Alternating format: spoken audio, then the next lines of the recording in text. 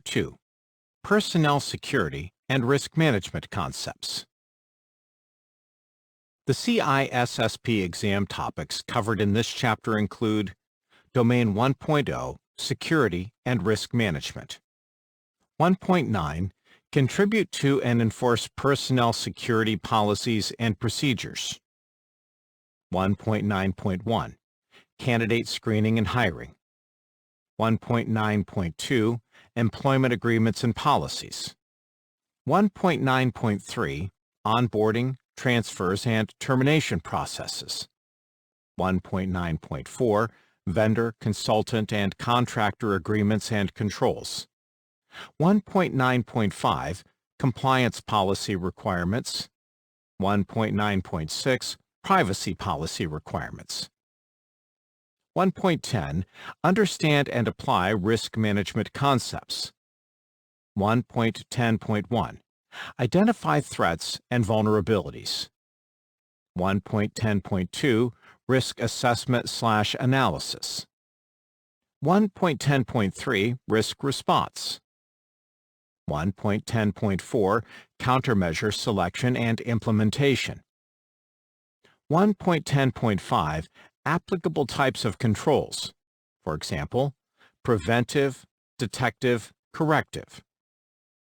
1.10.6, Control assessments, security and privacy. 1.10.7, Monitoring and measurement. 1.10.8, Reporting. 1.10.9, Continuous improvement. For example, risk maturity modeling.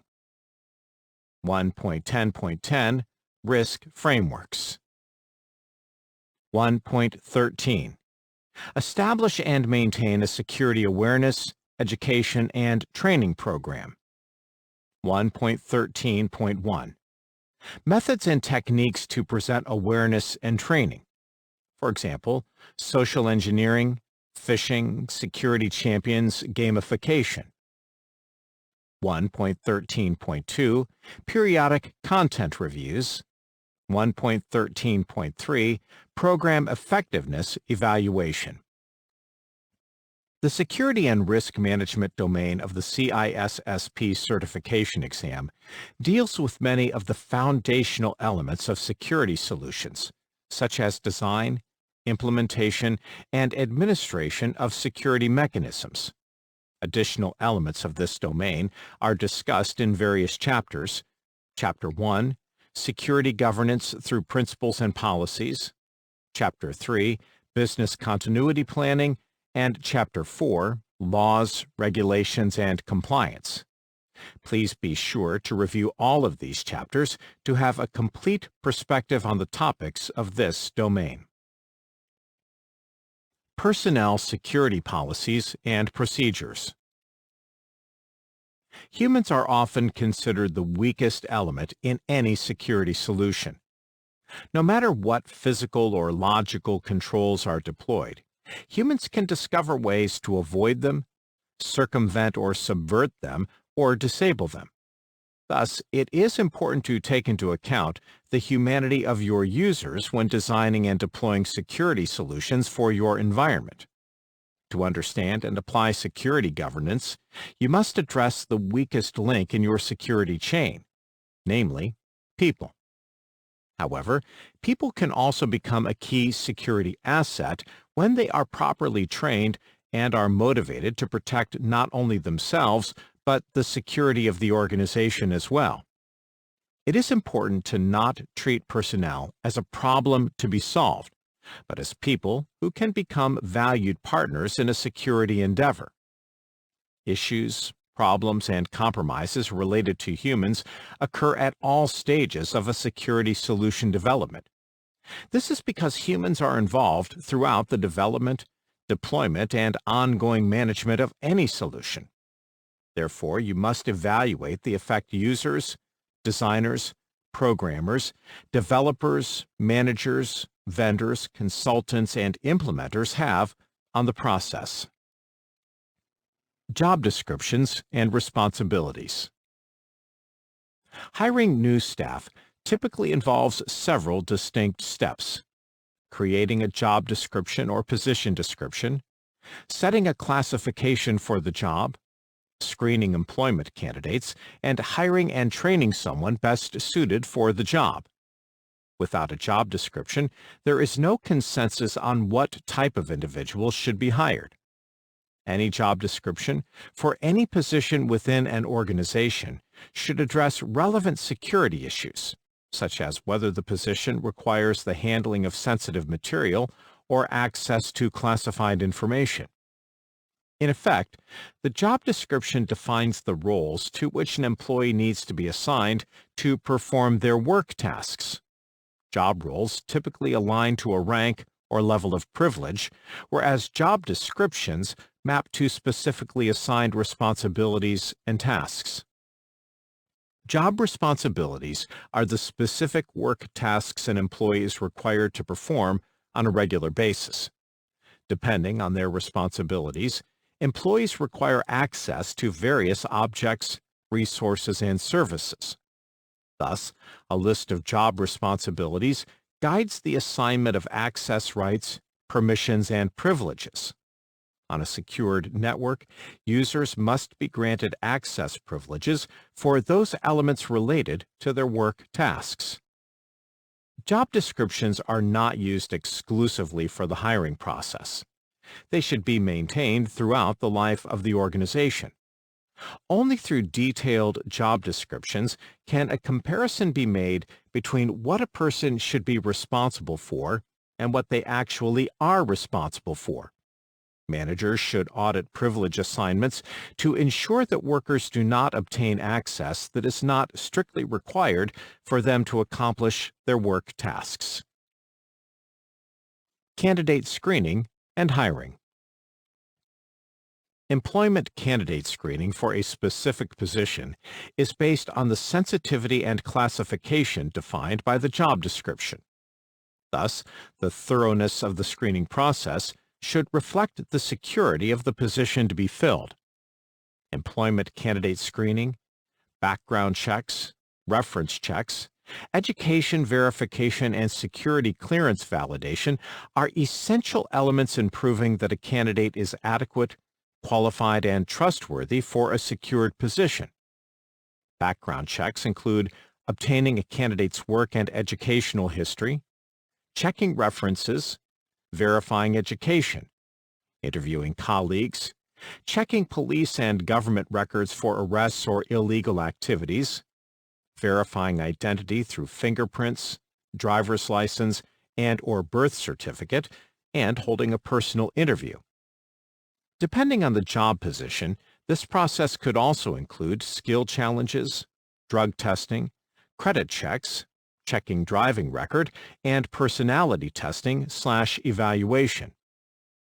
Performing online background checks and reviewing the social networking accounts of applicants has become standard practice for many organizations. If a potential employee has posted inappropriate materials online, then they are not as attractive a candidate as those who did not. A general picture of a person's attitude, intelligence, loyalty, common sense, diligence, honesty, respect, consistency, and adherence to social norms and/or corporate culture can be gleaned quickly by viewing a person's online identity. However, it is important to be fully aware of the legal restrictions against discrimination. Various countries have vastly different freedoms or limitations on background checks, especially criminal history research. Always confirm with the legal department before evaluating applicants for a job description. During the initial applicant review process, the Human Resources (HR) staff are looking to confirm that a candidate is properly qualified for a job, but they are also on the lookout for issues that would disqualify the applicant. Interviewing qualified applicants is the next filter to use to eliminate those who are not suited for the job or the organization. When conducting interviews, it is important to have a standardized interview process in order to treat each candidate fairly. Although some aspects of an interview are subjective and based on the interplay of personalities of the candidates and the interviewer, The decision whether or not to hire someone needs to be legally defensible. Onboarding, employment agreements, and policies. Once a qualified but not disqualified candidate is found and interviewed, they can be offered the job. If accepted, the new hire will need to be integrated into the organization. This process is known as onboarding. Onboarding is the process of adding new employees to the organization, having them review and sign employment agreements and policies, be introduced to managers and coworkers, and be trained in employee operations and logistics. Onboarding can also include organizational socialization and orientation. This is the process by which new employees are trained in order to be properly prepared for performing their job responsibilities. It can include training, job skill acquisition, and behavioral adaptation in an effort to integrate employees efficiently into existing organizational culture, processes, and procedures. Well-designed onboarding can result in higher levels of job satisfaction, higher levels of productivity, faster integration with existing workers, a rise in organizational loyalty, stress reduction, and a decreased occurrence of resignation. A new employee will be provided a computer/network user account. This is accomplished through the Identity and Access Management (IAM) system of an organization, which will provision the account and assign necessary privileges and access. The onboarding process is also used when an employee's role or position changes, or when that person is awarded additional levels of privilege or access. To maintain security, access should be assigned according to the principle of least privilege.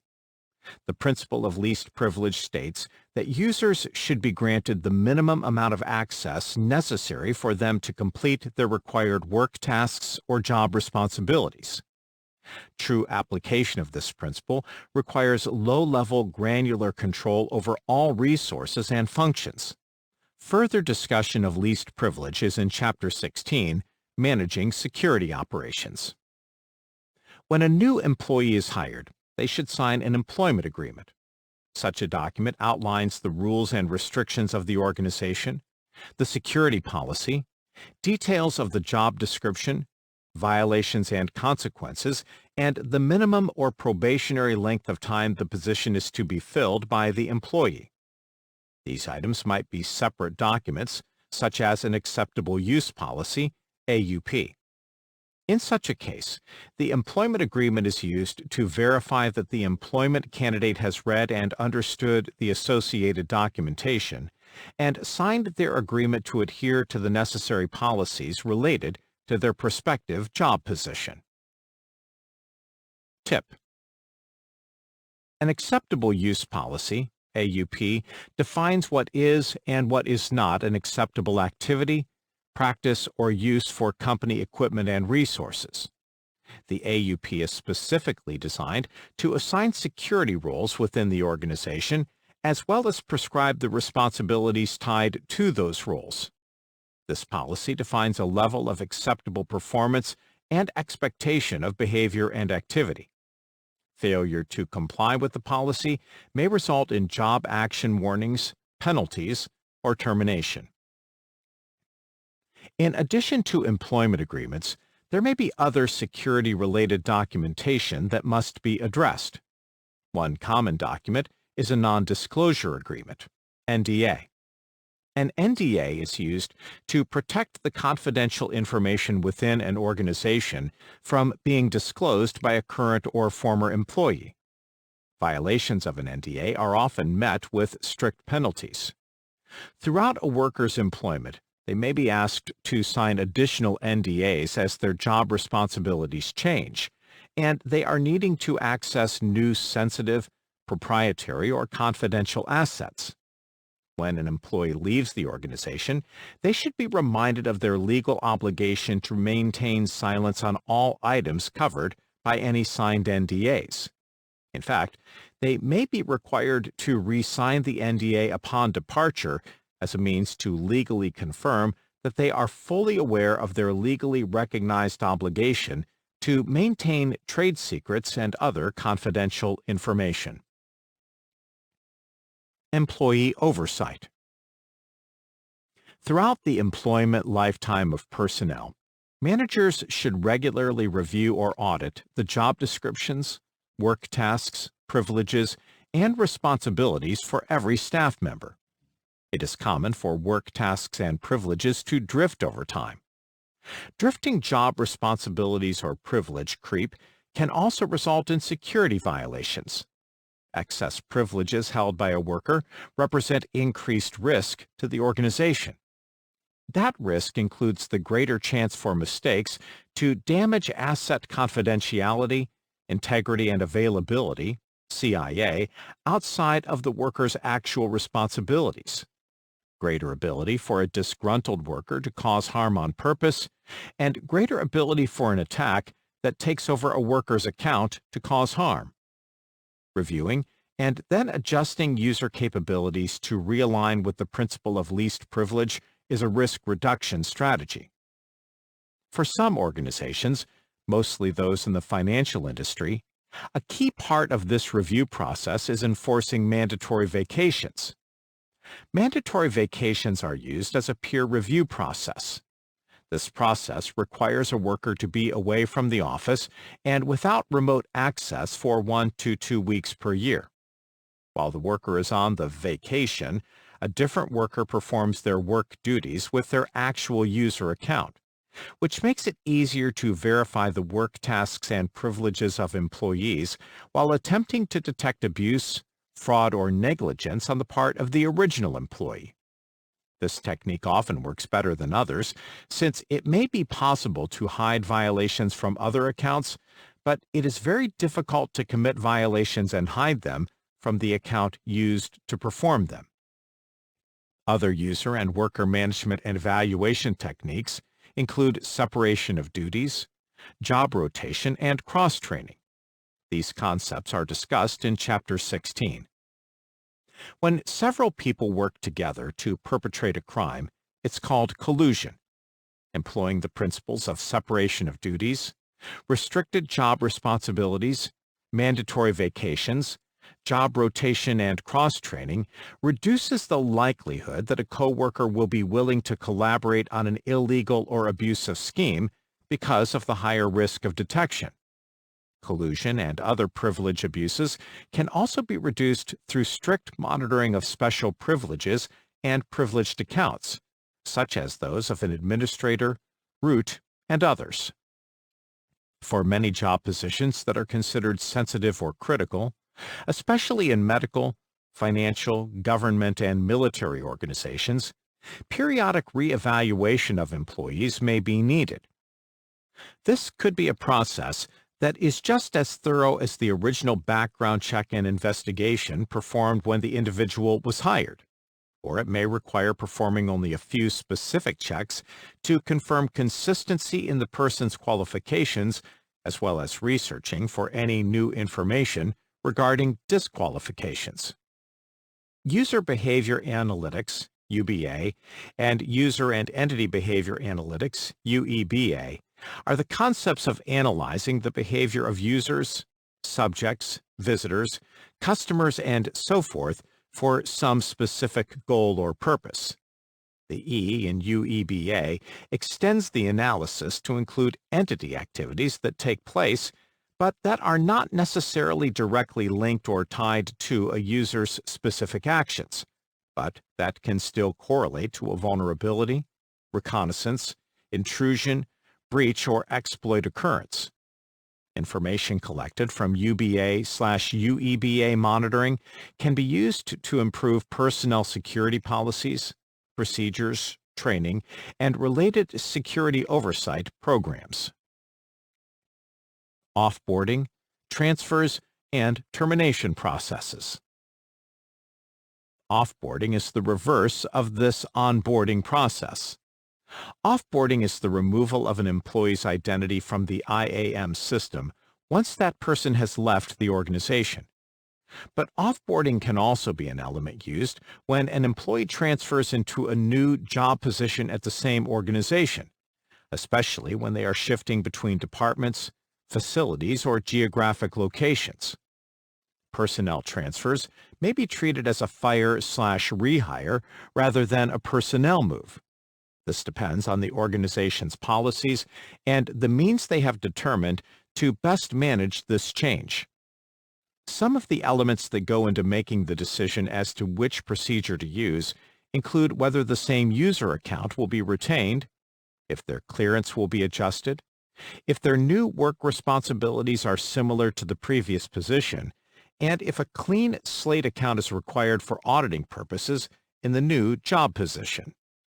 When a full offboarding is going to occur, whether as part of a fire/rehire transfer, a retirement, or a termination, this can include disabling and/or deleting the user account, revoking certificates, canceling access codes, and terminating other specifically granted privileges. It is common to disable accounts of prior employees in order to retain the identity for auditing purposes for a few months. After the allotted time, if no incidents are discovered in regard to the ex-employee's account, then it can be deleted from the IAM completely. If the account is deleted prematurely, any logged events that are of a security concern no longer point to an actual account, and thus can make tracking down further evidence of violations more complicated. Tip: an internal employee transfer should not be used to move a problem employee into a different department rather than firing them. Consider the overall CIA and benefit to the organization. If a person is not acceptable as an employee in one department, is it realistic to assume they would be in another?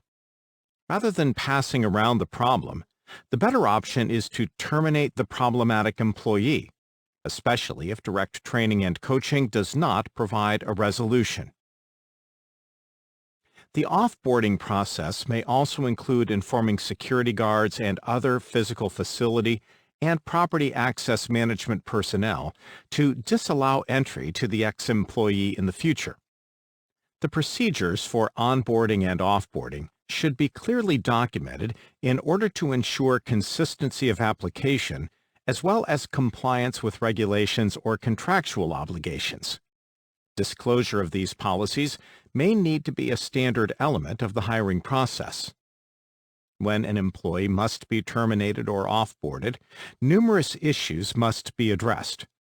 A strong relationship between the security department and HR is essential to maintain control and minimize risks during termination. Terminations are typically unpleasant processes for all involved. However, when well planned and scripted, they might be elevated to a neutral experience. The intent of a termination policy is to reduce the risk associated with employee termination while treating the person with respect. The termination meeting should take place with at least one witness, preferably a higher-level manager and/or a security guard. Once the employee has been informed of their release, they should be reminded of the liabilities and restrictions placed on the former employee based on the employment agreement, NDAs, and any other security-related documentation. During this meeting, all organization-specific identification, access or security badges, as well as devices, cards, keys, and access tokens should be collected. Figure 2.1. The termination of an employee should be handled in a private and respectful manner. However, this does not mean that precautions should not be taken. For non-voluntary terminations where there is a perceived risk of a confrontation, the termination process may need to be abrupt and attended by security guards. Any need to resolve HR issues, retrieve company equipment, review NDAs, and so forth can be handled afterward through an attorney. For terminations that are expected to be professional, as well as for voluntary separations, such as quitting, retiring, or taking extended leave, an additional process may be added known as an exit interview. An exit interview is normally done by an HR person who specializes in those interviews with the idea of learning from the employee's experience. The purpose of an exit interview is to understand why the employee is leaving, what their perspective is of the organization, its personnel, culture, process, etc., and what they suggest could be done to improve conditions for current and future employees. Information learned from an exit interview may assist the organization with retaining employees through employment improvements and process/policy changes. Whether an abrupt termination process is used or a cordial process was concluded, the now ex-employee should be escorted off the premises and not allowed to return to their work area without an escort for any reason. The following list includes some other security issues that should be handled as soon as possible. Remove or disable the employee's user account at the same time as or just before they are notified of being terminated. Make sure the employee returns any organizational equipment or supplies from their vehicle or home. Arrange for a member of the security department to accompany the released employee while they gather their personal belongings from the work area. Inform all security personnel and anyone else who watches or monitors any entrance point to ensure that the ex-employee does not attempt to re-enter the building without an escort. Case study. Firing, timing is everything. Firing an employee has become a complex process. That's why you need a well-designed termination process. However, it must be followed correctly every time. Unfortunately, this doesn't always happen. You might have heard of some fiasco caused by a botched termination procedure. Common examples include performing any of the following before the employee is officially informed of their termination, thus giving the employee prior warning of their termination. The IT department requesting the return of a mobile device, disabling a network user account, blocking a person's personal identification number, PIN, or smart card for building entrance, revoking a parking pass, distributing a revised company organizational chart, positioning a new employee in their cubicle or workspace, allowing layoff information to be leaked to the media. Vendor, consultant, and contractor agreements and controls. Vendor, consultant, and contractor controls are used to define the level of performance, expectation, compensation, and consequences for entities, persons, or organizations that are external to the primary organization. Multi-party risk exists when several entities or organizations are involved in a project. The risk or threats are often due to the variations of objectives, expectations, timelines, budgets, and security priorities of those involved. Risk management strategies implemented by one party may in fact cause additional risks against or from another party. Often, a risk management governing body must be established to oversee the multi-party project and enforce consistent security parameters for the member entities, at least as their interactions relate to the project. Using service level agreements, SLAs, is a means to ensure that organizations providing services maintain an appropriate level of service agreed on by both the service provider, vendor or contractor, and the customer organization. It'd be wise to put SLAs in place for any data circuits, applications, information processing systems, databases, or other critical components that are vital to your organization's continued viability. SLAs are important when using any type of third-party service provider, including cloud services. SLAs also commonly include financial and other contractual remedies that kick in if the agreement is not maintained. For example, if a critical circuit is down for more than 15 minutes, the service provider might agree to waive all charges on that circuit for 1 week. SLAs and vendor, consultant, and contractor controls are an important part of risk reduction and risk avoidance. By clearly defining the expectations and penalties for external parties, everyone involved knows what is expected of them and what the consequences are in the event of a failure to meet those expectations. Although it may be very cost-effective to use outside providers for a variety of business functions or services, it does increase potential risk by expanding the potential attack surface and range of vulnerabilities. SLAs should include a focus on protecting and improving security, in addition to ensuring quality and timely services at a reasonable price. Some SLAs are set and cannot be adjusted, whereas with others, you may have significant influence over their content. You should ensure that an SLA supports the tenets of your security policy and infrastructure, rather than being in conflict with them, which could introduce weak points, vulnerabilities, or exceptions.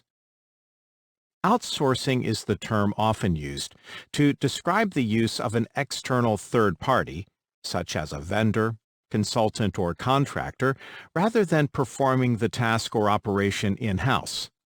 Outsourcing can be used as a risk response option known as transference or assignment. However, though the risk of operating a function internally is transferred to a third party, other risks are taken on by using a third party. This aspect needs to be evaluated as to whether it is a benefit or a consequence of the SLA. For more on service-level agreements, SLAs, see Chapter 16. Vendors, consultants, and contractors also represent an increase in risk of trade secret theft or espionage. Outsiders often lack the organizational loyalty that internal employees typically have.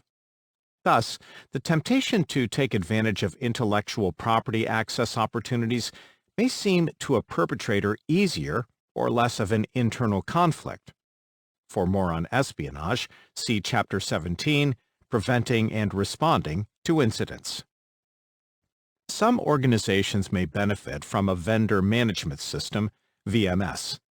A VMS is a software solution that assists with the management and procurement of staffing services, hardware, software, and other needed products and services.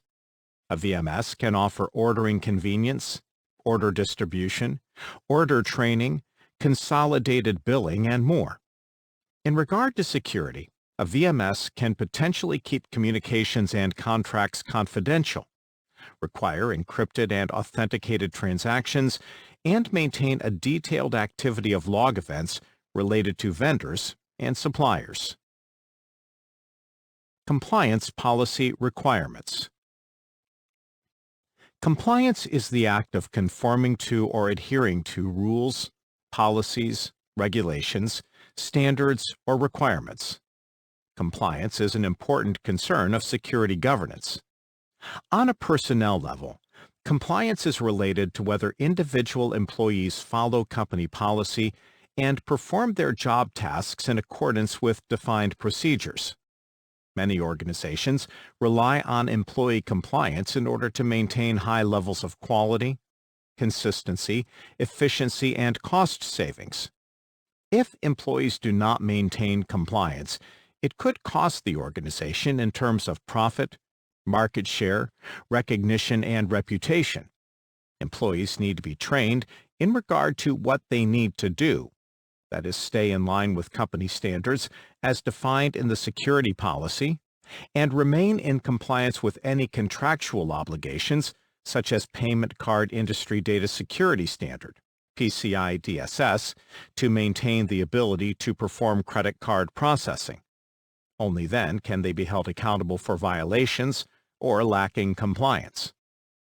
Compliance is a form of administrative or managerial security control because it focuses on policies and people abiding by those policies, as well as whether the IT and physical elements of the organization comply with policies. Compliance enforcement is the application of sanctions or consequences for failing to follow policy, training, best practices, and/or regulations. Such enforcement efforts could be performed by the Chief Information Security Officer, CISO, or Chief Security Officer, CSO, worker managers and supervisors, auditors, and third-party regulators. Compliance is also a regulation concern. That topic is covered in Chapter 4. Privacy Policy Requirements. Privacy can be a difficult concept to define. The term is used frequently in numerous contexts without much quantification or qualification. Here are some partial definitions of privacy. Active prevention of unauthorized access to information that is personally identifiable. That is, data points that can be linked directly to a person or organization, known as personally identifiable information, PII. Freedom from unauthorized access to information deemed personal or confidential. Freedom from being observed, monitored, or examined without consent or knowledge. When addressing privacy in the realm of IT, there is usually a balancing act between individual rights and the rights or activities of an organization. Some claim that individuals have the right to control whether information can be collected about them and what can be done with it.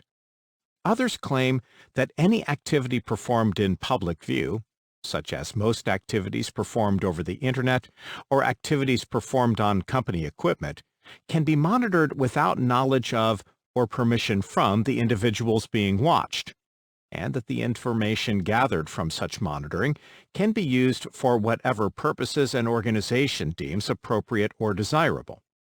Some of these issues are determined by law based on country or context, whereas others are left up to organizations and individuals. Protecting individuals from unwanted observation, direct marketing, and disclosure of private, personal, or confidential details is usually considered a worthy effort. However, some organizations profess that demographic studies, information gleaning, and focused marketing improve business models, reduce advertising waste, and save money for all parties. There are many legislative and regulatory compliance issues in regard to privacy. Many U.S. regulations, such as the Health Insurance Portability and Accountability Act, HIPAA, the Sarbanes-Oxley Act of 2002, SOX, the Family Educational Rights and Privacy Act, FERPA, and the Gramm-Leach-Bliley Act, as well as the European Union's General Data Protection Regulation, GDPR, Regulation EU 2016/679, include privacy requirements. It is important to understand all government regulations that your organization is required to adhere to and ensure compliance, especially in the areas of privacy protection. Whatever your personal or organizational stance is on the issue of online privacy, it should be addressed in an organizational security policy. Privacy is an issue not just for external visitors to your online offerings, but also for your customers, employees, suppliers, and contractors. If you gather any type of information about any person or company, you must address privacy. In most cases, especially when privacy is being violated or restricted, the individuals and companies may need to be informed. Otherwise, you may face legal ramifications. Privacy issues must also be addressed when allowing or restricting personal use of email, retaining email, recording phone conversations, gathering information about surfing or spending habits, and so on. All this and more should be codified in a privacy policy, that is, internal rules, and potentially a privacy statement/disclosure/notice, that is, explanation to external entities. Privacy and PII are covered more in Chapter 4. Understand and apply risk management concepts. Risk management is a detailed process of identifying factors that could damage or disclose assets, evaluating those factors in light of asset value and countermeasure cost, and implementing cost-effective solutions for mitigating or reducing risk.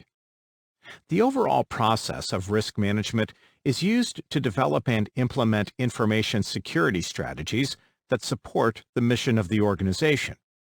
The results of performing risk management for the first time is the skeleton of a security policy.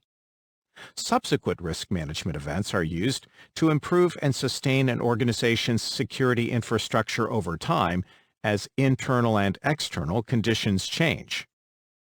The primary goal of risk management is to reduce risk to an acceptable level. What that level actually is depends on the organization, the value of its assets, the size of its budget, and many other factors. One organization might consider something to be an acceptable risk, whereas another organization might consider the very same thing to be an unreasonably high level of risk.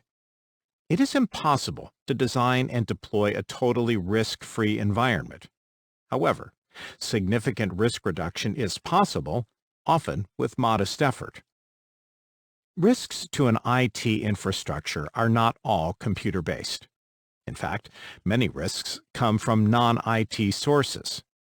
It is important to consider all possible risks when performing risk evaluation, including accidents, natural disasters, financial threats, civil unrest, pandemics, physical threats, technical exploitations, and social engineering attacks.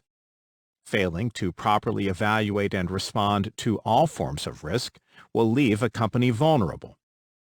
Risk management is composed of two primary elements: risk assessment and risk response. Risk assessment or risk analysis is the examination of an environment for risks, evaluating each threat event as to its likelihood of occurring and the severity of the damage it would cause if it did occur, and assessing the cost of various countermeasures for each risk. This results in a sorted criticality prioritization of risks.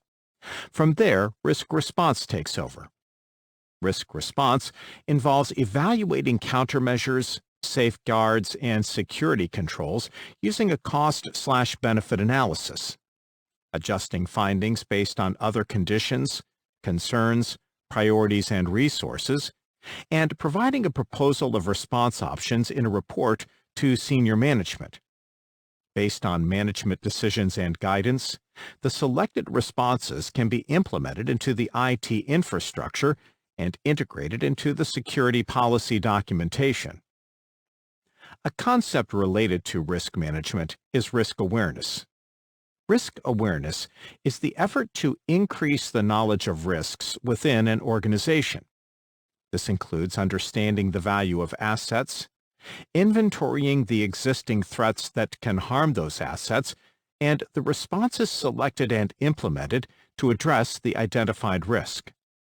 Risk awareness helps to inform an organization about the importance of abiding by security policies and the consequences of security failures. Risk terminology and concepts. Risk management employs a vast terminology that must be clearly understood, especially for the CISSP exam. This section defines and discusses all the important risk-related terminology. Asset. An asset is anything used in a business process or task. If an organization relies on a person, place, or thing, whether tangible or intangible, then it is an asset. Asset valuation. Asset valuation is value assigned to an asset based on a number of factors, including importance to the organization, use in critical process, actual cost, and non-monetary expenses/costs, such as time, attention, productivity, and research and development. When performing a math-based risk evaluation, that is quantitative, see the quantitative risk analysis section later in this chapter, a dollar figure is assigned as the asset value, AV. Threats. Any potential occurrence that may cause an undesirable or unwanted outcome for an organization or for a specific asset is a threat. Threats are any action or inaction that could cause damage, destruction, alteration, loss, or disclosure of assets, or that could block access to or prevent maintenance of assets. They can be intentional or accidental.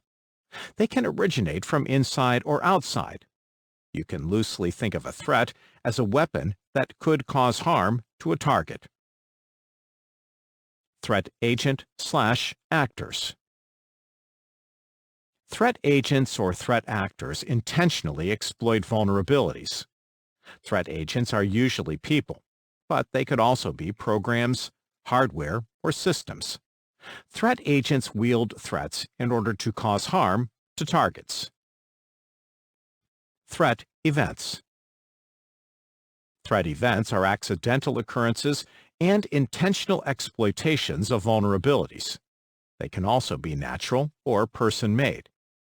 Threat events include fire, earthquake, flood, system failure, human error due to a lack of training or ignorance, and power outage.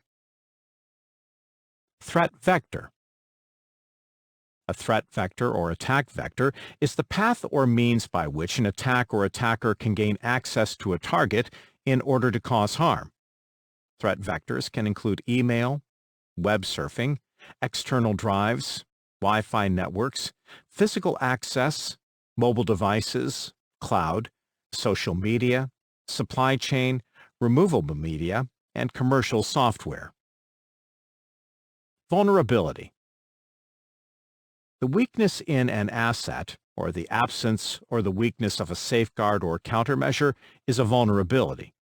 In other words, a vulnerability is a flaw, loophole, oversight, error, limitation, frailty, or susceptibility that enables a threat to cause harm. Exposure. Exposure is being susceptible to asset loss because of a threat. There is the possibility that a vulnerability can or will be exploited by a threat agent or event. Exposure doesn't mean that a realized threat, an event that results in loss, is actually occurring, just that there is the potential for harm to occur.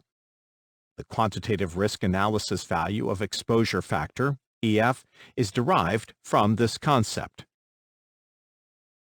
Risk. Risk is the possibility or likelihood that a threat will exploit a vulnerability to cause harm to an asset and the severity of damage that could result. The more likely it is that a threat event will occur, the greater the risk. The greater the amount of harm that could result if a threat is realized, the greater the risk. Every instance of exposure is a risk. When written as a conceptual formula, risk can be defined as follows. Risk equals threat times vulnerability, or risk equals probability of harm times severity of harm. Thus, addressing either the threat or threat agent or the vulnerability directly results in a reduction in risk. This activity is known as risk reduction or risk mitigation, which is the overall goal of risk management. When a risk is realized, a threat agent, a threat actor, or a threat event has taken advantage of a vulnerability and caused harm to or disclosure of one or more assets. The whole purpose of security is to prevent risks from becoming realized by removing vulnerabilities and blocking threat agents and threat events from jeopardizing assets. Safeguards. A safeguard, security control, protection mechanism, or countermeasure is anything that removes or reduces a vulnerability or protects against one or more specific threats. This concept is also known as a risk response. A safeguard is any action or product that reduces risk through the elimination or lessening of a threat or a vulnerability. Safeguards are the means by which risk is mitigated or resolved. It is important to remember that a safeguard need not involve the purchase of a new product. Reconfiguring existing elements and even removing elements from the infrastructure are also valid safeguards or risk responses. Attack. An attack is the intentional attempted exploitation of a vulnerability by a threat agent to cause damage, loss, or disclosure of assets. An attack can also be viewed as any violation or failure to adhere to an organization's security policy. A malicious event does not need to succeed in violating security to be considered an attack. Breach. A breach, intrusion, or penetration is the occurrence of a security mechanism being bypassed or thwarted by a threat agent. A breach is a successful attack. Some of these risk terms and elements are clearly related, as shown in Figure 2.2, which can be found in the print version of the book. Threats exploit vulnerabilities, which results in exposure. Exposure is risk, and risk is mitigated by safeguards. Safeguards protect assets that are endangered by threats. There are many approaches to risk assessment. Some are initiated by evaluating threats, whereas others focus first on assets. Whether a risk assessment starts with inventorying threats, then looks for assets that could be harmed, or starts with inventorying assets, then looks for threats that could cause harm, both approaches result in asset-threat pairings that then need to be risk evaluated. Both approaches have merit, and organizations should shift or alternate their risk assessment processes between these methods. When focusing first on threats, a broader range of harmful issues may be considered, without being limited to the context of the assets. But this may result in the collection of information about threats that the organization does not need to worry about, as they don't have the assets or vulnerabilities that the threat focuses on. When focusing first on assets, the entirety of organizational resources can be discovered without being limited to the context of the threat list. But this may result in spending time evaluating assets of very low value and low risk, which would or will be defined as acceptable risk, which may increase the overall time involved in risk assessment. The general idea of a threat-based risk assessment was discussed in Chapter 1. The discussion of risk assessment in this chapter will focus on an asset-based risk assessment approach. Asset valuation. An asset-based or asset-initiated risk analysis starts with inventorying all organizational assets. Once that inventory is complete, a valuation needs to be assigned to each asset. The evaluation or appraisal of each asset helps establish its importance or criticality to the business operations. If an asset has no value, there is no need to provide protection for it. A primary goal of risk analysis is to ensure that only cost-effective safeguards are deployed. It makes no sense to spend $100,000 protecting an asset that is worth only $1,000. Therefore, the value of an asset directly affects and guides the level of safeguards and security deployed to protect it. As a rule, the annual cost of safeguards should not exceed the potential annual cost of asset value loss. When the cost of an asset is evaluated, there are many aspects to consider.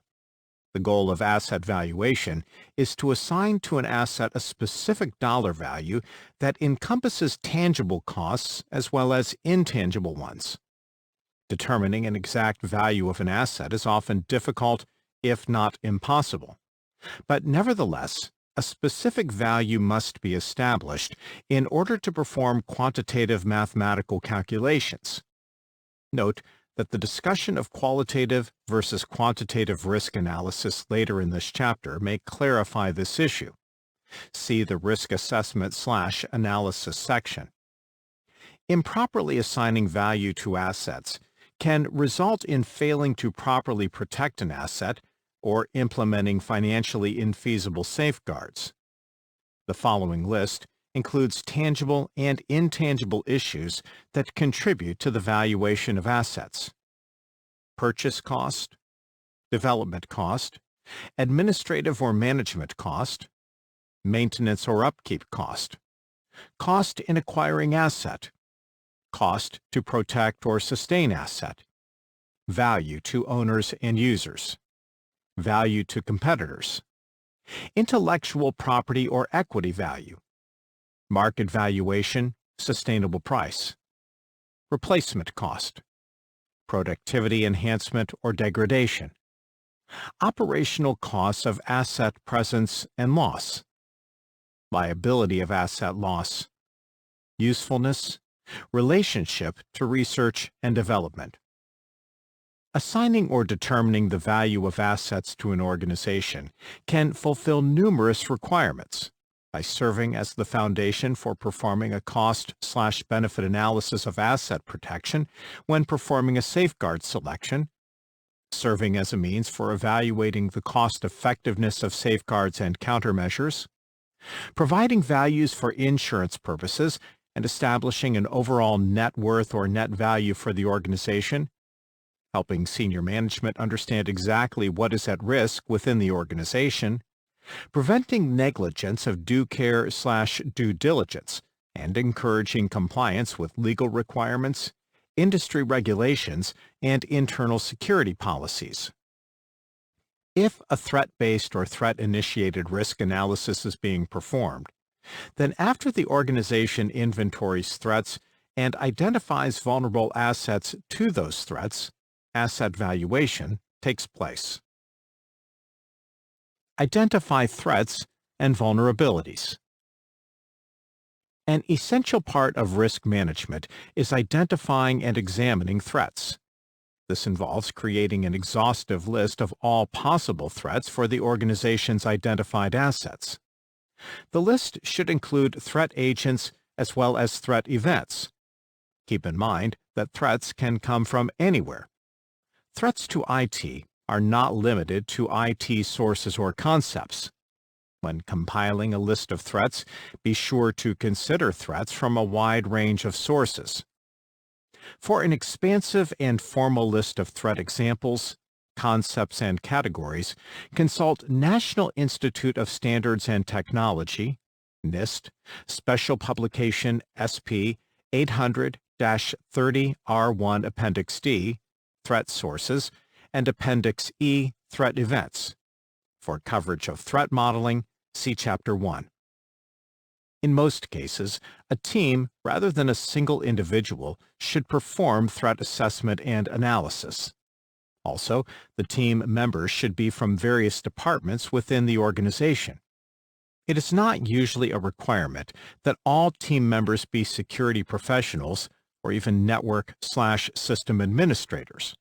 The diversity of the team, based on the demographics of the organization, will help exhaustively identify and address all possible threats and risks.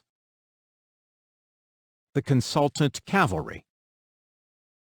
Risk assessment is a highly involved, detailed, complex, and lengthy process. Often, risk analysis cannot be properly handled by existing employees because of the size, scope, or liability of the risk. Thus, many organizations bring in risk management consultants to perform this work. This provides a high level of expertise, does not bog down employees, and can be a more reliable measurement of real-world risk. But even risk management consultants do not perform risk assessment and analysis on paper only. They typically employ risk assessment software. This software streamlines the overall task, provides more reliable results, and produces standardized reports that are acceptable to insurance companies, boards of directors, and so on. Risk assessment/analysis. Risk management is primarily the responsibility of upper management. However, upper management typically assigns the actual task of risk analyses and risk response modeling to a team from the IT and security departments. The results of their work will be submitted as a proposal to upper management, who will make the final decisions as to which responses are implemented by the organization.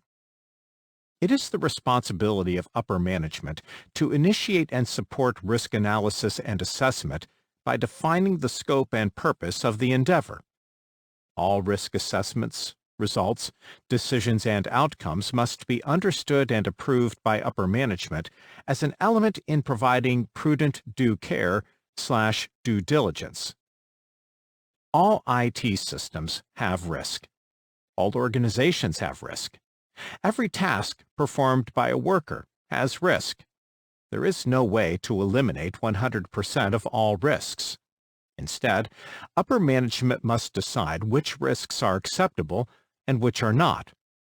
Determining which risks are acceptable requires detailed and complex asset and risk assessments, as well as a thorough understanding of the organization's budget, internal expertise and experience, business conditions, and many other internal and external factors.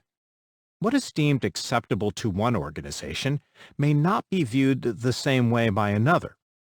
For example, you might think that losing $100 is a significant loss and impact to your monthly personal budget, but the wealthy might not even realize if they lost or wasted hundreds or thousands of dollars. Risk is personal, or at least specific to an organization based on its assets, its threats, its threat agents/actors, and its risk tolerance. Once an inventory of threats and assets, or assets and threats, is developed, then each asset-threat pairing must be individually evaluated and its related risk calculated or assessed. There are two primary risk assessment methodologies: quantitative and qualitative. Quantitative risk analysis assigns real dollar figures to the loss of an asset and is based on mathematical calculations. Qualitative risk analysis assigns subjective and intangible values to the loss of an asset and takes into account perspectives, feelings, intuition, preferences, ideas, and gut reactions. Both methods are necessary for a complete perspective on organizational risk. Most environments employ a hybrid of both risk assessment methodologies in order to gain a balanced view of their security concerns. The goal of risk assessment is to identify risks based on asset-threat pairings and rank them in order of criticality. This risk criticality prioritization is needed in order to guide the organization in optimizing the use of their limited resources on protections against identified risks, from the most significant to those just above the risk acceptance threshold. The two risk assessment approaches, quantitative and qualitative, can be seen as distinct and separate concepts or endpoints on a sliding scale. As discussed in Chapter 1, a basic probability versus damage 3x3 matrix relies on innate understanding of the assets and threats and relies on a judgment call of the risk analyst to decide whether the likelihood and severity are low, medium, or high. This is likely the simplest form of qualitative assessment. It requires minimum time and effort. However, if it fails to provide the needed clarity or distinction of criticality prioritization, then a more in-depth approach should be undertaken. A 5x5 matrix or even larger could be used. However, each increase in matrix size requires more knowledge, more research, and more time to properly assign a level to probability and severity. At some point, the evaluation shifts from being mostly subjective qualitative to more substantial quantitative. Another perspective on the two risk assessment approaches is that a qualitative mechanism can be used first to determine whether a detailed and resource/time expensive quantitative mechanism is necessary. An organization can also perform both approaches and use them to adjust or modify each other. For example, qualitative results can be used to fine-tune quantitative priorities. Qualitative risk analysis. Qualitative risk analysis is more scenario-based than it is calculator-based. Rather than assigning exact dollar figures to possible losses, You rank threats on a relative scale to evaluate their risks, costs, and effects. Since a purely quantitative risk assessment is not possible, balancing the results of a quantitative analysis is essential. The method of combining quantitative and qualitative analysis into a final assessment of organizational risk is known as hybrid assessment or hybrid analysis. The process of performing qualitative risk analysis involves judgment, intuition, and experience. You can use many techniques to perform qualitative risk analysis: brainstorming, storyboarding, focus groups, surveys, questionnaires, checklists, one-on-one meetings, interviews, scenarios, Delphi technique. Determining which mechanism to employ is based on the culture of the organization and the types of risks and assets involved. It is common for several methods to be employed simultaneously, and their results compared and contrasted in the final risk analysis report to upper management. Two of these that you need to be more aware of are scenarios and the Delphi technique. Scenarios. The basic process for all these mechanisms involves the creation of scenarios. A scenario is a written description of a single major threat. The description focuses on how a threat would be instigated and what effects its occurrence could have on the organization, the IT infrastructure, and specific assets. Generally, the scenarios are limited to one page of text to keep them manageable. For each scenario, several safeguards are described that would completely or partially protect against the major threat discussed in the scenario. The analysis participants then assign to the scenario a threat level, a loss potential, and the advantages of each safeguard. These assignments can be simple, such as high, medium, and low, or a basic number scale of 1 to 10, or they can be detailed essay responses. The responses from all participants are then compiled into a single report that is presented to upper management. For examples of reference ratings and levels, please see tables D-3, D-4, D-5, D-6, and E-4 in NIST SP 800-30 Revision 1, csrc.nist.gov/publications/detail/SP/800-30/REV-1/final. The usefulness and validity of a qualitative risk analysis improves as the number and diversity of the participants in the evaluation increases. Whenever possible, include one or more people from each level of the organizational hierarchy, from upper management to end user. It is also important to include a cross-section from each major department, division, office, or branch. Delphi technique. The Delphi technique is probably the primary mechanism on the previous list that is not immediately recognizable and understood. The Delphi technique is simply an anonymous feedback and response process used to enable a group to reach an anonymous consensus. Its primary purpose is to elicit honest and uninfluenced responses from all participants. The participants are usually gathered into a single meeting room. To each request for feedback, each participant writes down their response on paper or through digital messaging services anonymously. The results are compiled and presented to the group for evaluation. The process is repeated until a consensus is reached.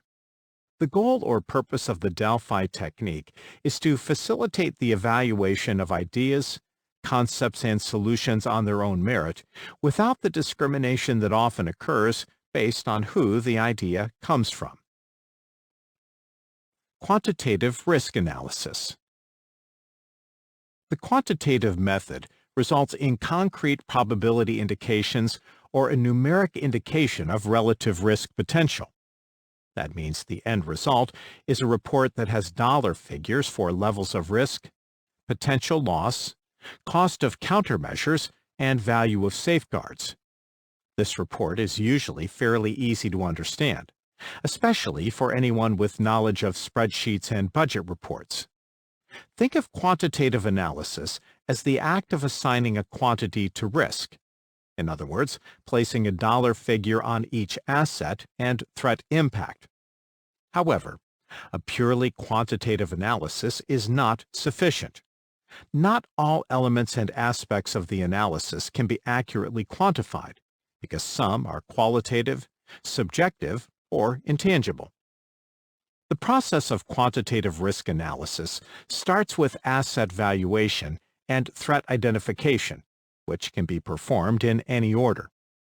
This results in asset-threat pairings that need to have estimations of harm potential/severity and frequency/likelihood assigned or determined. This information is then used to calculate various cost functions that are used to evaluate safeguards. The major steps or phases in quantitative risk analysis are as follows. 1. Inventory assets and assign a value, asset value, AV. 2. Research each asset and produce a list of all possible threats to each individual asset. This results in asset-threat pairings. 3. For each asset-threat pairing, calculate the exposure factor, EF. 4. Calculate the single loss expectancy, SLE, for each asset-threat pairing. 5. Perform a threat analysis to calculate the likelihood of each threat being realized within a single year. That is, the annualized rate of occurrence, ARO. 6. Derive the overall loss potential per threat by calculating the annualized loss expectancy, ALE. 7. Research countermeasures for each threat and then calculate the changes to ARO, EF, and ALE based on an applied countermeasure. 8. Perform a cost/benefit analysis of each countermeasure for each threat for each asset. Select the most appropriate response to each threat. The cost functions associated with quantitative risk analysis include the following. Exposure factor. The exposure factor, EF, represents the percentage of loss that an organization would experience if a specific asset were violated by a realized risk. The EF can also be called the loss potential. In most cases, a realized risk does not result in the total loss of an asset. The EF simply indicates the expected overall asset value loss because of a single realized risk. The EF is usually small for assets that are easily replaceable, such as hardware. It can be very large for assets that are irreplaceable or proprietary, such as product designs or a database of customers. The EF is expressed as a percentage. The EF is determined by using historical internal data, performing statistical analysis, consulting public or subscription risk ledgers/registers, working with consultants, or using a risk management software solution. Single loss expectancy. The single loss expectancy, SLE, is the potential loss associated with a single realized threat against a specific asset. It indicates the potential amount of loss an organization would or could experience if an asset were harmed by a specific threat occurring. The SLE is calculated using the following formula. SLE equals asset value, AV, times exposure factor, EF. Or, more simply, SLE equals AV times EF. The SLE is expressed in a dollar value. For example, if an asset is valued at $200,000 and it has an EF of 45% for a specific threat, then the SLE of the threat for that asset is $90,000. It is not always necessary to calculate an SLE, as the ALE is the most commonly needed value in determining criticality prioritization. Thus, sometimes during risk calculation, SLE may be skipped entirely. Annualized rate of occurrence, The annualized rate of occurrence, ARO, is the expected frequency with which a specific threat or risk will occur, that is, become realized within a single year. The ARO can range from a value of 0.00, indicating that the threat or risk will never be realized, to a very large number, indicating that the threat or risk occurs often. Calculating the ARO can be complicated. It can be derived by reviewing historical internal data, performing statistical analysis, consulting public or subscription risk ledgers/registers, working with consultants, or using a risk management software solution. The ARO for some threats or risks is calculated by multiplying the likelihood of a single occurrence by the number of users who could initiate the threat. ARO is also known as a probability determination. Here's an example.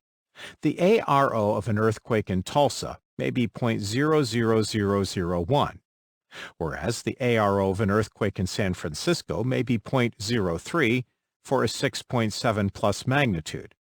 Or you can compare the ARO of an earthquake in Tulsa of 0.00001 to the ARO of an email virus in an office in Tulsa of 10 million. Annualized loss expectancy.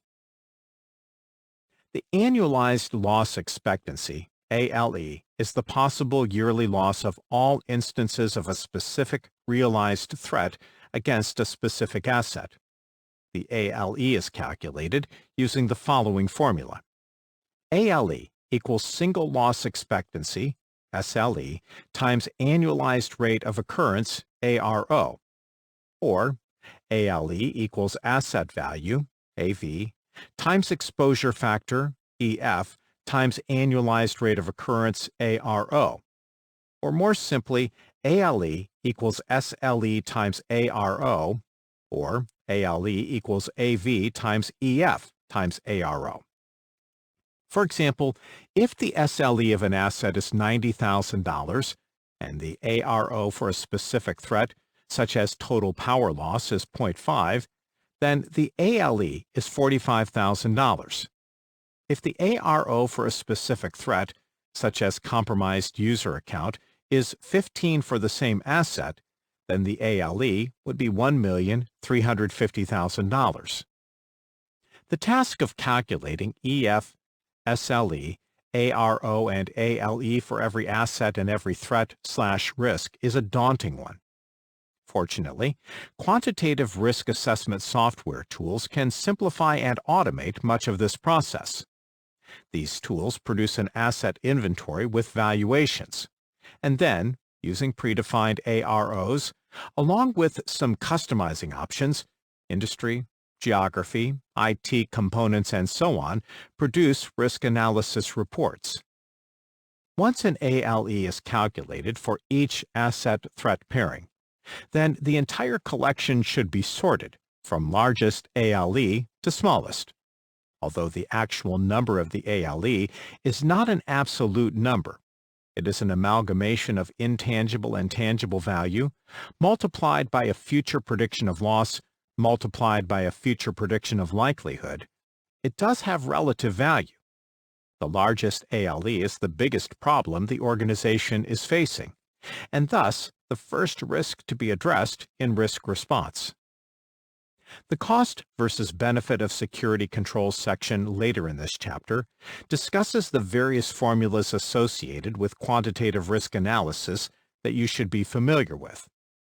Both the quantitative and qualitative risk analysis mechanisms offer useful results. However, each technique involves a unique method of evaluating the same set of assets and risks.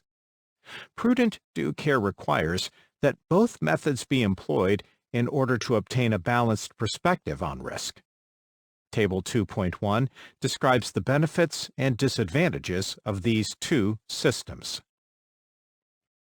Table 2.1 Comparison of quantitative and qualitative risk analysis.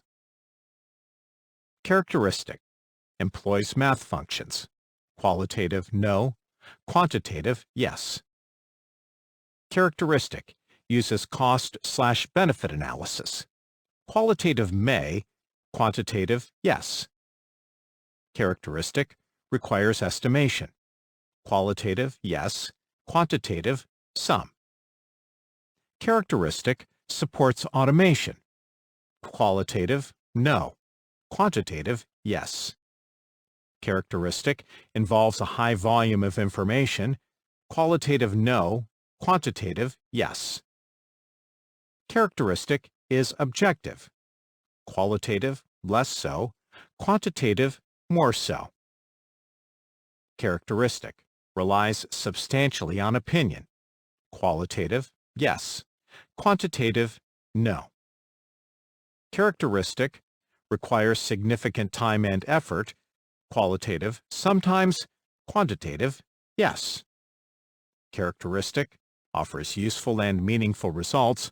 Qualitative yes, quantitative yes. At this point, the risk management process shifts from risk assessment to risk response.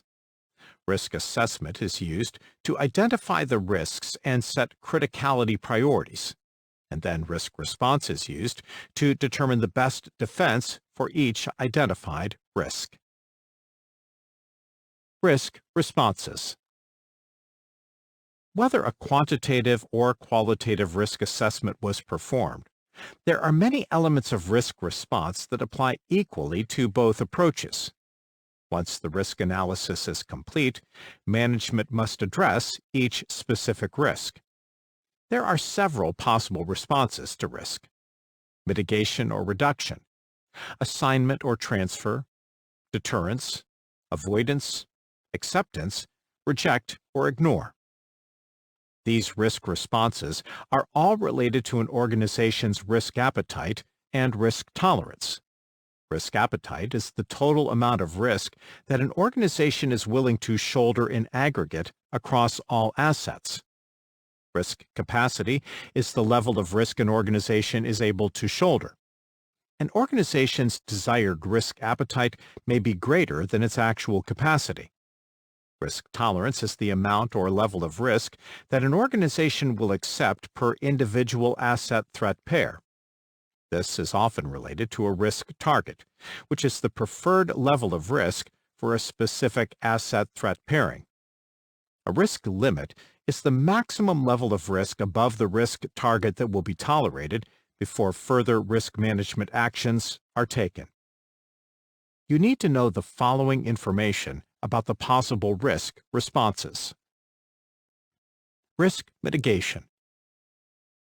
Reducing risk, or risk mitigation, is the implementation of safeguards, security controls, and countermeasures to reduce and/or eliminate vulnerabilities or block threats. Deploying encryption and using firewalls are common examples of risk mitigation or reduction. Elimination of an individual risk can sometimes be achieved, but typically some risk remains even after mitigation or reduction efforts. Risk assignment. Assigning risk or transferring risk is the placement of the responsibility of loss due to a risk onto another entity or organization. Purchasing cybersecurity or traditional insurance and outsourcing are common forms of assigning or transferring risk, also known as assignment of risk and transference of risk. Risk deterrence. Risk deterrence is the process of implementing deterrence to would-be violators of security and policy. The goal is to convince a threat agent not to attack. Some examples include implementing auditing, security cameras and warning banners, using security guards, and making it known that the organization is willing to cooperate with authorities and prosecute those who participate in cybercrime. Risk avoidance. Risk avoidance is the process of selecting alternate options or activities that have less associated risk than the default, common, expedient, or cheap option. For example, choosing to fly to a destination instead of driving to it is a form of risk avoidance. Another example is to locate a business in Arizona instead of Florida to avoid hurricanes.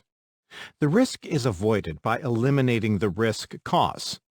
A business leader terminating a business endeavor because it does not align with organizational objectives and that has a high risk versus reward ratio is also an example of risk avoidance. Risk acceptance. Accepting risk, or acceptance of risk, is the result after a cost/benefit analysis shows countermeasure costs would outweigh the possible cost of loss due to a risk. It also means that management has agreed to accept the consequences and the loss if the risk is realized. In most cases, accepting risk requires a clearly written statement that indicates why a safeguard was not implemented, who is responsible for the decision, and who will be responsible for the loss if the risk is realized, usually in the form of a document signed by senior management. Risk rejection. An unacceptable possible response to risk is to reject risk or ignore risk. Denying that a risk exists and hoping that it will never be realized are not valid or prudent due care/due diligence responses to risk. Rejecting or ignoring risk may be considered negligence in court. Legal and in compliance. Every organization needs to verify that its operations and policies are legal and in compliance with their stated security policies, industry obligations, contracts, and regulations. Auditing is necessary for compliance testing, also called compliance checking. Verification that a system complies with laws, regulations, baselines, guidelines, standards, best practices, contracts, and policies is an important part of maintaining security in any environment. Compliance testing ensures that all necessary and required elements of a security solution are properly deployed and functioning as expected. These are all important considerations when selecting risk response strategies. Inherent risk is the level of natural, native, or default risk that exists in an environment, system, or product prior to any risk management efforts being performed. Inherent risk can exist due to the supply chain, developer operations, design and architecture of a system, or the knowledge and skill base of an organization. Inherent risk is also known as initial risk or starting risk.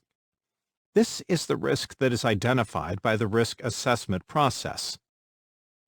Once safeguards, security controls, and countermeasures are implemented, the risk that remains is known as residual risk.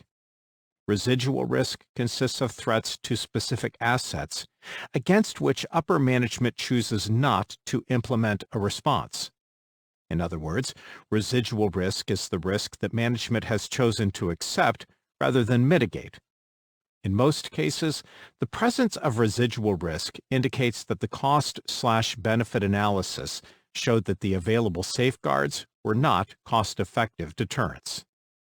Total risk is the amount of risk an organization would face if no safeguards were implemented.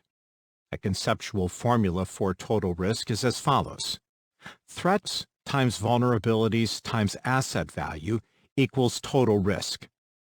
The difference between total risk and residual risk is known as the controls gap. The controls gap is the amount of risk that is reduced by implementing safeguards. A conceptual formula for residual risk is as follows: total risk minus controls gap equals residual risk. As with risk management in general, handling risk is not a one-time process. Instead, security must be continually maintained and reaffirmed. In fact, repeating the risk assessment and risk response processes is a necessary function to assess the completeness and effectiveness of the security program over time. Additionally, it helps locate deficiencies and areas where change has occurred. Because security changes over time, reassessing on a periodic basis is essential to maintaining reasonable security. Control risk is the risk that is introduced by the introduction of the countermeasure to an environment. Most safeguards, security controls, and countermeasures are themselves some sort of technology. No technology is perfect, and no security is perfect. So some vulnerability exists in regard to the control itself. Although a control may reduce the risk of a threat to an asset, it may also introduce a new risk of a threat that can compromise the control itself. Thus, risk assessment and response must be an iterative operation that looks back on itself to make continuous improvements. Cost versus benefit of security controls. Often, additional calculations are involved in risk response when a qualitative risk assessment is performed. These relate to the mathematical evaluation of the cost/benefit of a safeguard.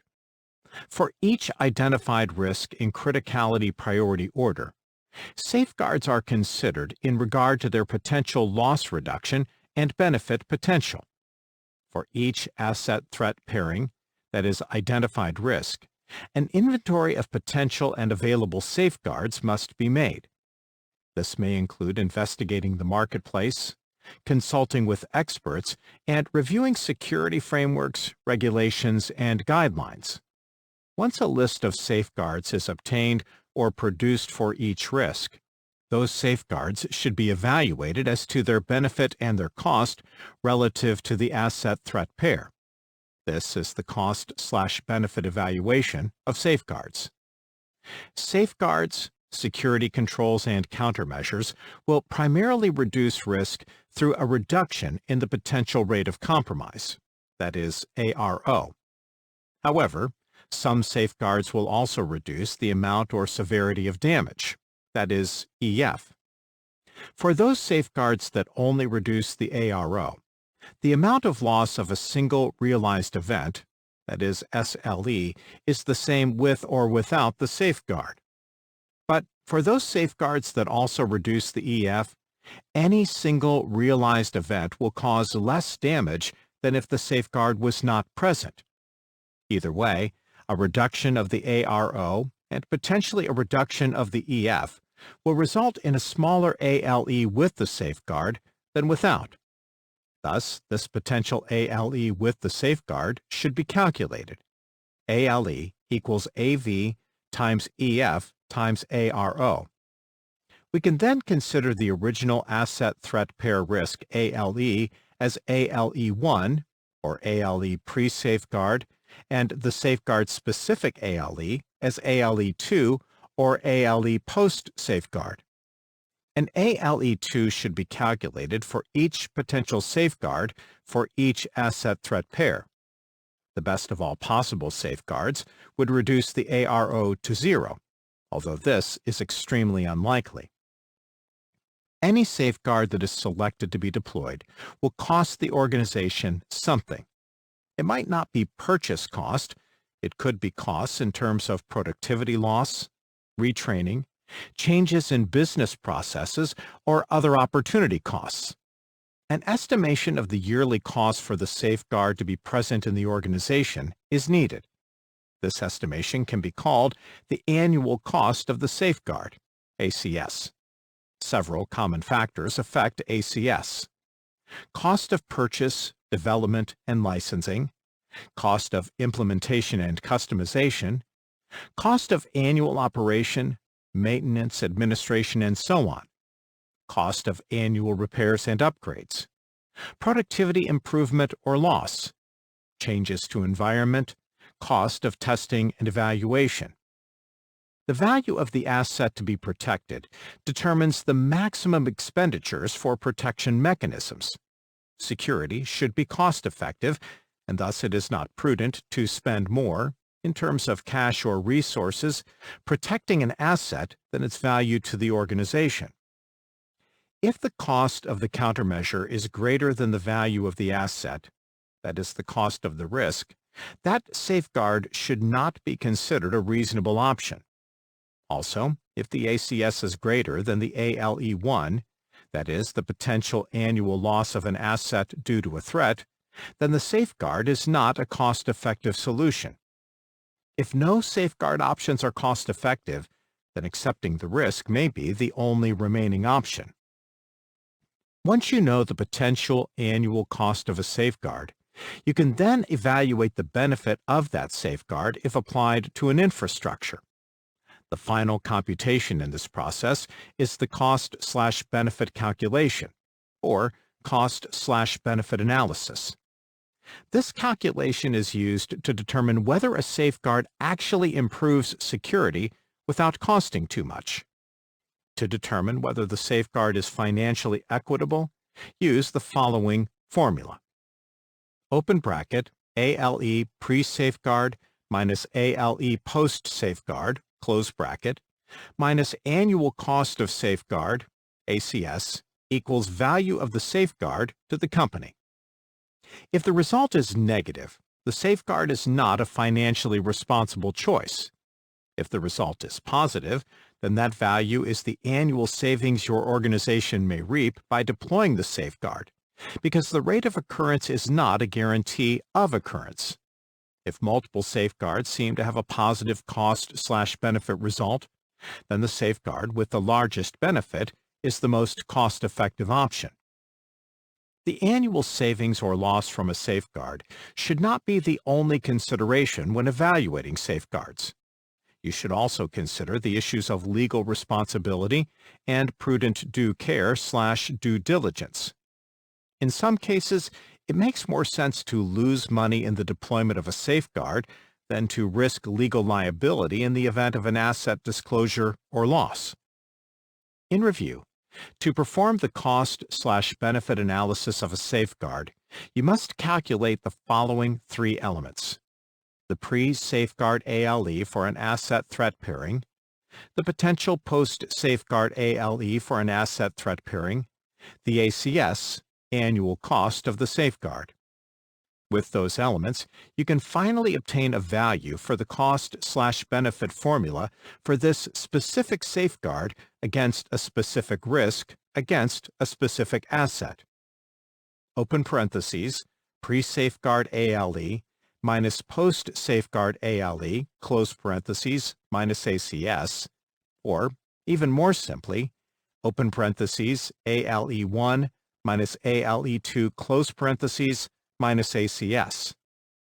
The countermeasure with the greatest resulting value from this cost/benefit formula makes the most economic sense to deploy against the specific asset threat pairing.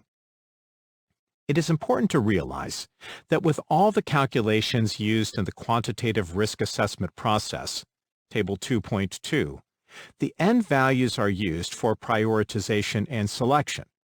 The values themselves do not truly reflect real-world loss or costs due to security breaches. This should be obvious because of the level of guesswork, statistical analysis, and probability predictions required in the process.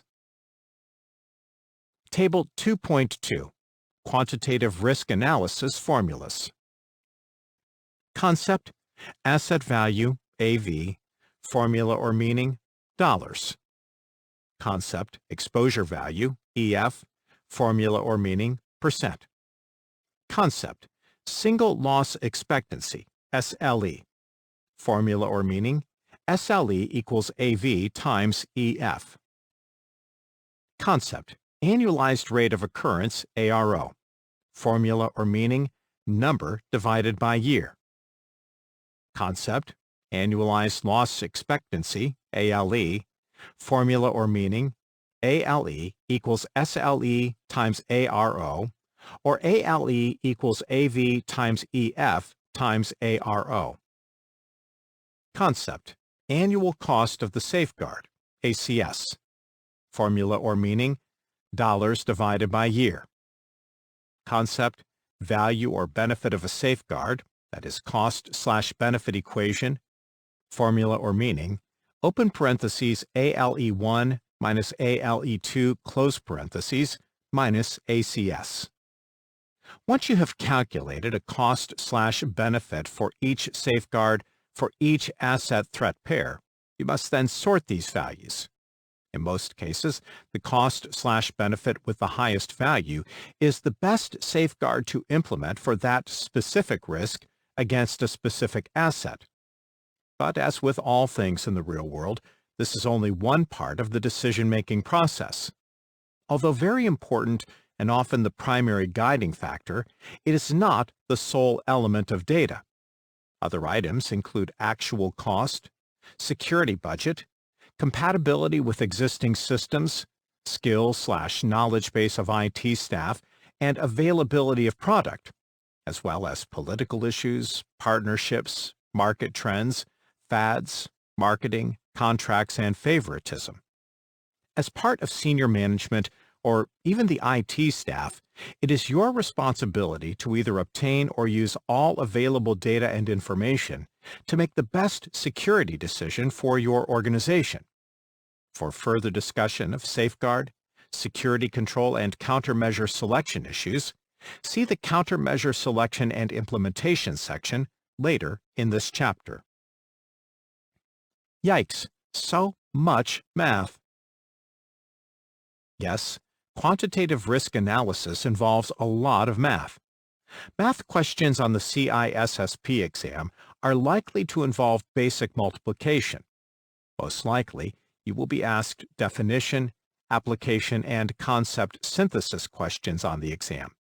This means you need to know the definition of the equations/formulas and values, Table 2.2, what they mean, why they are important, and how they are used to benefit an organization. Most organizations have a limited and all too finite budget to work with. Thus, obtaining the best security for the cost is an essential part of security management. To effectively manage the security function, you must assess the budget, the benefit and performance metrics, and the necessary resources of each security control. Only after a thorough evaluation can you determine which controls are essential and beneficial not only to security, but also to your bottom line. Generally, it is not an acceptable excuse that the reason the organization did not protect against an unacceptable threat or risk was solely because of a lack of funds. The entirety of safeguard selections needs to be considered in relation to the current budget. Compromise or adjustments of priorities may be necessary in order to reduce overall risk to an acceptable level with available resources. Keep in mind that organizational security should be based on a business case, be legally justifiable, and be reasonably in line with security frameworks, regulations, and best practices. Countermeasure selection and implementation. Selecting a countermeasure, safeguard, or control, short for security control, within the realm of risk management, relies heavily on the cost/benefit analysis results. However, you should consider several other factors when assessing the value or pertinence of a security control. The cost of the countermeasure should be less than the value of the asset. The cost of the countermeasure should be less than the benefit of the countermeasure. The result of the applied countermeasure should make the cost of an attack greater for the perpetrator than the derived benefit from an attack. The countermeasure should provide a solution to a real and identified problem. Don't install countermeasures just because they are available, are advertised, or sound appealing. The benefit of the countermeasure should not be dependent on its secrecy. Any viable countermeasure can withstand public disclosure and scrutiny, and thus maintain protection even when known. The benefit of the countermeasure should be testable and verifiable. The countermeasure should provide consistent and uniform protection across all users, systems, protocols, and so on. The countermeasure should have few or no dependencies to reduce cascade failures. The countermeasure should require minimal human intervention after initial deployment and configuration. The countermeasure should be tamper-proof. The countermeasure should have overrides accessible to privileged operators only. The countermeasure should provide fail-safe and/or fail-secure options. Keep in mind that security should be designed to support and enable business tasks and functions. Thus, countermeasures and safeguards need to be evaluated in the context of a business process. If there is no clear business case for a safeguard, it is probably not an effective security option. Security controls, countermeasures, and safeguards can be implemented administratively, logically/technically, or physically. These three categories of security mechanisms should be implemented in a conceptual, layered, defense in-depth manner in order to provide maximum benefit. Figure 2.4. This idea is based on the concept that policies, part of administrative controls, drive all aspects of security, and thus form the initial protection layer around assets. Next, logical and technical controls provide protection against logical attacks and exploits. Then, the physical controls provide protection against real-world physical attacks against the facility and devices. Administrative. The category of administrative controls are the policies and procedures defined by an organization's security policy and other regulations or requirements. They are sometimes referred to as management controls, managerial controls, or procedural controls. These controls focus on personnel oversight and business practices. Examples of administrative controls include policies, procedures, hiring practices, background checks, data classifications and labeling, security awareness and training efforts, reports and reviews, work supervision, personnel controls, and testing. Technical or logical. The category of technical controls or logical controls involves the hardware or software mechanisms used to manage access and provide protection for IT resources and systems. Examples of logical or technical controls include authentication methods, such as passwords, smart cards and biometrics, encryption, constrained interfaces, access control lists, protocols, firewalls, routers, intrusion detection systems, IDSs, and clipping levels. Physical. Physical controls are security mechanisms focused on providing protection to the facility and real-world objects. Examples of physical controls include guards, fences, motion detectors, locked doors, sealed windows, lights, cable protection, laptop locks, badges, swipe cards, guard dogs, video cameras, access control vestibules, and alarms. Applicable types of controls. The term security control refers to a broad range of controls that perform such tasks as ensuring that only authorized users can log on and preventing unauthorized users from gaining access to resources. Controls mitigate a wide variety of information security risks. Whenever possible, you want to prevent any type of security problem or incident. Of course, this isn't always possible, and unwanted events occur. When they do, you want to detect the events as soon as possible, and once you detect an event, you want to correct it. As you listen to the control descriptions, notice that some are listed as examples of more than one access control type. For example, a fence or perimeter-defining device placed around a building can be a preventive control, physically barring someone from gaining access to a building compound, and or a deterrent control, discouraging someone from trying to gain access. Preventive. A preventive control, aka preventative control, is deployed to thwart or stop unwanted or unauthorized activity from occurring. Examples of preventive controls include fences, locks, authentication, access control vestibules, alarm systems, separation of duties, job rotation, data loss prevention, DLP, penetration testing, access control methods, encryption, auditing, security policies, security awareness training, anti-malware software, firewalls, and intrusion prevention systems, IPSs. Tip: keep in mind that there are no perfect security mechanisms or controls. They all have issues that can allow a threat agent to still cause harm.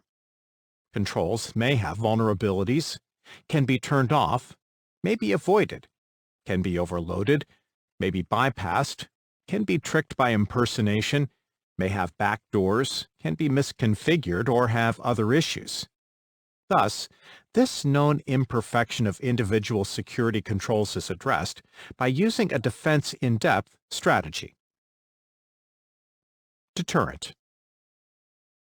A deterrent control is deployed to discourage security policy violations. Deterrent and preventive controls are similar, but deterrent controls often depend on individuals being convinced not to take an unwanted action. Some examples include policies, security awareness training, locks, fences, security badges, guards, access control vestibules, and security cameras. Detective. A detective control is deployed to discover or detect unwanted or unauthorized activity. Detective controls operate after the fact and can discover the activity only after it has occurred. Examples of detective controls include security guards, motion detectors, recording and reviewing of events captured by security cameras or CCTV, job rotation, mandatory vacations, audit trails, honeypots or honey nets, intrusion detection systems, IDSs, violation reports, supervision and review of users, and incident investigations. Compensating. A compensation control is deployed to provide various options to other existing controls to aid in enforcement and support of security policies. They can be any controls used in addition to or in place of another control.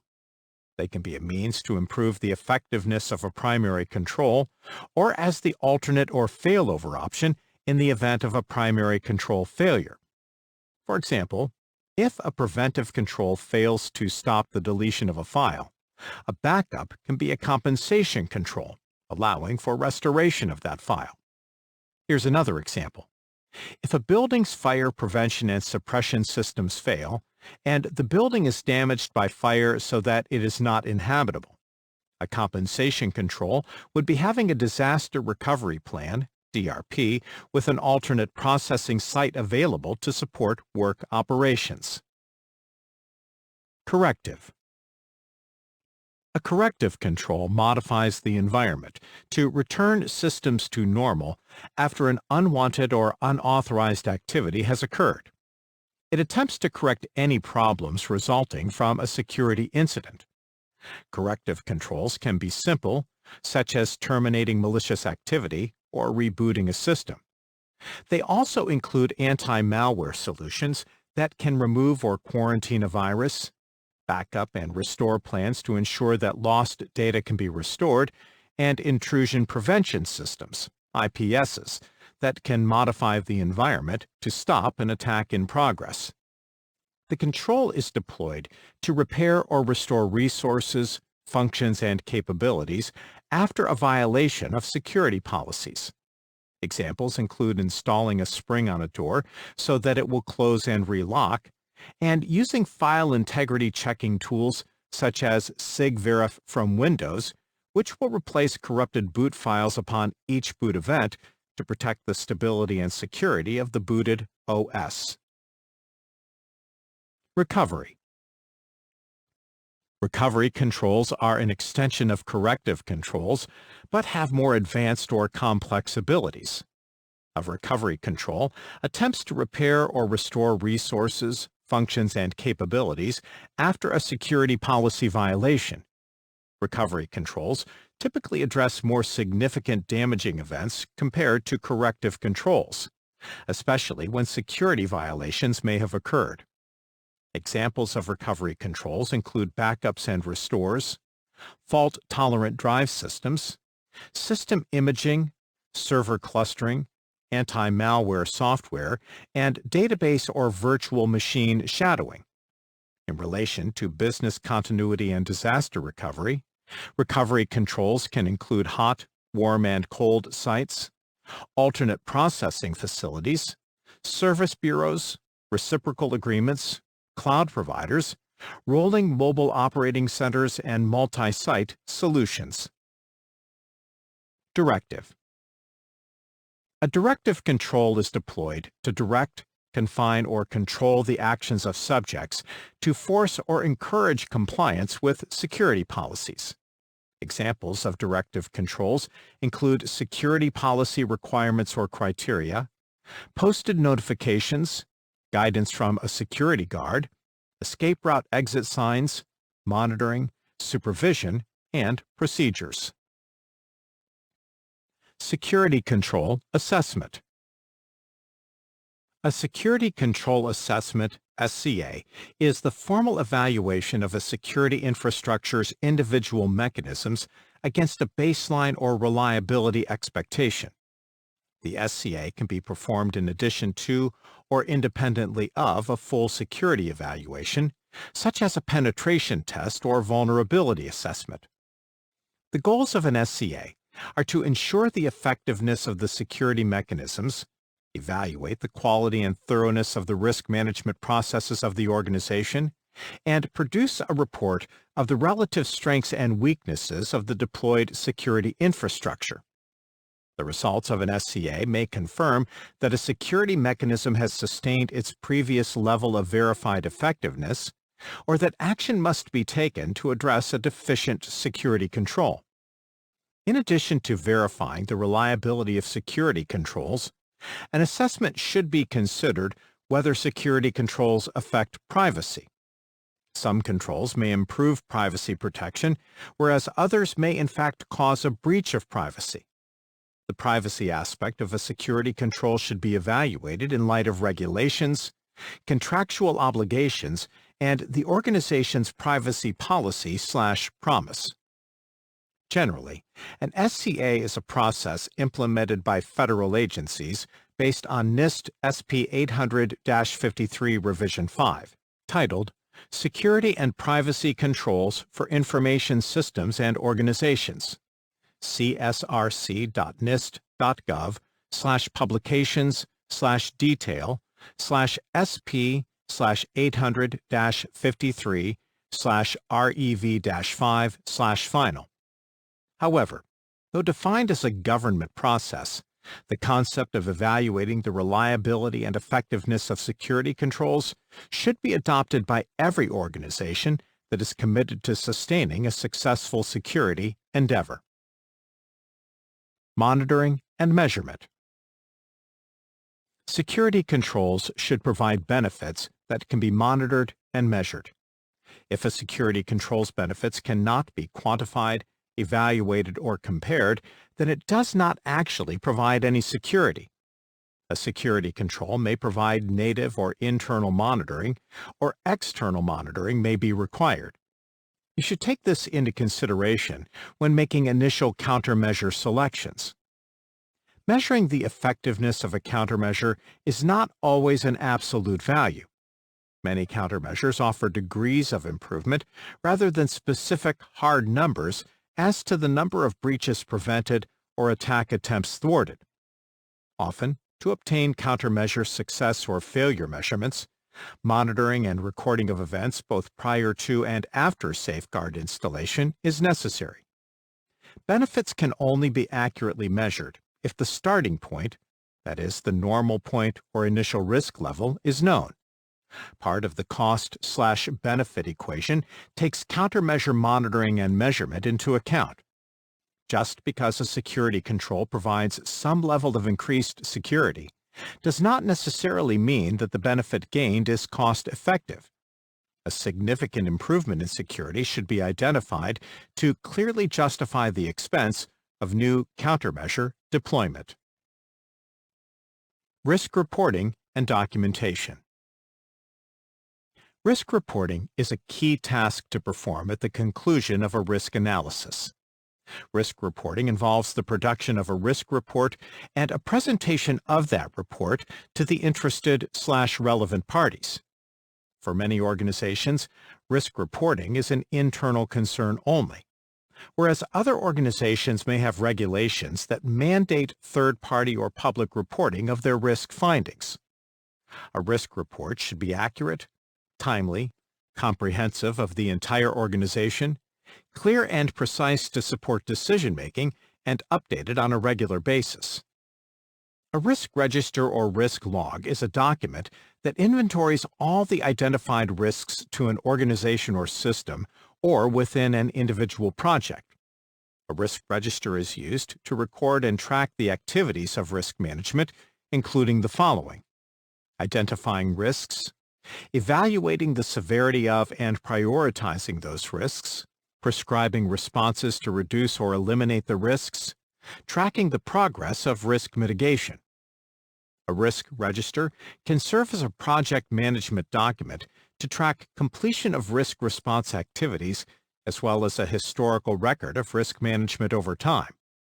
The contents of a risk register could be shared with others to facilitate a more realistic evaluation of real-world threats and risks through the amalgamation of risk management activities by other organizations.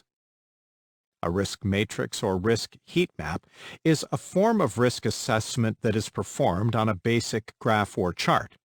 It is sometimes labeled as a qualitative risk assessment. The simplest form of a risk matrix is a 3x3 grid comparing probability and damage potential. This was covered in Chapter 1. Continuous improvement. Risk analysis is performed to provide upper management with the details necessary to decide which risks should be mitigated, which should be transferred, which should be deterred, which should be avoided, and which should be accepted. The result is a cost/benefit comparison between the expected cost of asset loss and the cost of deploying safeguards against threats and vulnerabilities. Risk analysis identifies risks, quantifies the impact of threats, and aids in budgeting for security. It helps integrate the needs and objectives of the security policy with the organization's business goals and intentions. The risk analysis/risk assessment is a point-in-time metric. Threats and vulnerabilities constantly change, and the risk assessment needs to be redone periodically in order to support continuous improvement. Security is always changing. Thus, any implemented security solution requires updates and changes over time.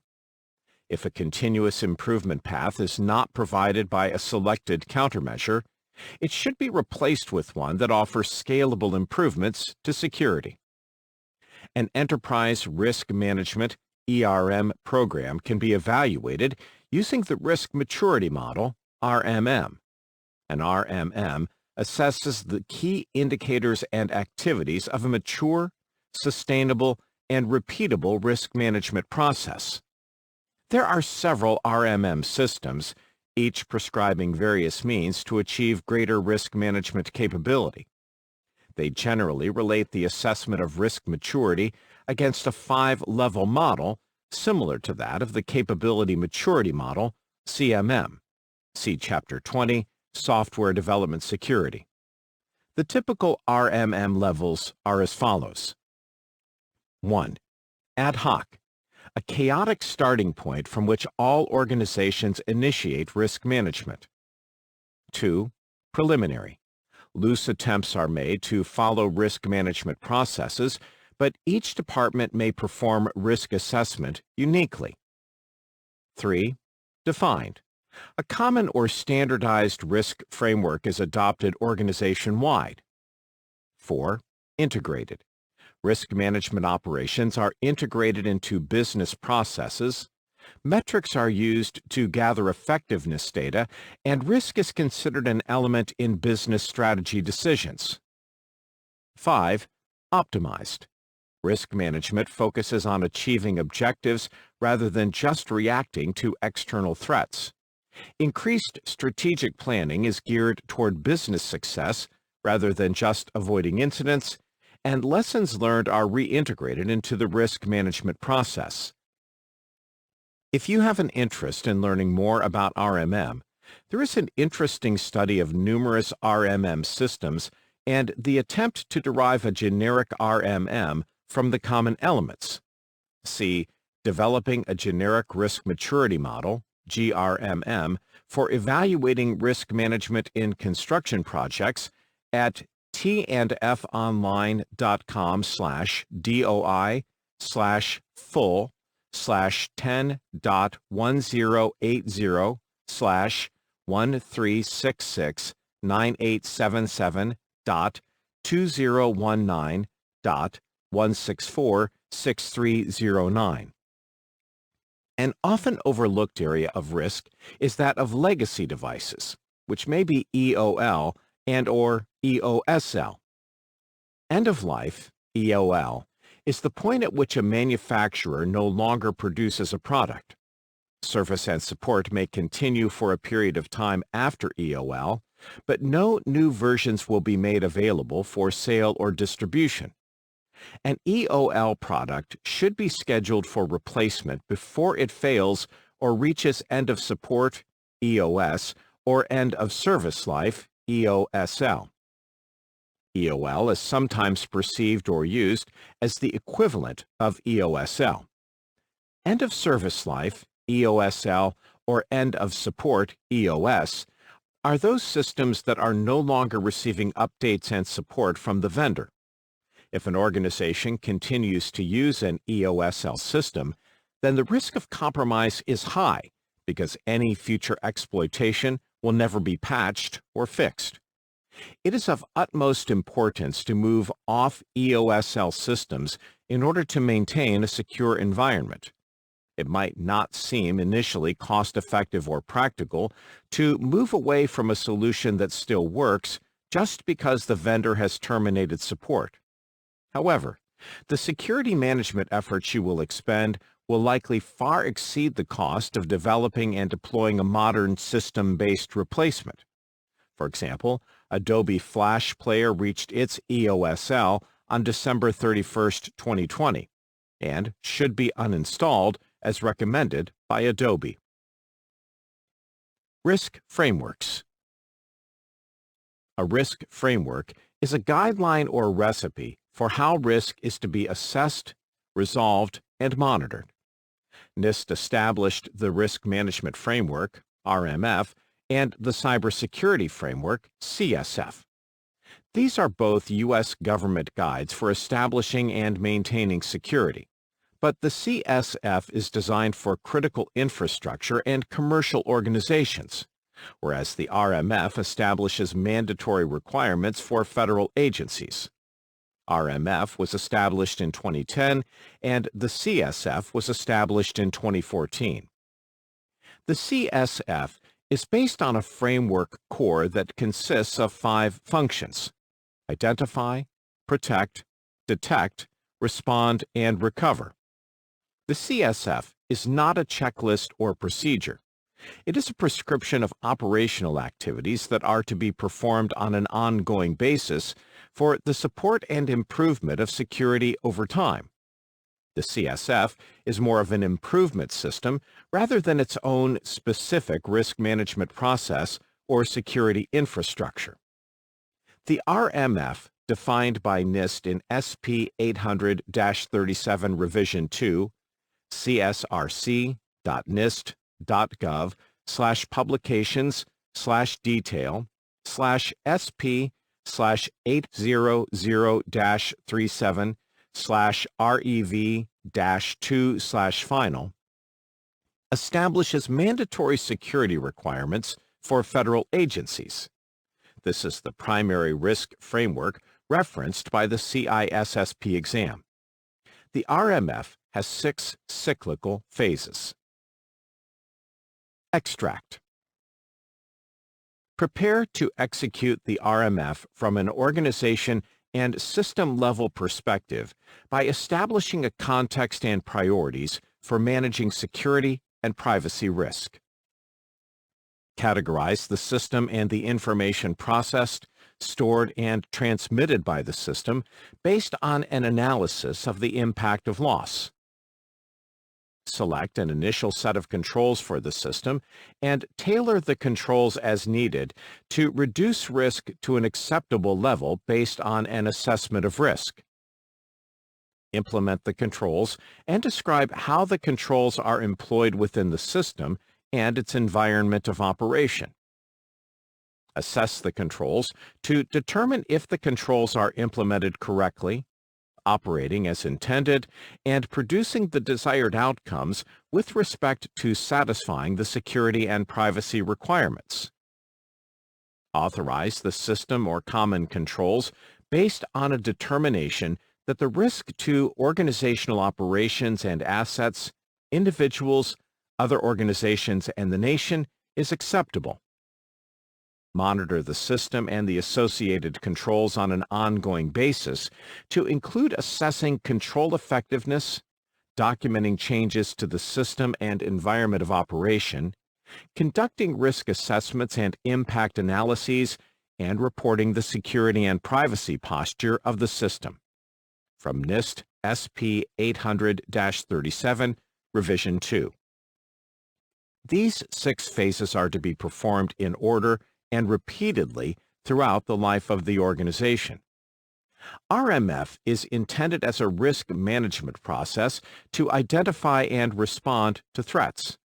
Use of the RMF will result in the establishment of a security infrastructure and a process for ongoing improvement of the secured environment. There is significantly more detail about RMF in the official NIST publication. We encourage you to review this publication in its entirety for a complete perspective on the RMF.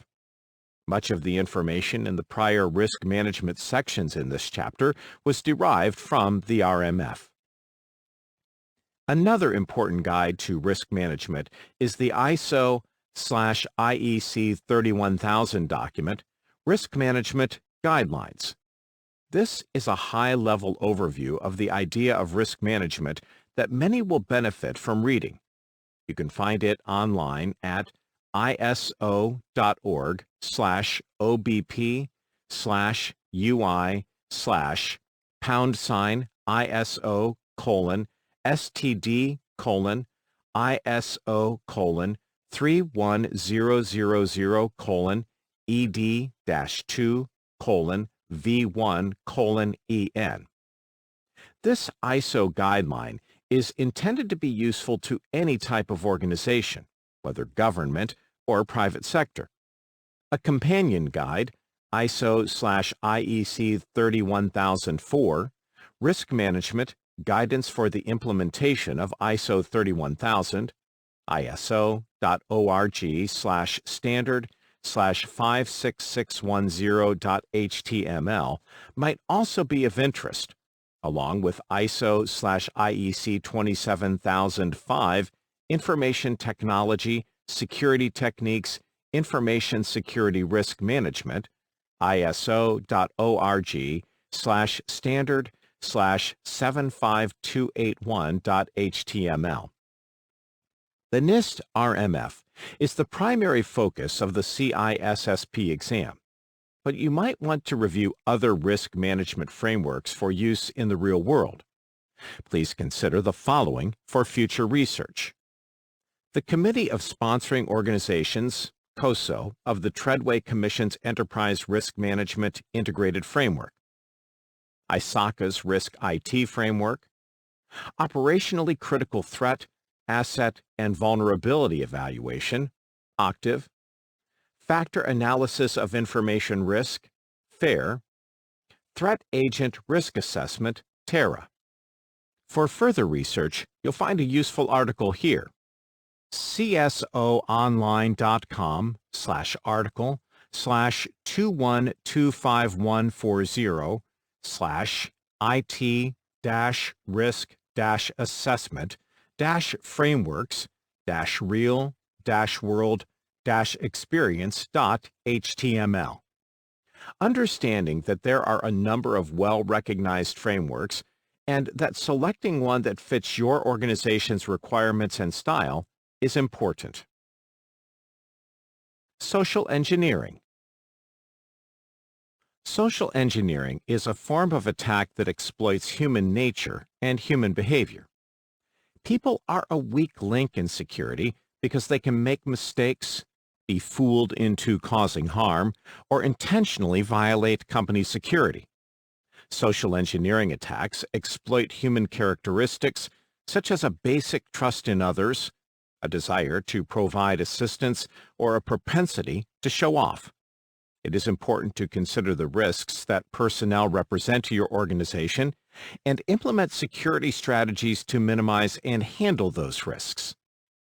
Social engineering attacks take two primary forms: convincing someone to perform an unauthorized operation or convincing someone to reveal confidential information. In just about every case, in social engineering, the attacker tries to convince the victim to perform some activity or reveal a piece of information that they shouldn't. The result of a successful attack is information leakage or the attacker being granted logical or physical access to a secure environment. Here are some example scenarios of common social engineering attacks. A website claims to offer free, temporary access to its products and services, but it requires web browser and/or firewall alterations in order to download the access software. These alterations may reduce the security protections or encourage the victim to install malicious browser helper objects, BHOs, also known as plugins, extensions, add-ons. The help desk receives a call from someone claiming to be a department manager who is currently involved in a sales meeting in another city. The caller claims to have forgotten their password and needs it to be reset so that they can log in remotely to download an essential presentation. Someone who looks like a repair technician claims a service call was received for a malfunctioning device in the building. The technician is sure the unit can be accessed from inside your office work area and asks to be given access to repair the system. If a worker receives a communication from someone asking to talk with a coworker by name, and there is no such person currently or previously working for the organization, this could be a ruse to either reveal the names of actual employees or convince you to provide assistance because the caller has incorrect information. When a contact on a discussion forum asks personal questions, such as your education, history, and interests, they could be focused on learning the answers to password reset questions. Some of these examples may also be legitimate and benign occurrences, but you can see how they could mask the motives and purposes of an attacker. Social engineers attempt to mask and hide their true intentions by crafting their attack to seem as normal and typical as possible. Whenever a security breach occurs, an investigation should be performed to determine what was affected and whether the attack is ongoing. Personnel should be retrained to detect and avoid similar social engineering attacks in the future. Although social engineering attacks primarily focus on people, the results of an attack can be disclosure of private or confidential materials, physical damage to a facility, or remote access to an IT environment. Therefore, any attempted or successful social engineering breach should be thoroughly investigated and responded to. Methods to protect against social engineering include the following: training personnel about social engineering attacks and how to recognize common signs, requiring authentication when performing activities for personnel over the phone, defining restricted information that is never communicated over the phone or through plain text communications, such as standard email, always verifying the credentials of a repair person and verifying that a real service call was placed by authorized personnel, never following the instructions of an email without verifying the information with at least two independent and trusted sources, always erring on the side of caution when dealing with anyone you don't know or recognize, whether in person, over the phone, or over the internet/network. If several workers report the same odd event, such as a call or email, an investigation should look into what the contact was about, who initiated it, and what the intention or purpose was. The most important defense against social engineering attacks is user education and awareness training. A healthy dose of paranoia and suspicion will help users detect or notice more social engineering attack attempts than without such preparation. Training should include role-playing and walking through numerous examples of the various forms of social engineering attacks. However, keep in mind that attackers are constantly altering their approaches and improving their means of attack. So, keeping current with newly discovered means of social engineering attack is also necessary to defend against this human-focused threat. Users should receive training when they first enter an organization, and they should receive periodic refresher training, even if it's just an email from the administrator or training officer reminding them of the threats. Social engineering principles. Social engineering works so well because we're human.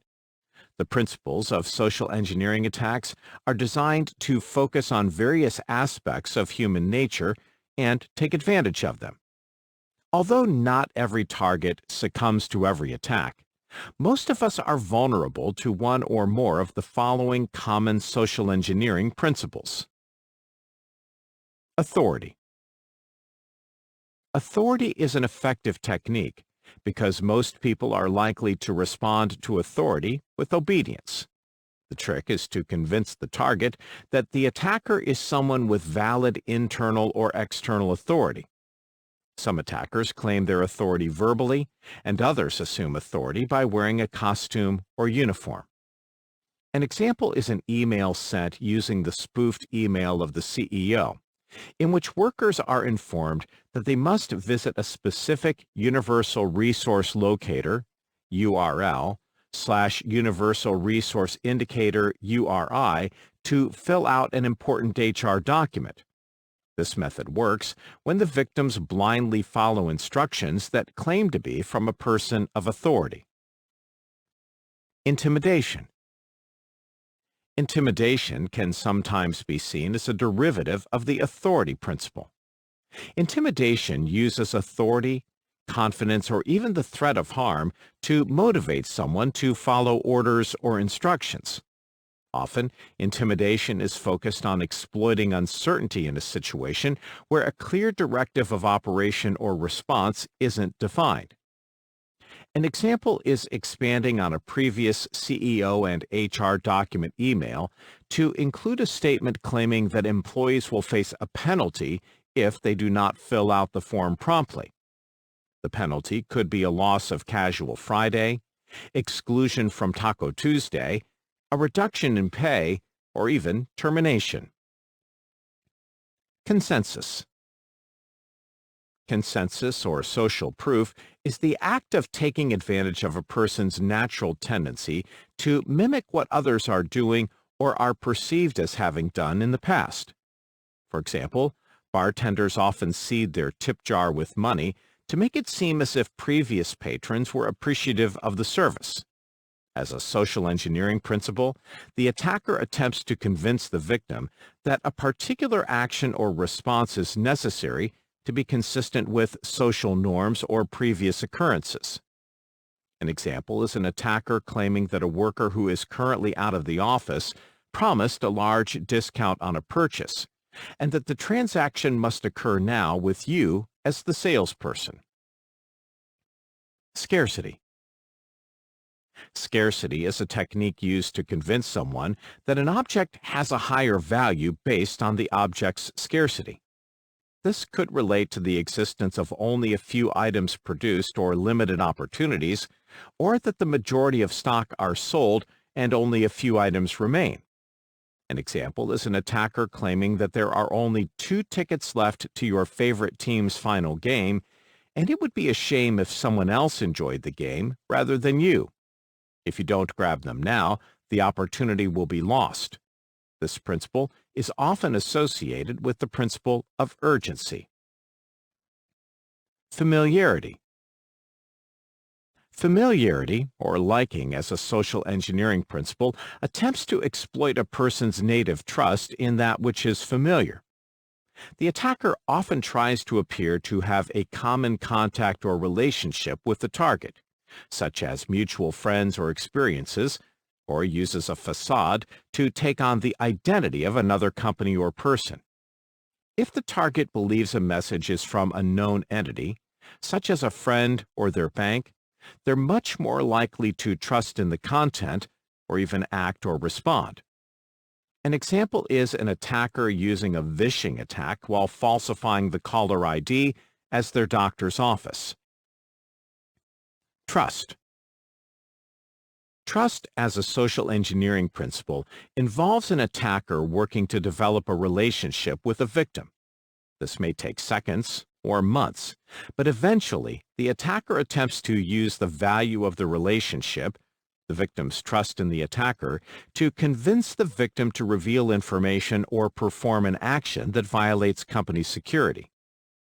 An example is an attacker approaching you as you walk along the street when they appear to pick up a $100 bill from the ground. The attacker says that since the two of you were close when the money was found, you two should split it. They ask if you have change to split the found money.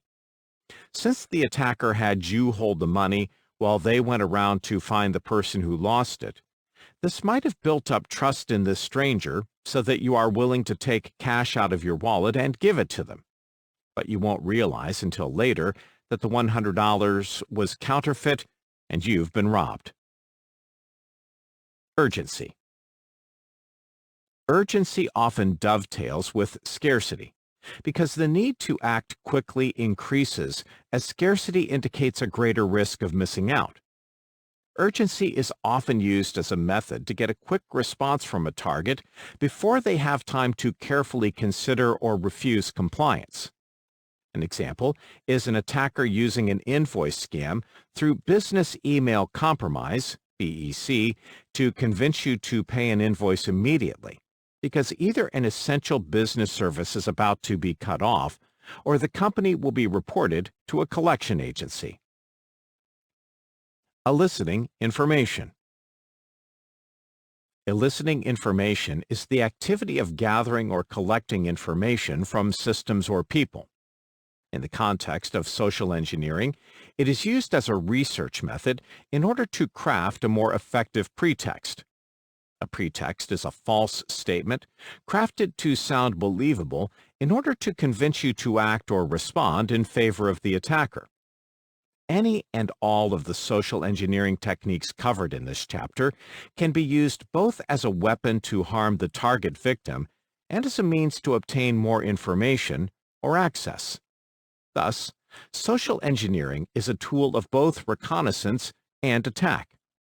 Data gathered via social engineering can be used to support a physical or logical/technical attack. Any means or method by which a social engineer can gather information from the target is eliciting information.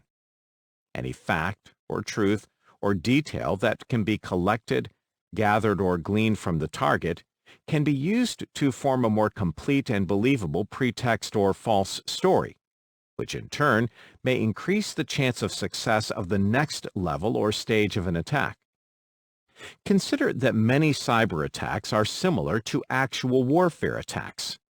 The more the attacker knows about the targeted enemy, the more effectively a plan of attack can be crafted. Defending against eliciting information events generally involves the same precautions as those used against social engineering. Those include classifying information, controlling the movement of sensitive data, watching for attempted abuses, training personnel, and reporting any suspicious activity to the security team. Prepending. Prepending is the adding of a term, expression, or phrase to the beginning or header of some other communication. Often, prepending is used in order to further refine or establish the pretext of a social engineering attack, such as spam, hoaxes, and phishing. An attacker can precede the subject of an attack message with RE: or FW:, which indicates in regard to and forwarded respectively, to make the receiver think the communication is the continuance of a previous conversation, rather than the first contact of an attack. Other often used prepending terms are external, private, and internal. Prepending attacks can also be used to fool filters such as spam filters, anti-malware, firewalls, and intrusion detection systems, IDSs. This could be accomplished with safe, filtered, authorized, verified, confirmed, or approved, among others. It might even be possible to interject alternate email header values, such as X spam category legit or X spam condition safe, which could fool spam and abuse filters. Phishing. Phishing is a form of social engineering attack focused on stealing credentials or identity information from any potential target. It is derived from phishing for information. Phishing can be waged in numerous ways, using a variety of communication media, including email and the web, in face-to-face interactions or over the phone, and even through more traditional communication mediums, such as the post office or couriered packages. Attackers send phishing emails indiscriminately as spam, without knowing who will get them, but in the hope that some users will respond. Phishing emails sometimes inform the user of a bogus problem and say that if the user doesn't take action, the company will lock the user's account. The from email address is often spoofed to look legitimate, but the reply to email address is an account controlled by the attacker. Sophisticated attacks include a link to a bogus website that looks legitimate, but that captures credentials and passes them to the attacker. Sometimes, the goal of phishing is to install malware on user systems. The message may include an infected file attachment or a link to a website that installs a malicious drive-by download without the user's knowledge. Note: a drive-by download is a type of malware that installs itself without the user's knowledge when the user visits a website. Drive-by downloads take advantage of vulnerabilities in browsers or plugins. To defend against phishing attacks, end users should be trained to do the following. Be suspicious of unexpected email messages or email messages from unknown senders. Never open unexpected email attachments. Never share sensitive information via email. Avoid clicking any link received via email, instant messaging, or a social network message. If a message claims to be from a known source, such as a website commonly visited, the user should visit the supposed site by using a pre-established bookmark or by searching for the site by name. If, after accessing their account on the site, a duplicate message does not appear in the online messaging or alert system, the original message is likely an attack or a fake. Any such false communications should be reported to the targeted organization, and then the message should be deleted. If the attack relates to your organization or employer, it should be reported to the security team there as well. Organizations should consider the consequences and increased risk that granting workers access to personal email and social networks through company systems pose. Some companies have elected to block access to personal internet communications while using company equipment or through company-controlled network connections. This reduces the risk to the organization even if an individual succumbs to a phishing attack on their own. A phishing simulation is a tool used to evaluate the ability of employees to resist or fall for a phishing campaign.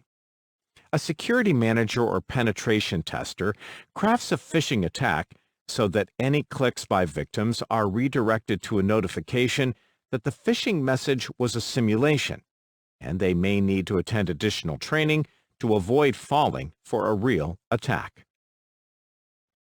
Spear phishing. Spear phishing is a more targeted form of phishing, where the message is crafted and directed specifically to a group of individuals. Often, attackers use a stolen customer database to send false messages crafted to seem like a communication from the compromised business, but with falsified source addresses and incorrect URI/URLs. The hope of the attacker is that someone who already has an online/digital relationship with an organization is more likely to fall for the false communication.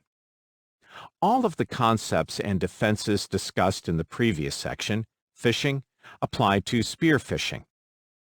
Spear phishing can also be crafted to seem as if it originated from a CEO or other top office in an organization. This version of spear phishing is often called business email compromise, BEC. BEC is often focused on convincing members of accounting or financial departments to transfer funds or pay invoices based on instructions seeming to originate from a boss, manager, or executive. BEC has defrauded organizations of billions of dollars in the last few years. BEC is also known as CEO fraud or CEO spoofing. As with most forms of social engineering, defenses for spear phishing require the following: labeling information, data, and assets with their value, importance, or sensitivity, training personnel on proper handling of those assets based on their labels, requesting clarification or confirmation on any actions that seem abnormal, off-process, or otherwise overly risky to the organization. Some abusive concepts to watch out for are requests to pay bills or invoices using prepaid gift cards, changes to wiring details, especially at the last minute, or requests to purchase products that are atypical for the requester and that are needed in a rush. When seeking to confirm a suspected BEC, do not use the same communication medium that the BEC used. Make a phone call, go to their office, text message their cell phone, or use the company-approved internal messaging service. Establishing a second, out-of-band contact with the requester will further confirm whether the message is legitimate or false. Whaling. Whaling is a form of spear phishing that targets specific high-value individuals by title, by industry, from media coverage and so forth, such as the CEO or other C-level executives, administrators, or high-net-worth clients. Whaling attacks require significantly more research, planning, and development on the part of the attackers in order to fool the victim. That is because these high-level personnel are often well aware that they are a high-value target. Tip: exam questions do not always use the exact correct term for a specific topic. When the best term for a concept is not used or not present, then see if a broader or more inclusive term might be used instead. For example, if there is mention of an email attack against a CEO that attempted to steal trade secrets, but there is no mention of whaling, then you could consider it an example of spear phishing instead.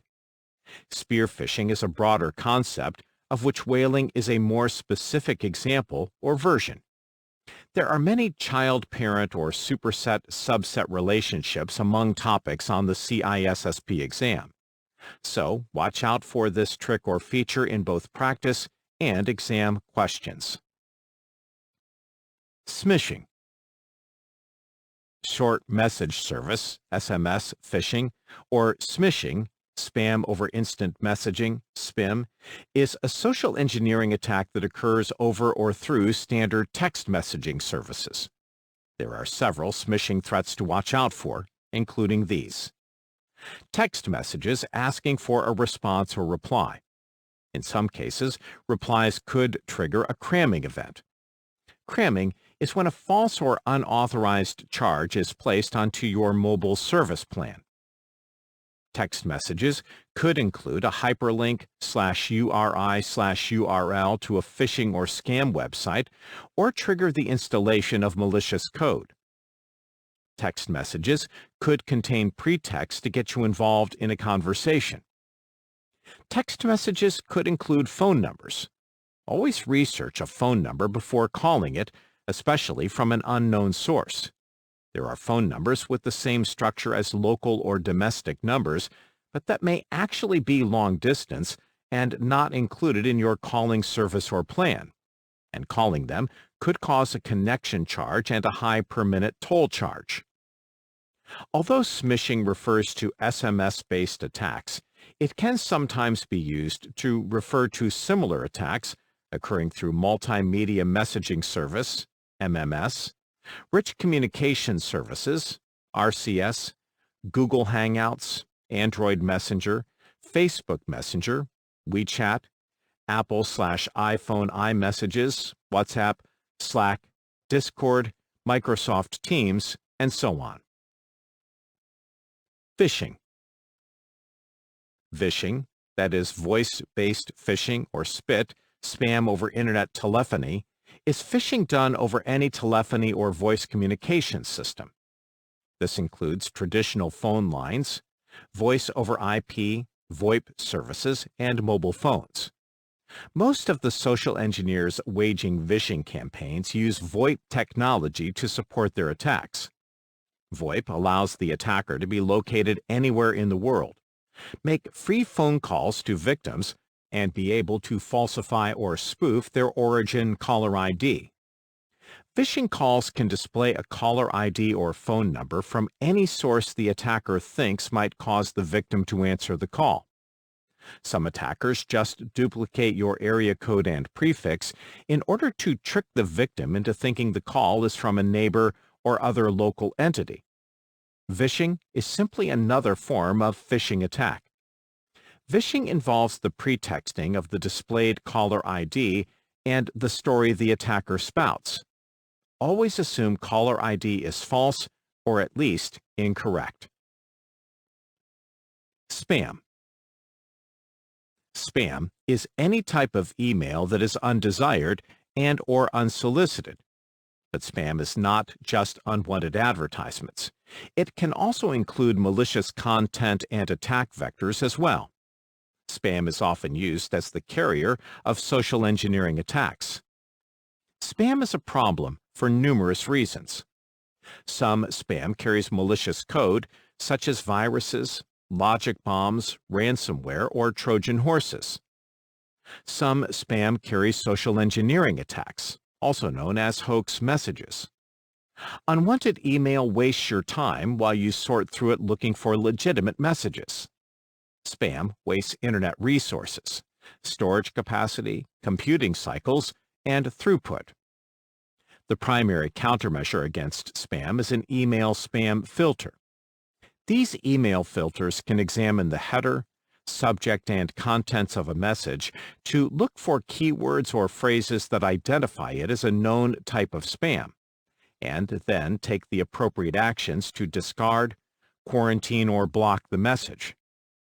Anti-spam software is a variation on the theme of anti-malware software.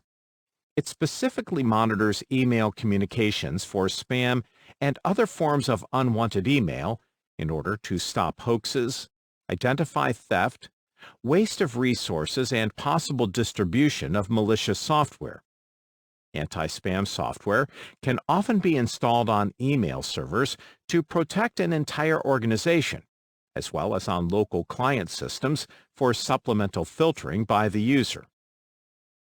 In addition to client application or client-side spam filters, there are enterprise spam tools including Sender Policy Framework, SPF, Domain Keys Identified Mail, DKIM, and Domain Message Authentication Reporting and Conformance, DMARC. Another important issue to address when managing spam is spoofed email. A spoofed email is a message that has a fake or falsified source address. DMARC is used to filter spoofed messages. Spam is most commonly associated with email, but spam also exists in instant messaging, IM, SMS, Usenet, Network News Transfer Protocol, NNTP, and web content such as threaded discussions, forums, comments, and blogs. Failing to block spam allows it to waste resources, consume bandwidth, distract workers from productive activities, and potentially expose users and systems to malware. Shoulder surfing. Shoulder surfing is often a physical world or in-person form of social engineering. Shoulder surfing occurs when someone is able to watch a user's keyboard or view their display. Often, shoulder surfing is stopped by dividing worker groups by sensitivity levels and limiting access to certain areas of the building by using locked doors. Additionally, users should not orient their displays to be visible through windows from outside or walkways/doorways for internal issues. And they should not work on sensitive data while in a public space. Password fields should mask characters as they are typed. Another defense against shoulder surfing is the use of screen filters, which limit the field of view to mostly a perpendicular orientation. Invoice scams. Invoice scams are social engineering attacks that often attempt to steal funds from an organization or individuals through the presentation of a false invoice, often followed by strong inducements to pay. Attackers often try to target members of financial departments or accounting groups. Some invoice scams are actually spear phishing scams in disguise. It is also possible for a social engineer to use an invoice scam approach over a voice connection. This attack is similar to some forms of the BEC concept. In fact, some invoice scams are combined with BEC so that the invoice sent to an accounting worker is seemingly sent from the CEO. This intertwining of attack elements adds more legitimacy to the invoice, thus potentially convincing the target to pay the invoice. To protect against invoice scams, workers must be informed of the proper channels through which they should receive invoices and the means by which to confirm that any invoices are actually valid. Separation of duties should exist between workers that place orders for products and services and those who pay invoices. These two groups should also have a third group that audits and governs their activities. All potential acquisitions should be reviewed and approved by a supervisor. And then, notice of the acquisition should be sent to the accounts payable department by that supervisor. When invoices arrive, they should be compared against the expected bills based on approved acquisitions. Any invoice that is not expected or otherwise abnormal should trigger a face-to-face discussion with the supervisor or other financial executive. Discovery of any fraudulent invoices should be reported to the authorities. Digital transmission and postal delivery of invoice scams are considered a crime of fraud and potential theft. The sending of false invoices through the U.S. Postal Service may be considered postal fraud as well. Hoax. A hoax is a form of social engineering designed to convince targets to perform an action that will cause problems or reduce their IT security. A hoax can be an email that proclaims some imminent threat is spreading across the Internet and that you must perform certain tasks in order to protect yourself. The hoax often claims that taking no action will result in harm. Victims may be instructed to delete files, change configuration settings, or install fraudulent security software, which results in a compromised OS, a non-booting OS, or a reduction in their security defenses. Additionally, hoax emails often encourage the victim to forward the message to all their contacts in order to spread the word. Hoax messages are often spoofed without a verifiable origin. Whenever you encounter a potential hoax or just are concerned that a claimed threat is real, do the research. A couple of great places to check for hoax information or to look up your suspected hoax message are Snopes.com and Fishtank.com, which is PHISHTANK.com. Impersonation and masquerading. Impersonation is the act of taking on the identity of someone else. This can take place in person, over the phone, through email, by logging into someone's account, or through any other means of communication. Impersonation can also be known as masquerading, spoofing, and even identity fraud. In some circumstances, impersonation is defined as a more sophisticated and complex attack, whereas masquerading is amateurish and simpler. This distinction is emphasized in the difference between renting an Elvis costume, that is, masquerading for a party, versus being a career Elvis impersonator. Defenses against physical location impersonation can include the use of access badges and security guards, and requiring the presentation and verification of ID at all entrances. If non-typical personnel are to visit a facility, the visit should be prearranged and the security guards provided with reasonable and confirmed notice that a non-employee will be visiting. The organization from which the visitor hails should provide identification details, including a photo ID. When the person arrives, their identity should be compared against the provided credentials. In most secure environments, visitors are not allowed to roam free. Instead, an escort must accompany the visitor for their entire time within the company's security perimeter. Tailgating and piggybacking. Tailgating occurs when an unauthorized entity gains access to a facility under the authorization of a valid worker, but without their knowledge. This attack can occur when a worker uses their valid credentials to unlock and open a door, then walks into the building as the door closes, granting the attacker the opportunity to stop the door from closing and to sneak in without the victim realizing. Tailgating is an attack that does not depend on the consent of the victim, just their obliviousness to what occurs behind them as they walk into a building. Each and every time a user unlocks or opens a door, they should ensure that it is closed and locked before walking away. This action alone eliminates tailgating, but it does require that workers change their behavior.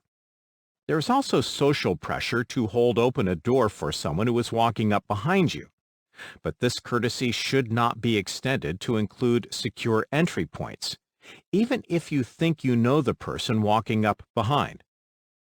Company policy should be focused on changing user behavior toward more security, but realize that working against human nature is very hard. Therefore, other means of enforcing tailgating protections should be implemented. These can include the use of access control vestibules, previously known as man-traps, security cameras, and security guards. Security cameras act as a deterrent more than a prevention, but having a recording of tailgating events can help track down the perpetrators as well as pinpoint the workers who need more security training. A security guard can watch over an entrance to ensure that only valid personnel are let through a security checkpoint. A problem similar to tailgating is piggybacking. Piggybacking occurs when an unauthorized entity gains access to a facility under the authorization of a valid worker by tricking the victim into providing consent. This could happen when the intruder feigns the need for assistance by holding a large box or lots of paperwork and asks someone to hold the door. The goal of the intruder is to distract the victim while the attacker gains access in order to prevent the victim from realizing that the attacker did not provide their own credentials. This ploy depends on the good nature of most people to believe the pretext, especially when they seem to have dressed the part. When someone asks for assistance in holding open a secured door, users should ask for proof of authorization or offer to swipe the person's access card on their behalf. Or the worker should redirect the person to the main entrance controlled by security guards or call over a security guard to handle the situation. Also, the use of access control vestibules, turnstiles, and security cameras are useful in response to piggybacking. These controls reduce the chance of an outsider bluffing their way into your secured areas. Baiting.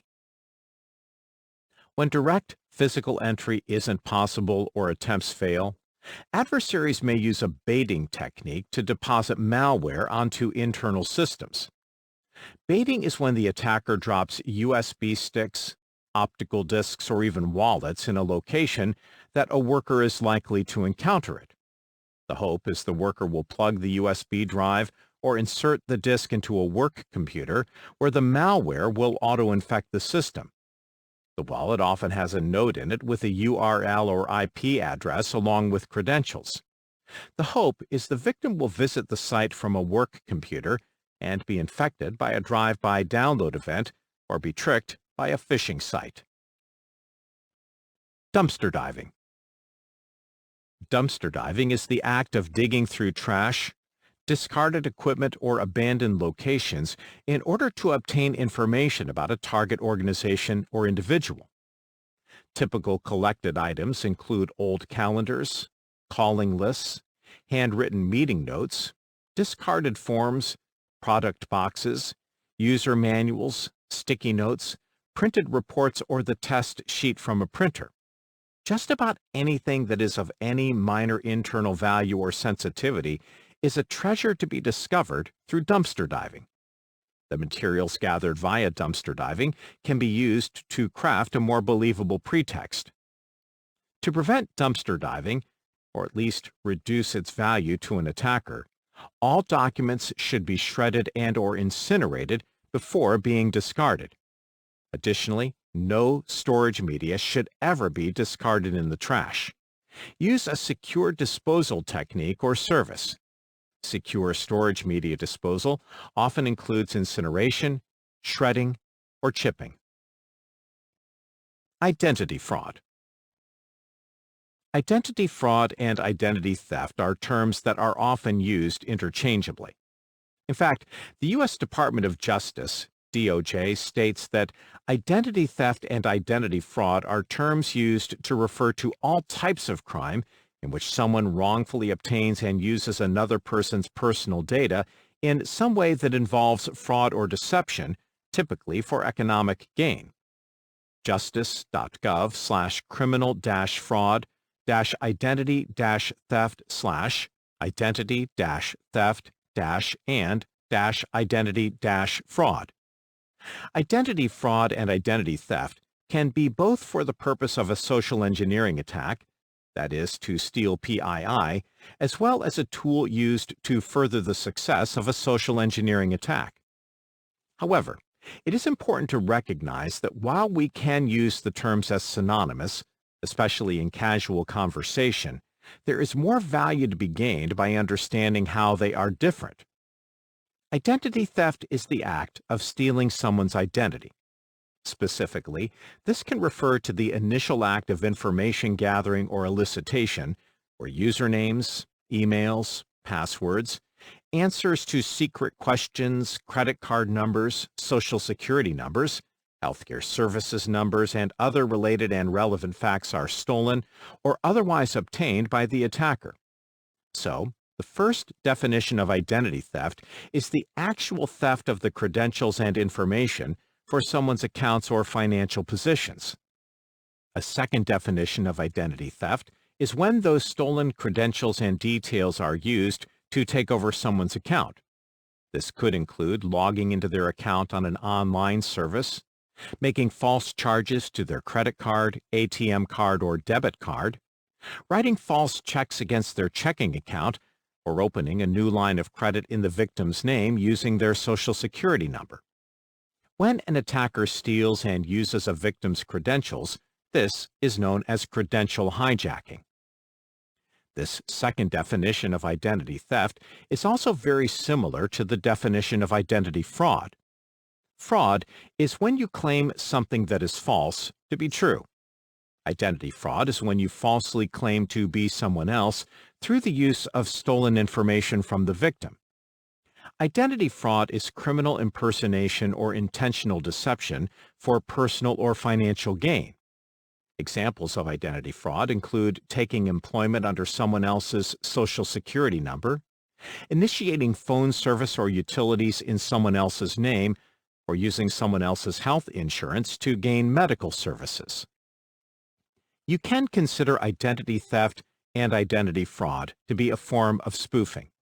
Spoofing is any action to hide a valid identity, often by taking on the identity of something else. In addition to the concept of human-focused spoofing, that is identity fraud, spoofing is a common tactic for hackers against technology. Hackers often spoof email addresses, IP addresses, media access control, MAC addresses, address resolution protocol, ARP communications, Wi-Fi networks, websites, mobile phone apps, and more. These and other spoofing-related topics are covered elsewhere in this book. Identity theft and identity fraud are also related to impersonation. Impersonation is the act of taking on someone's identity. This might be accomplished by logging into their account with stolen credentials or claiming to be someone else when on the phone. These and other impersonation concepts were covered earlier in the impersonation and masquerading section. As a current or future victim of identity theft/fraud, you should take actions to reduce your vulnerability, increase the chance of detecting such attacks, and improve your defenses against this type of injustice. For information on these defenses, see usa.gov/identity-theft and consumer.ftc.gov/articles/0235-identity-theft-protection-services. Typo squatting. Typo squatting is a practice employed to capture and redirect traffic when a user mistypes the domain name or IP address of an intended resource. This is a social engineering attack that takes advantage of a person's potential to mistype a fully qualified domain name, FQDN, or address. A malicious site squatter predicts URL typos and then registers those domain names to direct traffic to their own site. This can be done for competition or for malicious intent. The variations used for typo squatting include common misspellings, such as googel.com,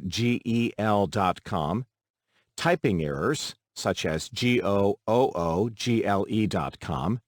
variations on a name or word, for example, plurality, as in googles.com, and different top-level domains, TLDs, such as google.edu.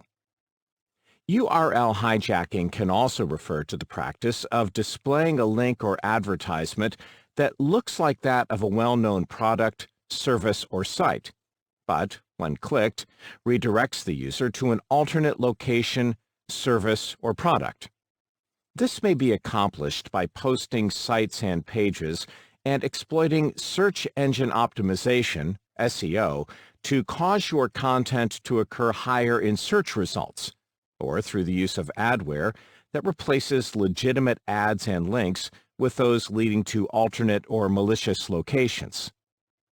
Clickjacking is a means to redirect a user's click or selection on a web page to an alternate, often malicious target, instead of the intended and desired location. This can be accomplished through several techniques.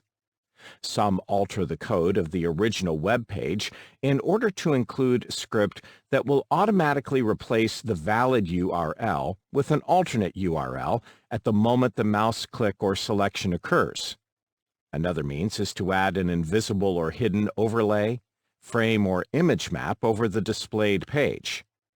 The user sees the original page, but any mouse click or selection will be captured by the floating frame and redirected to the malicious target. Clickjacking can be used to perform phishing attacks, hijacking, and on-path attacks. Influence campaigns. Influence campaigns are social engineering attacks that attempt to guide, adjust, or change public opinion.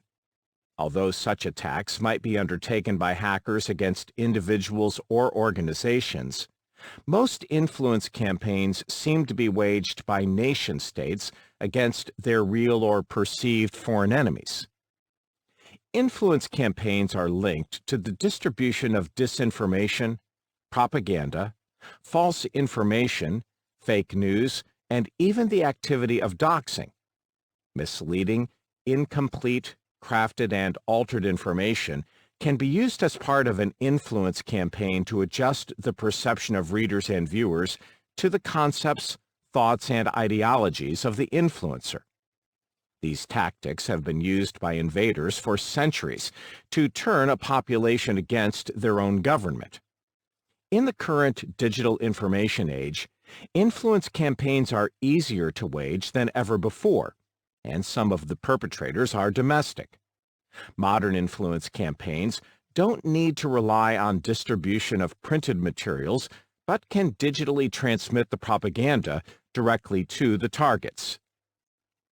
Doxing is the collection of information about an individual or an organization, which can also include governments and the military, in order to disclose the collected data publicly for the purpose of chaining the perception of the target. Doxing can include withholding of information that contradicts the intended narrative of the attacker. Doxing can fabricate or alter information to place false accusations against the target.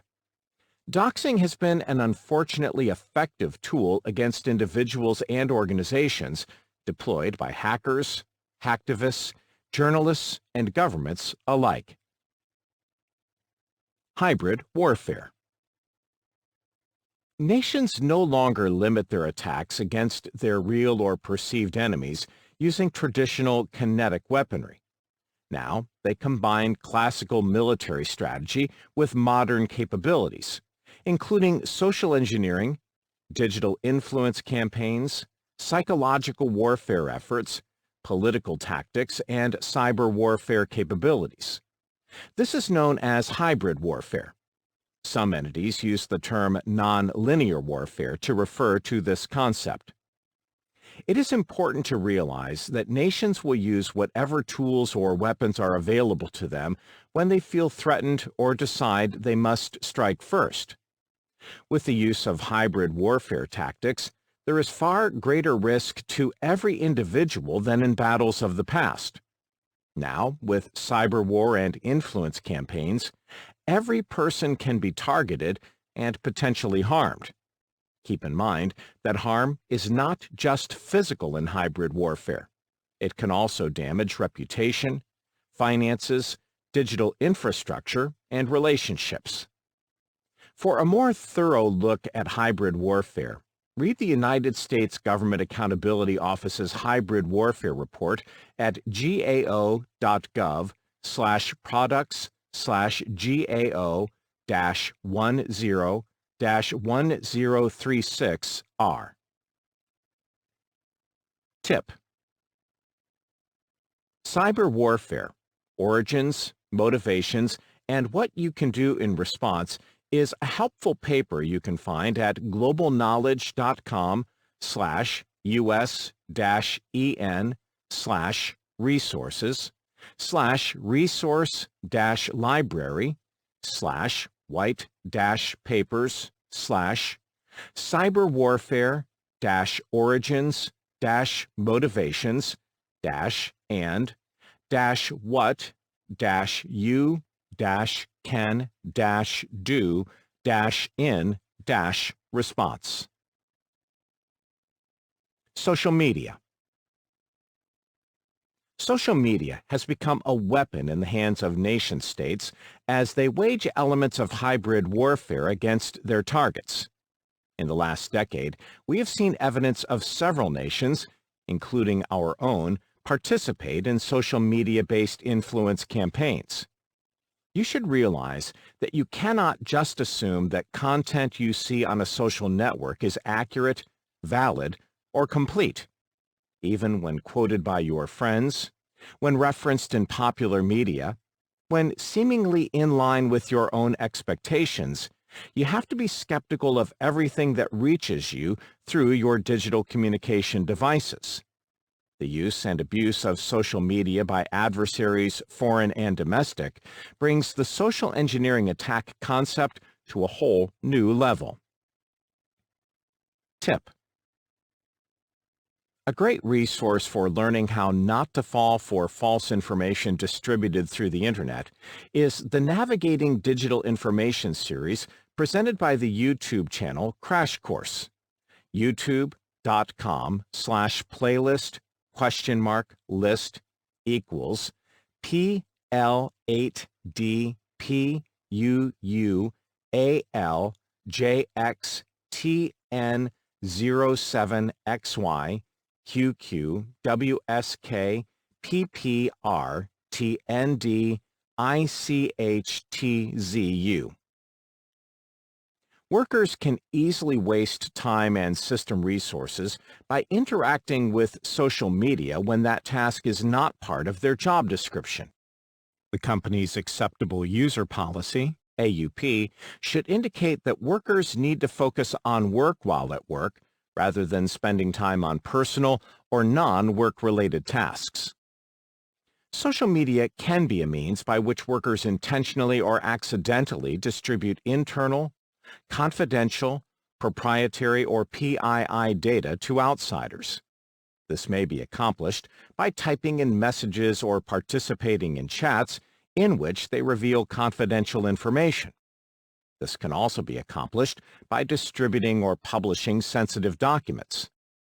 Responses to social media issues can include blocking access to social media sites by adding IP blocks to firewalls and resolution filters to domain name system DNS queries.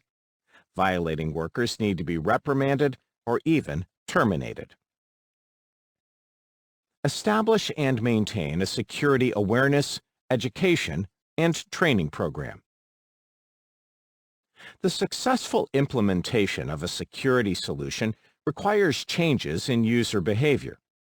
These changes primarily consist of alterations in normal work activities to comply with the standards, guidelines, and procedures mandated by the security policy.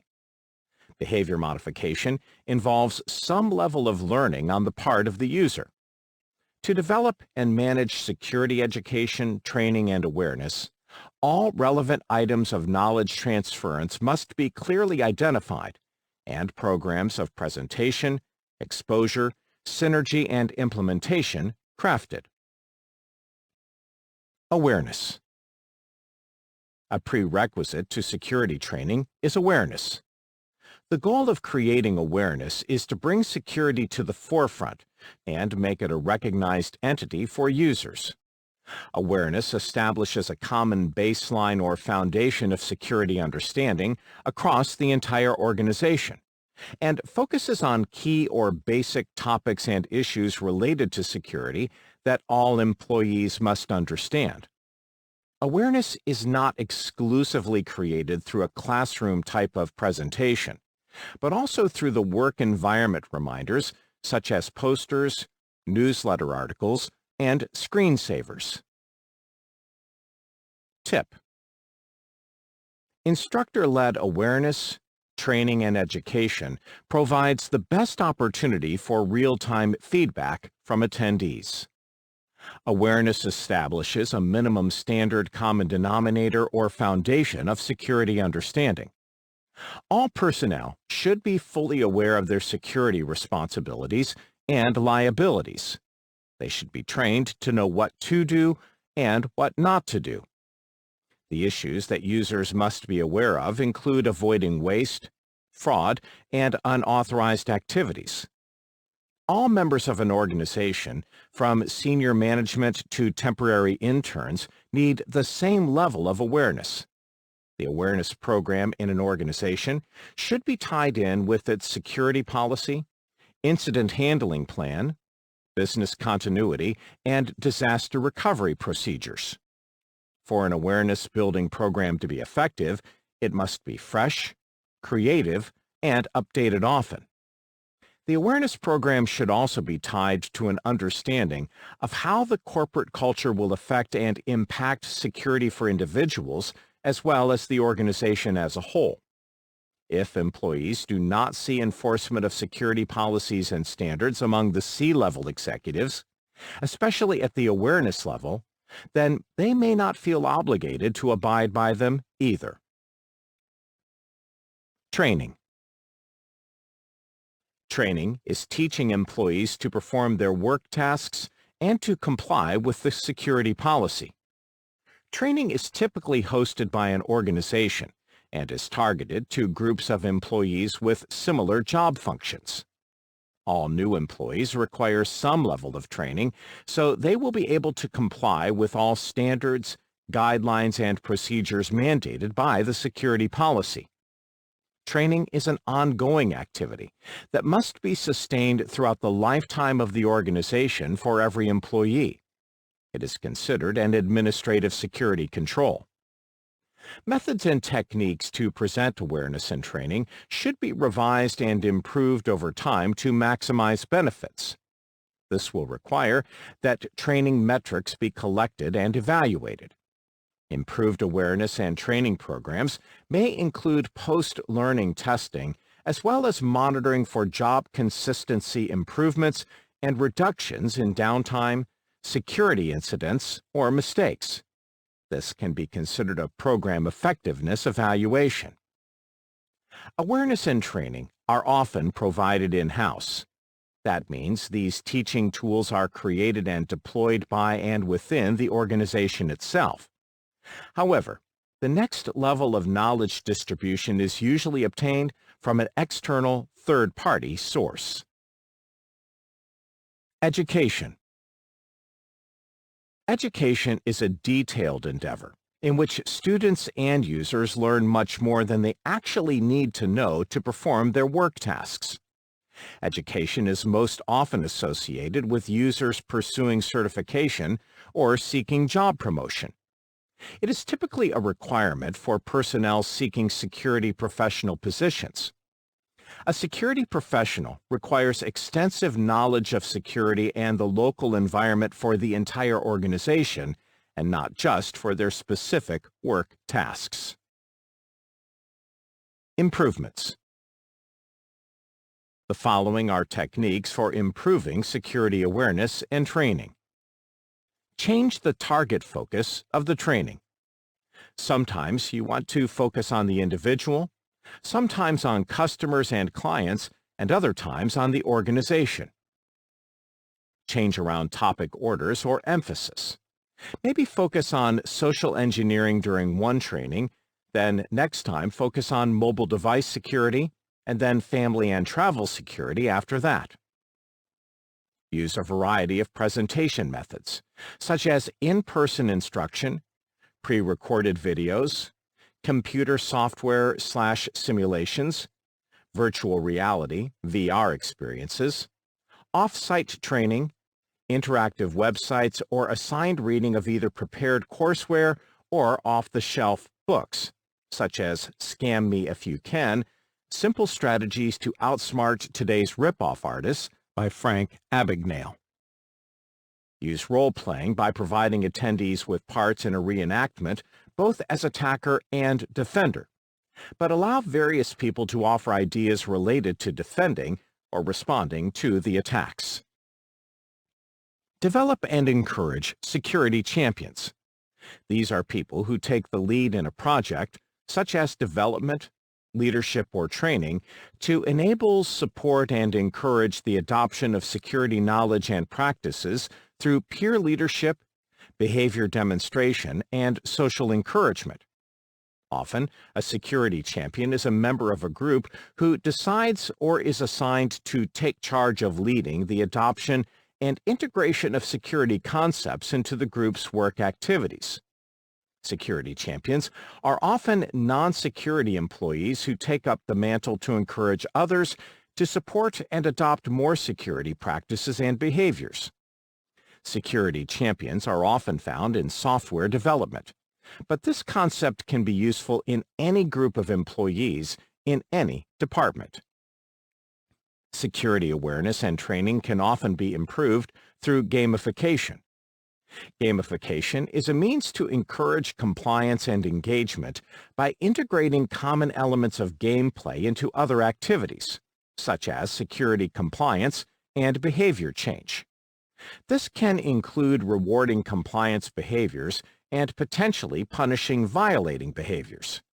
Many aspects of gameplay, derived from card games, board games, sports, video games, and so on, can be integrated into security training and adoption, such as scoring points, earning achievements or badges, competing/cooperating with others, following a set of common/standard rules, having a defined goal, seeking rewards, developing group stories/experiences, and avoiding pitfalls or negative game events. Well-applied game dynamics can result in improved worker engagement with training, an increase in organizational application of lessons, expansion of the comprehension of application of concepts, more efficient workflow, integration of more group activities such as crowdsourcing and brainstorming, increased knowledge retention, and a reduction of worker apathy. In addition to gamification, ways to improve security training include capture the flag drills, phishing simulations, computer-based training, CBT, and role-based training, among many others. Effectiveness evaluation. It is also important to perform periodic content reviews of all training materials. Reviews help ensure that the training materials and presentation stay in line with business goals, organizational mission, and security objectives. This periodic evaluation of training materials also provides the opportunity to adjust focus, add/remove topics, and integrate new training techniques into the courseware. Additionally, new, bold, and subtle methods and techniques to present awareness and training should be implemented to keep the content fresh and relevant. Without periodic reviews for content relevancy, materials will become stale, and workers will likely resort to making up their own guidelines and procedures. It is the responsibility of the security governance team to establish security rules as well as provide training and education to further the implementation of those rules. Troubleshooting personnel issues should include verifying that all personnel have attended awareness training on standard foundational security behaviors and requirements, evaluating the access and activity logs of users, and determining whether violations were intentional, coerced, accidental, or due to ignorance.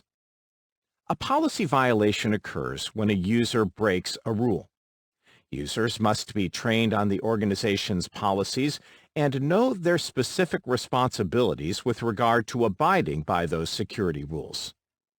If a violation occurs, an internal investigation should evaluate whether it was an accident or an intentional event.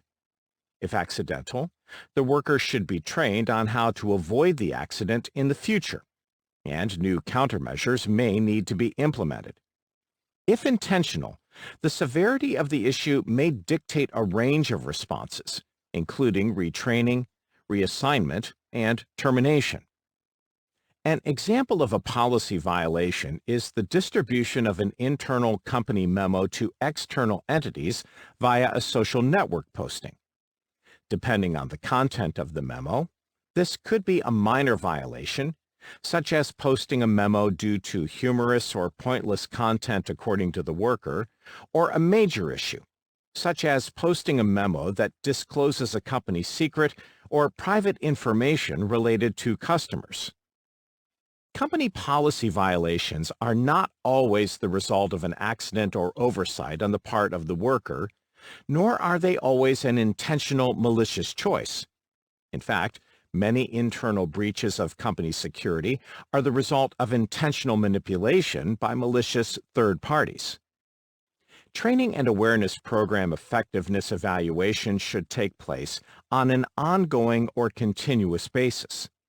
Never assume that just because a worker was marked as attending or completing a training event, they actually learned anything or will be changing their behavior. Some means of verification should be used to measure whether the training is beneficial or a waste of time and resources. In some circumstances, a quiz or test can be administered to workers immediately after a training session. A follow-up quiz should be performed 3 to 6 months later to see if they retained the information presented in the training. Event and incident logs should be reviewed for the rate of occurrences of security violations due to employee actions and behaviors to see if there is any noticeable difference in the rate of occurrence or trends of incidents before and after a training presentation. Good training and teachable employees would be confirmed with a marked difference in user behaviors, especially a reduction of security infractions. High scores on subsequent security quizzes months later demonstrate that security concepts are retained. A combination of these processes of evaluation can help determine if a training or awareness program is being effective and is reducing the security incident rate and related response and management costs. A well-designed, engaging, and successful security training program should result in a measurable reduction in employee-related security incident management costs, hopefully far exceeding the cost of the training program itself. This would therefore be a good return on security investment, ROSI. Summary. When designing and deploying security solutions, you need to protect your environment from potential human threats.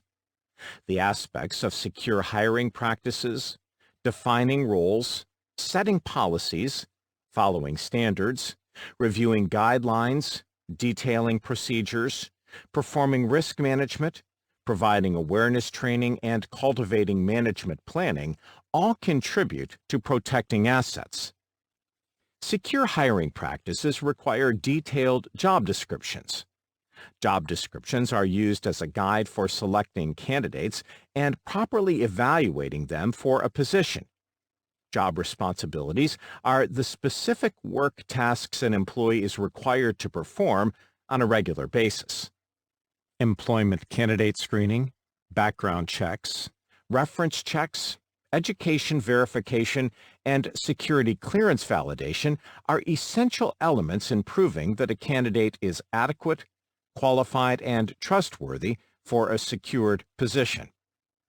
Onboarding involves integrating a new hire into the organization, which includes organizational socialization and orientation. When a new employee is hired, they should sign an employment agreement/contract and possibly a non-disclosure agreement, NDA. These documents define the responsibilities and legal liabilities of the relationship between the employee and the organization. Throughout the employment lifetime of personnel, managers should regularly review or audit the job descriptions, work tasks, privileges, and responsibilities for every staff member. For some industries, mandatory vacations may be needed. Collusion and other privilege abuses can be reduced through strict monitoring of special privileges. Offboarding is the removal of an employee's identity from the IAM system, or it may be a part of the process of employee transfer to another division of the organization. A termination policy is needed to protect an organization and its remaining employees. The termination procedure should include an exit interview, reminder of NDAs, return of company property, and disabling of network access.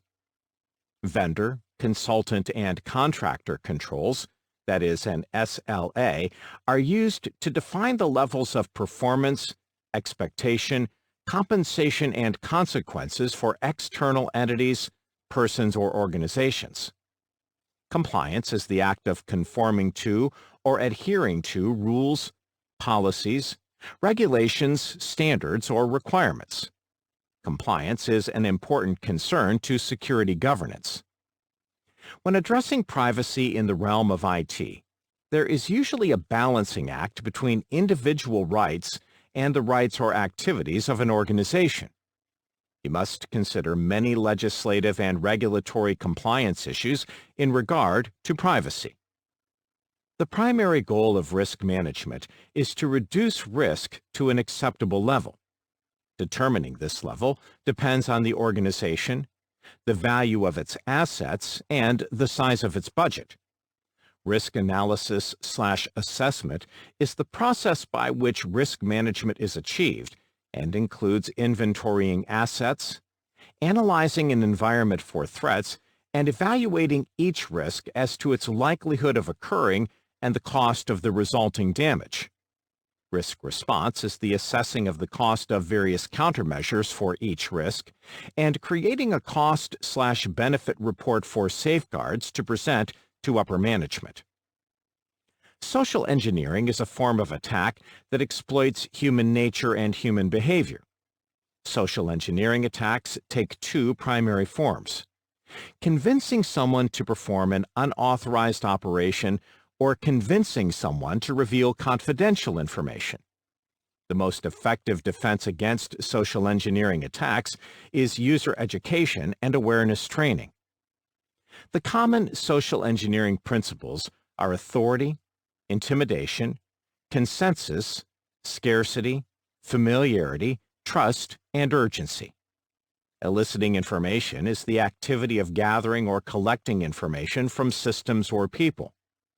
Social engineering attacks include phishing, spear phishing, business email compromise, BEC, whaling, smishing, vishing, spam, shoulder surfing, invoice scams, hoaxes, impersonation, masquerading, tailgating, piggybacking, dumpster diving, identity fraud, typo squatting, and influence campaigns. For a security solution to be successfully implemented, user behavior must change. Behavior modification involves some level of learning on the part of the user. There are three commonly recognized learning levels: awareness, training, and education. Security-focused awareness and training programs should be reassessed and revised regularly. Some security awareness and training programs can benefit from security champions or gamification. Exam Essentials. Understand that humans are a key element in security. Humans are often considered the weakest element in any security solution. No matter what physical or logical controls are deployed, humans can discover ways to avoid them, circumvent or subvert them, or disable them. However, people can also become a key security asset when they are properly trained and are motivated to protect not only themselves, but the security of the organization as well. Know the importance of job descriptions.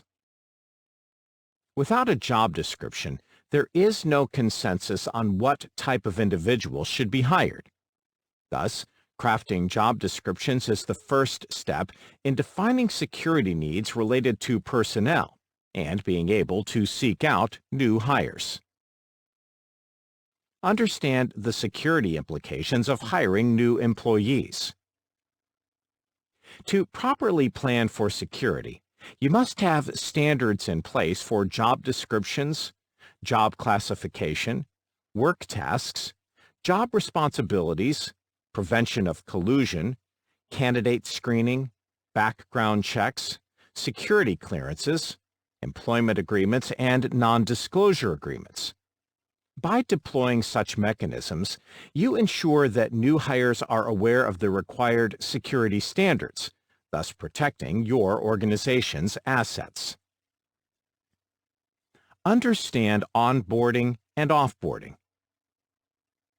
Onboarding is the process of adding new employees to the organization using socialization and orientation.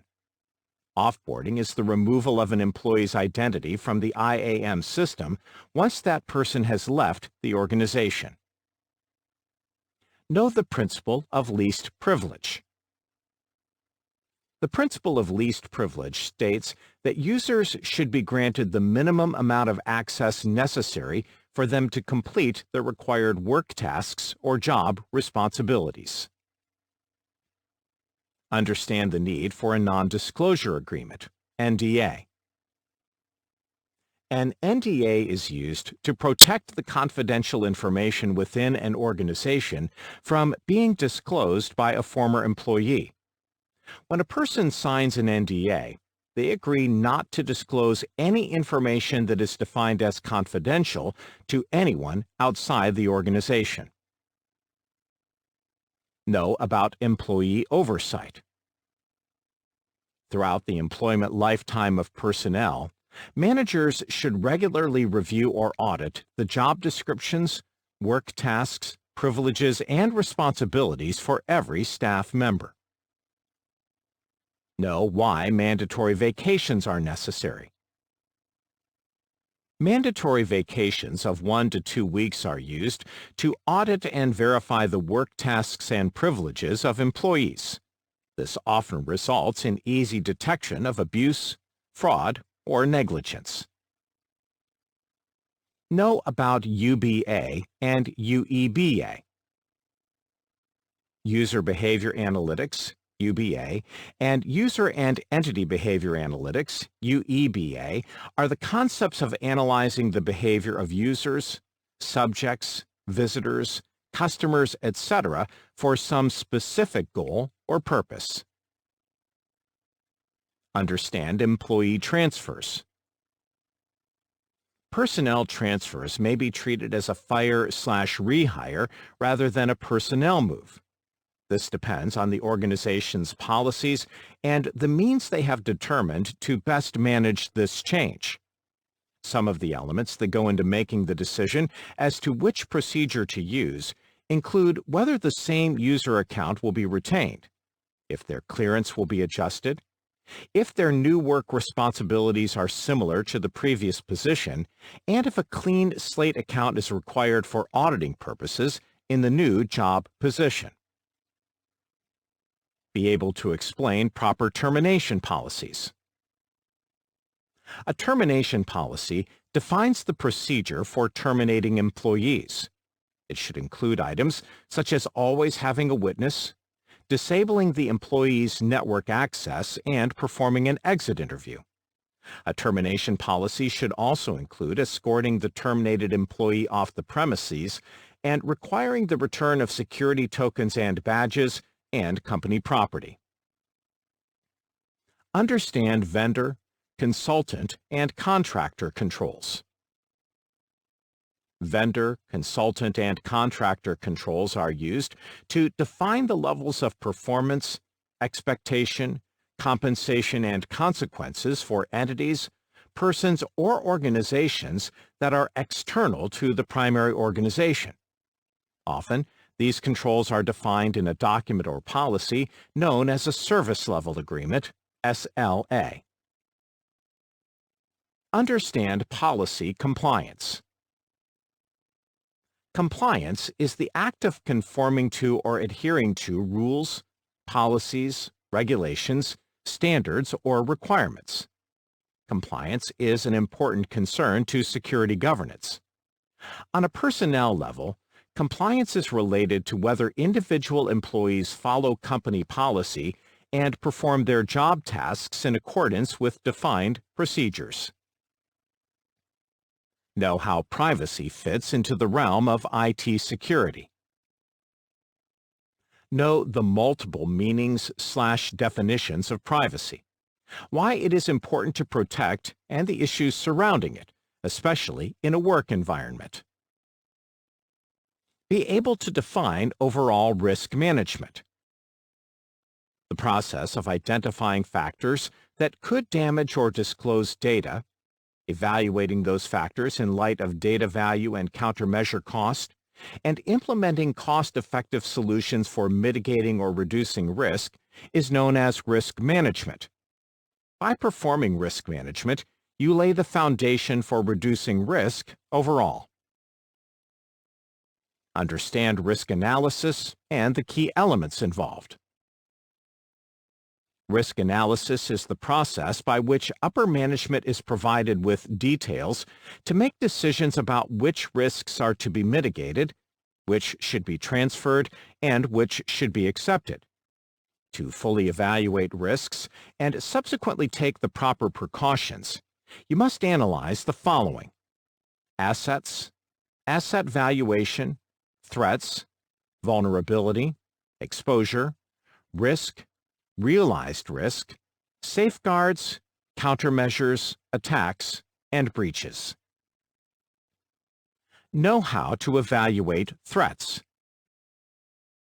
Threats can originate from numerous sources, including IT, humans, and nature. Threat assessment should be performed as a team effort to provide the widest range of perspectives. By fully evaluating risks from all angles, you reduce your system's vulnerability. Understand qualitative risk analysis. Qualitative risk analysis is based more on scenarios than calculations. Exact dollar figures are not assigned to possible losses. Instead, threats are ranked on a scale to evaluate their risks, costs, and effects. Such an analysis assists those responsible for creating proper risk management policies. Understand the Delphi technique. The Delphi technique is simply an anonymous feedback and response process used to arrive at a consensus. Such a consensus gives the responsible parties the opportunity to properly evaluate risks and implement solutions. Understand quantitative risk analysis. Quantitative risk analysis focuses on hard values and percentages. A complete quantitative analysis is not possible because of intangible aspects of risk. The process involves valuing assets and identifying threats, and then determining a threat's potential frequency and the resulting damage, which leads to the risk response tasks of the cost/benefit analysis of safeguards. Be able to explain the concept of an exposure factor, EF. An EF is an element of quantitative risk analysis that represents the percentage of loss that an organization would experience if a specific asset were violated by a realized risk. By calculating exposure factors, you are able to implement a sound risk management policy. Know what single loss expectancy, SLE, is and how to calculate it. SLE is an element of quantitative risk analysis that represents the cost associated with a single realized risk against a specific asset. The formula is SLE equals asset value, AV, times exposure factor, EF. Understand annualized rate of occurrence, ARO. ARO is an element of quantitative risk analysis that represents the expected frequency with which a specific threat or risk will occur, in other words, become realized within a single year. Understanding AROs further enables you to calculate the risk and take proper precautions. Know what annualized loss expectancy, ALE, is and how to calculate it. ALE is an element of quantitative risk analysis that represents the possible yearly cost of all instances of a specific realized threat against a specific asset. The formula is ALE equals single loss expectancy, SLE, times annualized rate of occurrence, ARO. Know the formula for safeguard evaluation. In addition to determining the annual cost of a safeguard, you must calculate the ALE for the asset if the safeguard is implemented.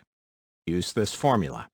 ALE before safeguard minus ALE after implementing the safeguard minus annual cost of safeguard equals value of the safeguard to the company, or open parentheses ALE1 minus ALE2 close parentheses minus ACS.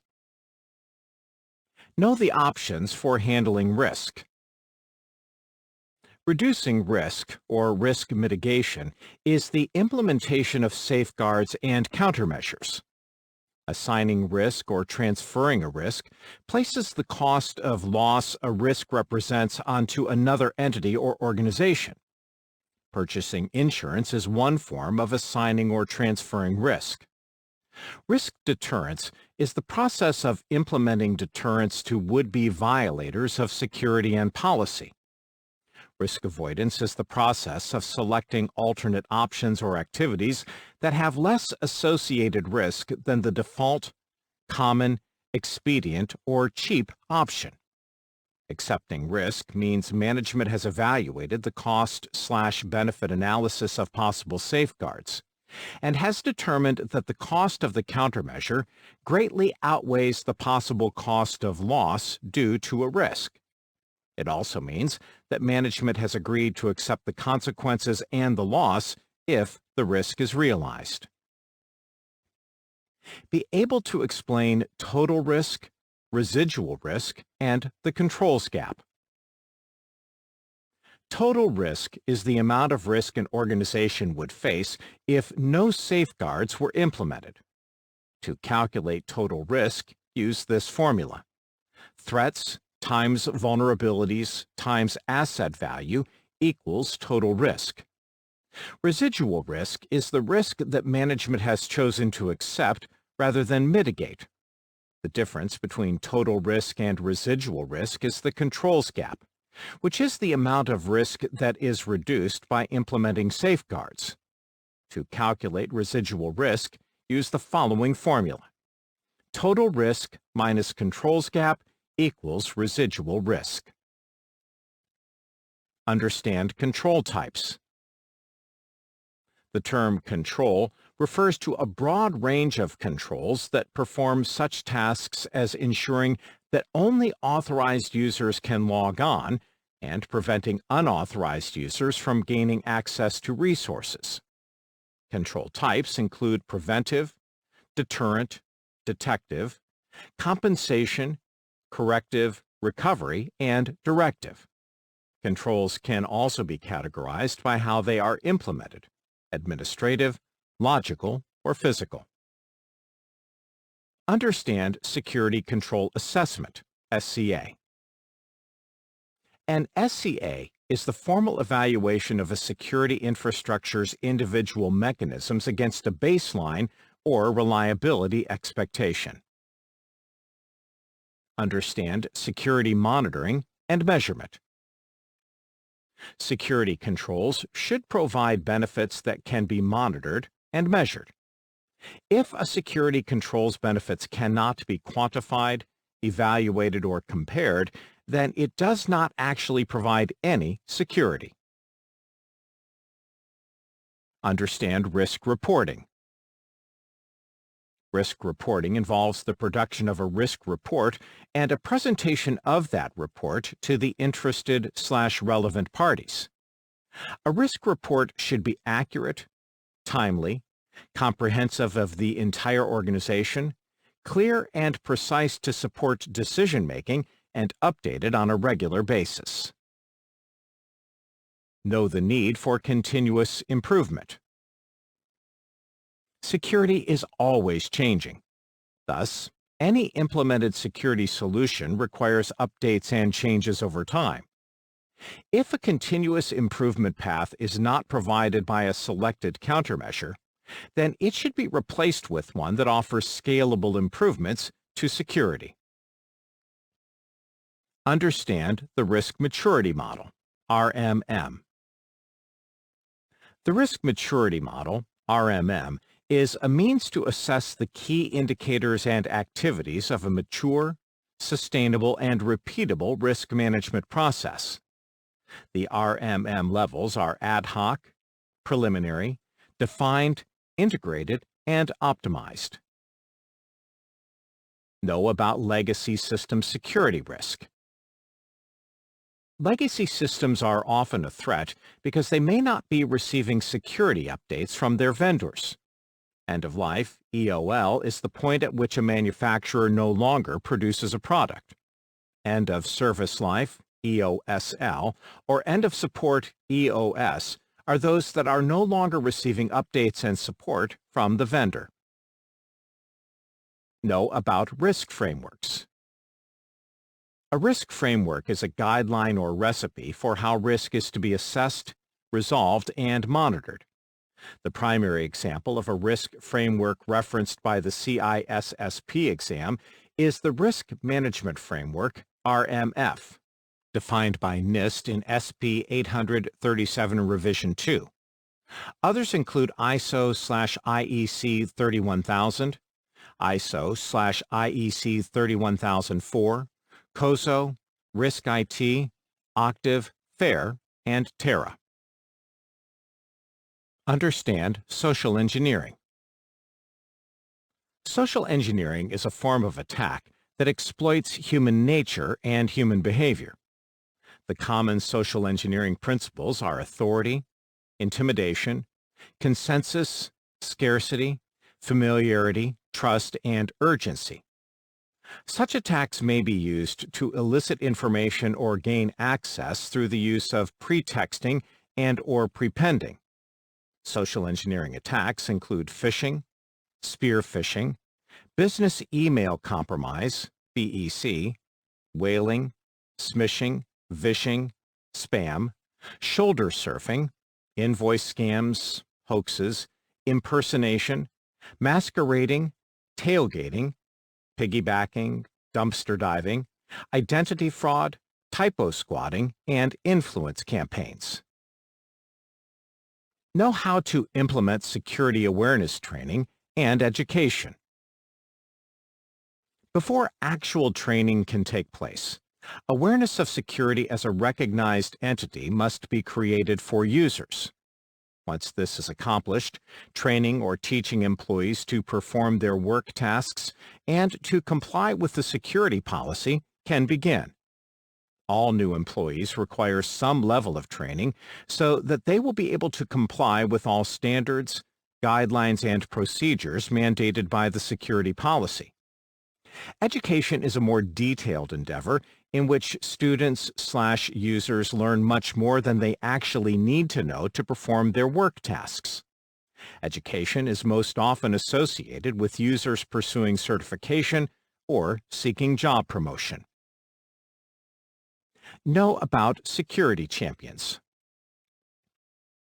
Often, a security champion is a member of a group who decides or is assigned to take charge of leading the adoption and integration of security concepts into the group's work activities. Security champions are often non-security employees who take up the mantle to encourage others to support and adopt more security practices and behaviors.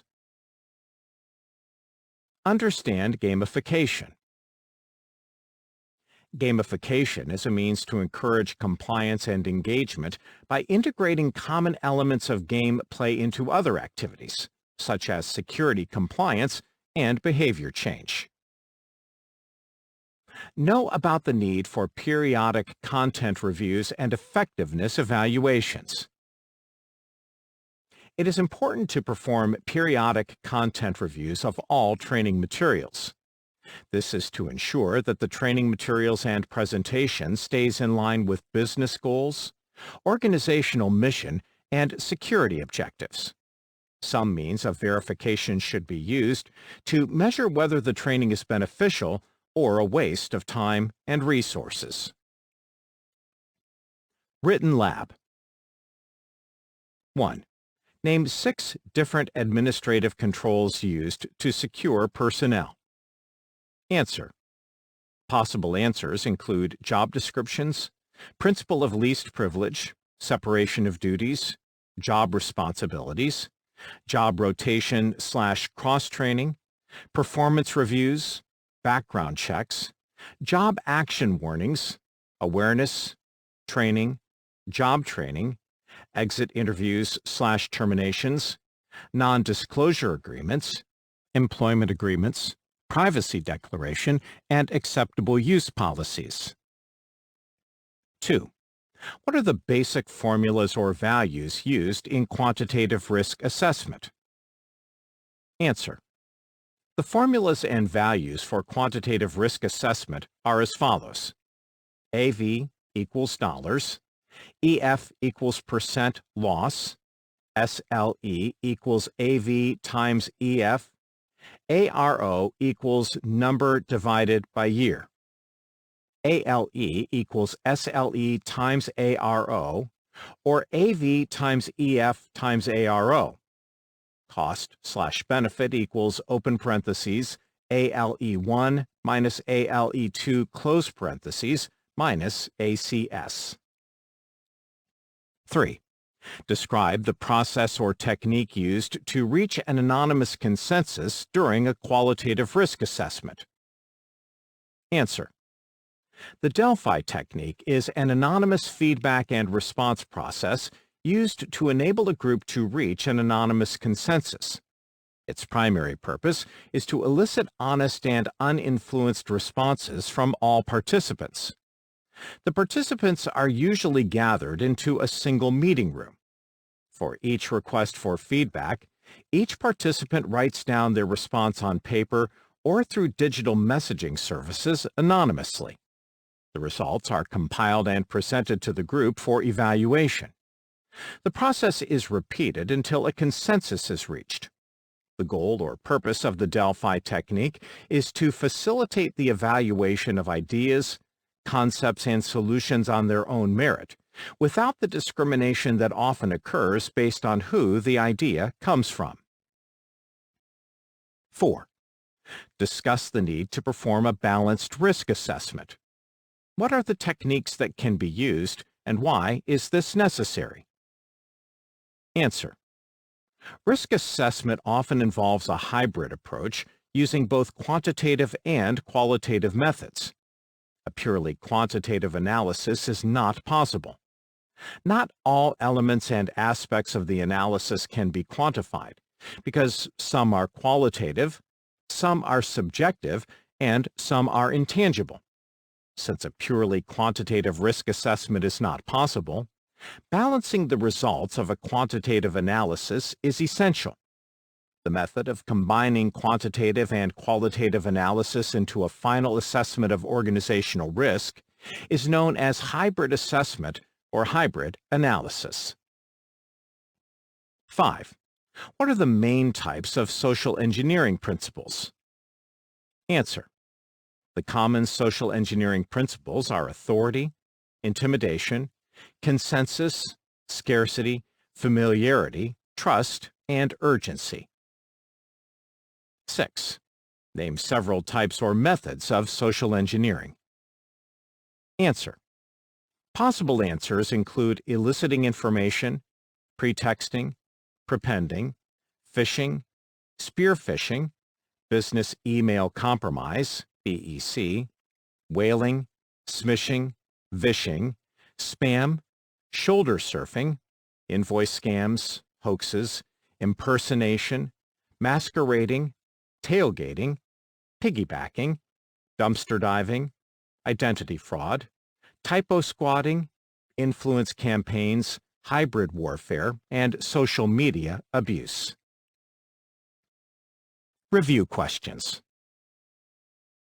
1. You have been tasked with overseeing the security improvement project for your organization.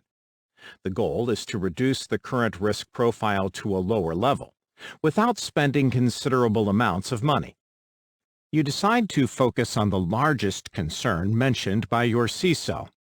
Which of the following is likely the element of the organization that is considered the weakest? A. Software products. B. Internet connections. C. Security policies. D. Humans. Answer: D.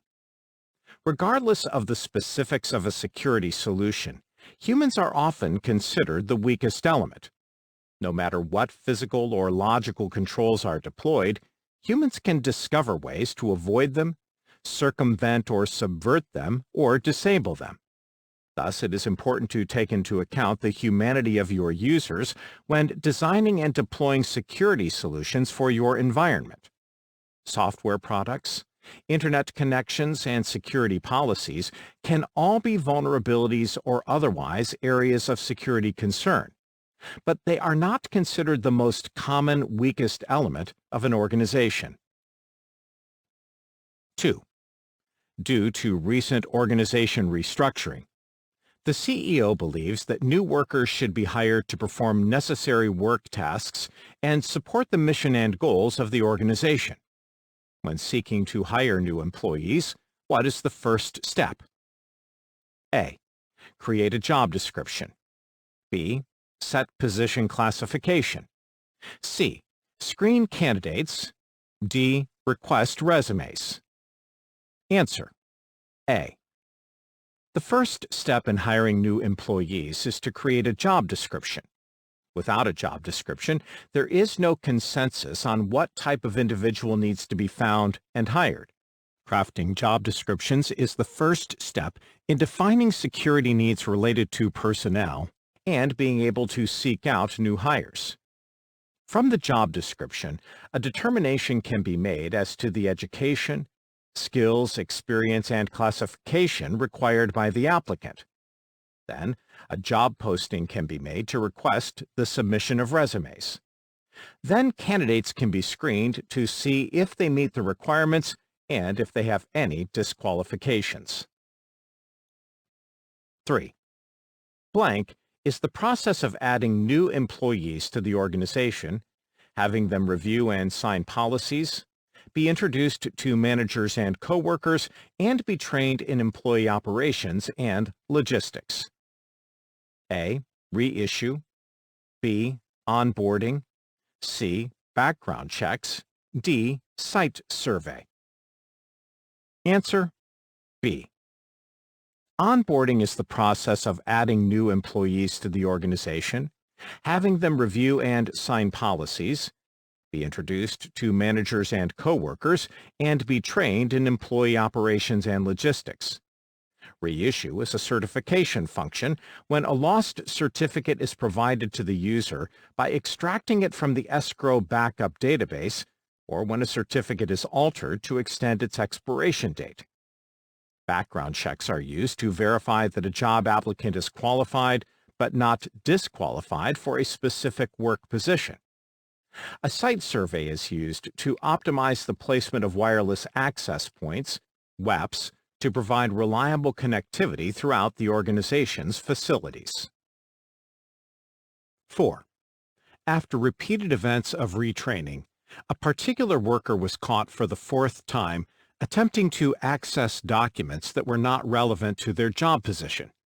The CSO decides this was the last chance and the worker is to be fired. The CSO reminds you that the organization has a formal termination process that should be followed. Which of the following is an important task to perform during the termination procedure to reduce future security issues related to this ex-employee? A. Return the exiting employee's personal belongings. B. Review the non-disclosure agreement.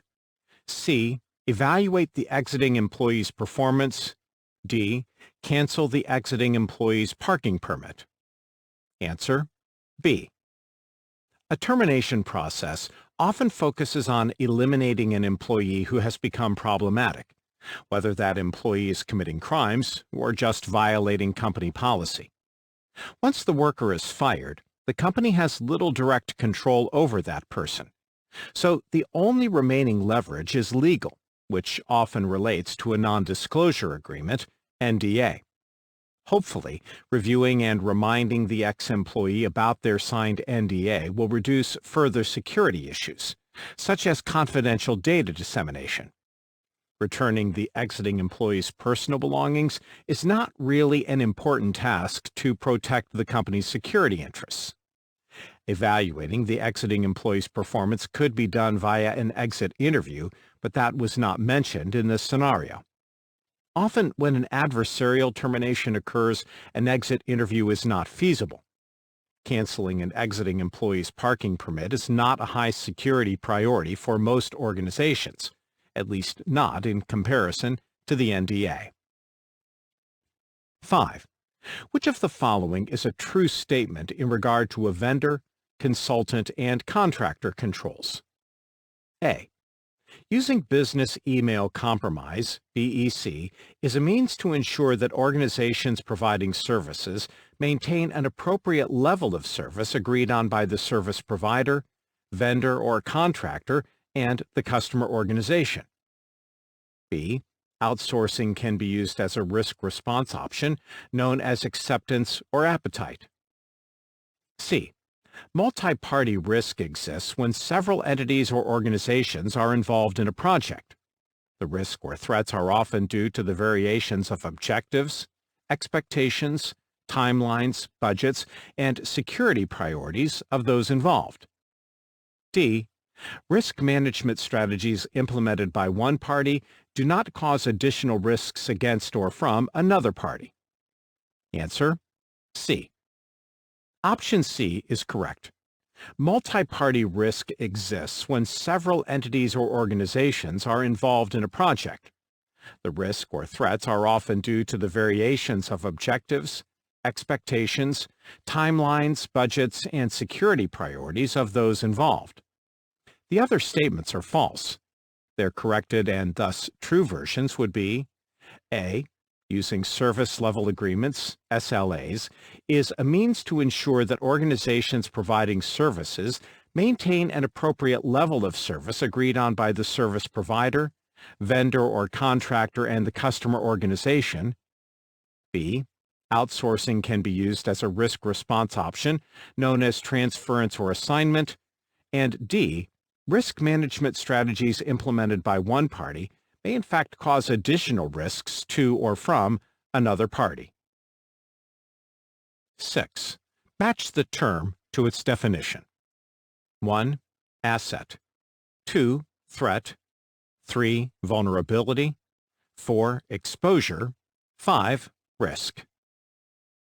Roman numeral 1. The weakness is an asset or the absence of the weakness of a safeguard or countermeasure. Roman numeral 2. Anything used in a business process or task. Roman numeral 3. Being susceptible to asset loss because of a threat. There is the possibility that a vulnerability can or will be exploited. Roman numeral 4. The possibility or likelihood that a threat will exploit a vulnerability to cause harm to an asset, and the severity of damage that could result.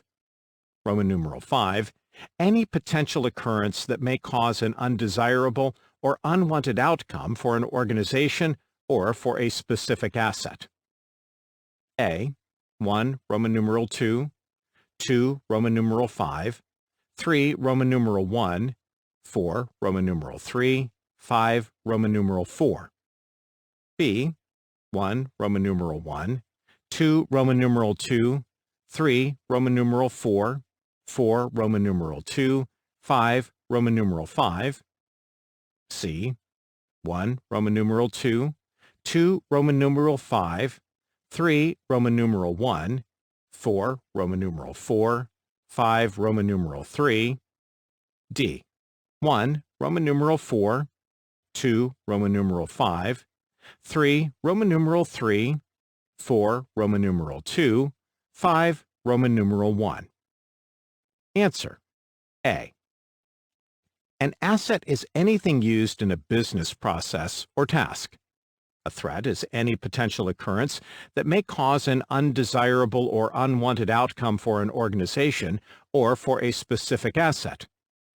A vulnerability is the weakness in an asset, or the absence or the weakness of a safeguard or countermeasure.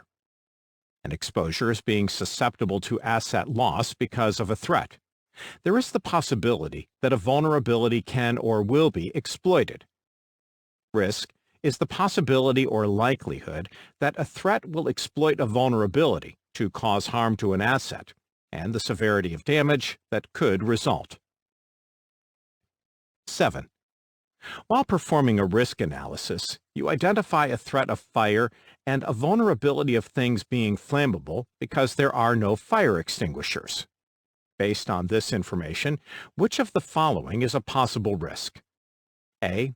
Virus infection. B. Damage to equipment. C. System malfunction. D. Unauthorized access to confidential information. Answer. B. The threat of a fire and the vulnerability of a lack of fire extinguishers lead to the risk of damage to equipment. This scenario does not relate to virus infection or unauthorized access. Equipment damaged by fire could be considered a system malfunction, but that option is not as direct as damage to equipment. 8. During a meeting of company leadership and the security team, discussion focuses on defining the value of assets in dollars, inventorying threats, predicting the specific amount of harm of a breach, and determining the number of times a threat could cause harm to the company each year. What is being performed? A. Qualitative risk assessment. B. Delphi technique. C. Risk avoidance. D. Quantitative risk assessment.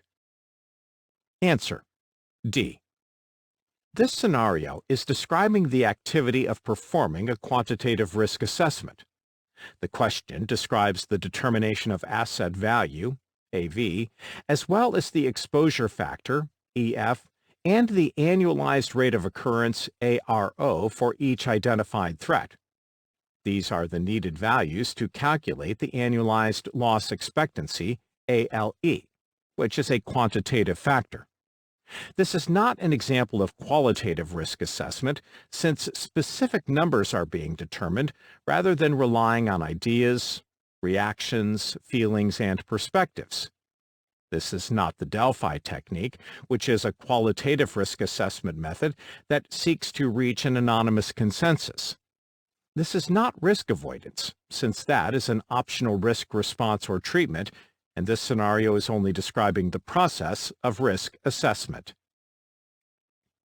9. You have performed a risk assessment and determined the threats that represent the most significant concern to your organization. When evaluating safeguards, what is the rule that should be followed in most cases? A. The expected annual cost of asset loss should not exceed the annual costs of safeguards. B. The annual costs of safeguards should equal the value of the asset. C. The annual cost of safeguards should not exceed the expected annual cost of asset value loss. D. The annual costs of safeguards should not exceed 10% of the security budget. Answer. C. The annual costs of safeguards should not exceed the expected annual cost of asset value loss. The other statements are not rules to follow. A. The annual cost of the safeguard should not exceed the annual cost of the asset value or its potential value loss. B. The cost of the safeguard should be less than the value of the asset. D.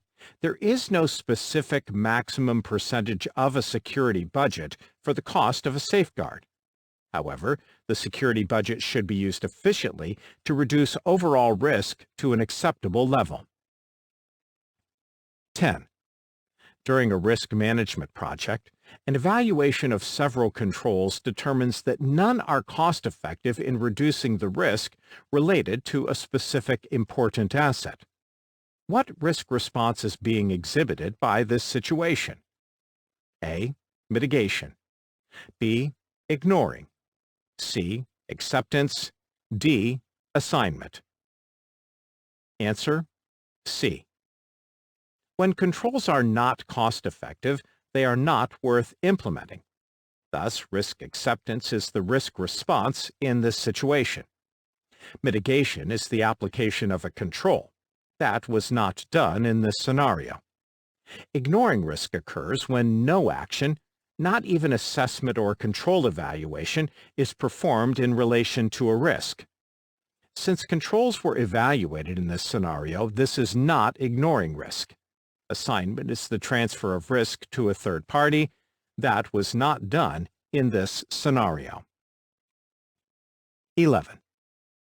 During the annual review of the company's deployed security infrastructure, you have been re-evaluating each security control selection.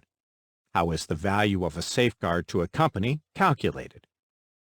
A. ALE before safeguard minus ALE after implementing the safeguard minus annual cost of safeguard. B. ALE before safeguard times ARO of safeguard. C. ALE after implementing safeguard plus annual cost of safeguard minus controls gap. D. Total risk minus controls gap. Answer: A. The value of a safeguard to an organization is calculated by ALE before safeguard minus ALE after implementing the safeguard minus annual cost of safeguard. Open brackets, open parentheses, ALE1 minus ALE2, close parentheses, minus ACS, close bracket. This is known as the cost/benefit equation for safeguards. The other options are incorrect. B. This is an invalid calculation. C. This is an invalid calculation. D. This is the concept formula for residual risk. Total risk minus controls gap equals residual risk. 12. Which of the following are valid definitions for risk? Choose all that apply. A. An assessment of probability, possibility, or chance. B. Anything that removes a vulnerability or protects against one or more specific threats. C. Risk equals threat times vulnerability. D. Every instance of exposure. E. The presence of a vulnerability when a related threat exists. Answer: A, C, and D. Statements of A, C, and D are all valid definitions of risk. The other two statements are not definitions of risk. B. Anything that removes a vulnerability or protects against one or more specific threats is considered a safeguard or a countermeasure, not a risk. E. The presence of a vulnerability when a related threat exists is an exposure, not a risk. A risk is a calculation of the probability of occurrence and the level of damage that could be caused if an exposure is realized, that is, actually occurs. 13. A new web application was installed onto the company's public web server last week. Over the weekend, a malicious hacker was able to exploit the new code and gained access to data files hosted on the system. This is an example of what issue? A. Inherent risk. B. Risk matrix. C. Qualitative assessment. D. Residual risk. Answer: A. This situation is describing inherent risk. Inherent risk is the level of natural, native, or default risk that exists in an environment, system, or product prior to any risk management efforts being performed. The new application had vulnerabilities that were not mitigated, thus enabling the opportunity for the attack. This is not a risk matrix. A risk matrix or risk heat map is a form of risk assessment that is performed on a basic graph or chart, such as a 3x3 grid comparing probability and damage potential. This is not a qualitative risk assessment, since this scenario does not describe any evaluation of the risk of the new code. This is not residual risk, since no controls were implemented to reduce risk. Residual risk is the leftover risk after countermeasures and safeguards are implemented in response to original or total risk. 14. Your organization is courting a new business partner. During the negotiations, the other party defines several requirements of your organization's security that must be met prior to the signing of the SLA and Business Partners Agreement, BPA. One of the requirements is that your organization demonstrate their level of achievement on the Risk Maturity Model, RMM. The requirement is specifically that a common or standardized risk framework is adopted organization-wide. Which of the 5 possible levels of RMM is being required of your organization? A. Preliminary. B. Integrated. C. Defined. D. Optimized. Answer: C. The level of RMM named Defined requires that a common or standardized risk framework be adopted organization-wide. This is effectively Level 3. The first level of RMM is not listed as an option. It is ad hoc, which is the chaotic starting point. Preliminary is RMM Level 2, which demonstrates loose attempts to follow risk management processes, but each department may perform risk assessment uniquely. Integrated is RMM Level 4, where risk management operations are integrated into business processes, metrics are used to gather effectiveness data, and risk is considered an element in business strategy decisions. Optimized is RMM Level 5, where risk management focuses on achieving objectives rather than just reacting to external threats, increasing strategic planning toward business success rather than just avoiding incidents, and reintegrating lessons learned into the risk management process. 15. The Risk Management Framework, RMF, provides a disciplined, structured, and flexible process for managing security and privacy risk that includes information security categorization, control selection, implementation, and assessment, system and common control authorizations, and continuous monitoring. The RMF has 7 steps or phases. Which phase of the RMF focuses on determining whether system or common controls based on a determination that the risk to organizational operations and assets, individuals, other organizations, and the nation are reasonable? A. Categorize. B. Authorize. C. Assess. D. Monitor. Answer: B. The RMF Phase 6 is authorize whether system or common controls based on a determination that the risk to organizational operations and assets, individuals, other organizations, and the nation is acceptable or reasonable. The phases of RMF are 1. Prepare.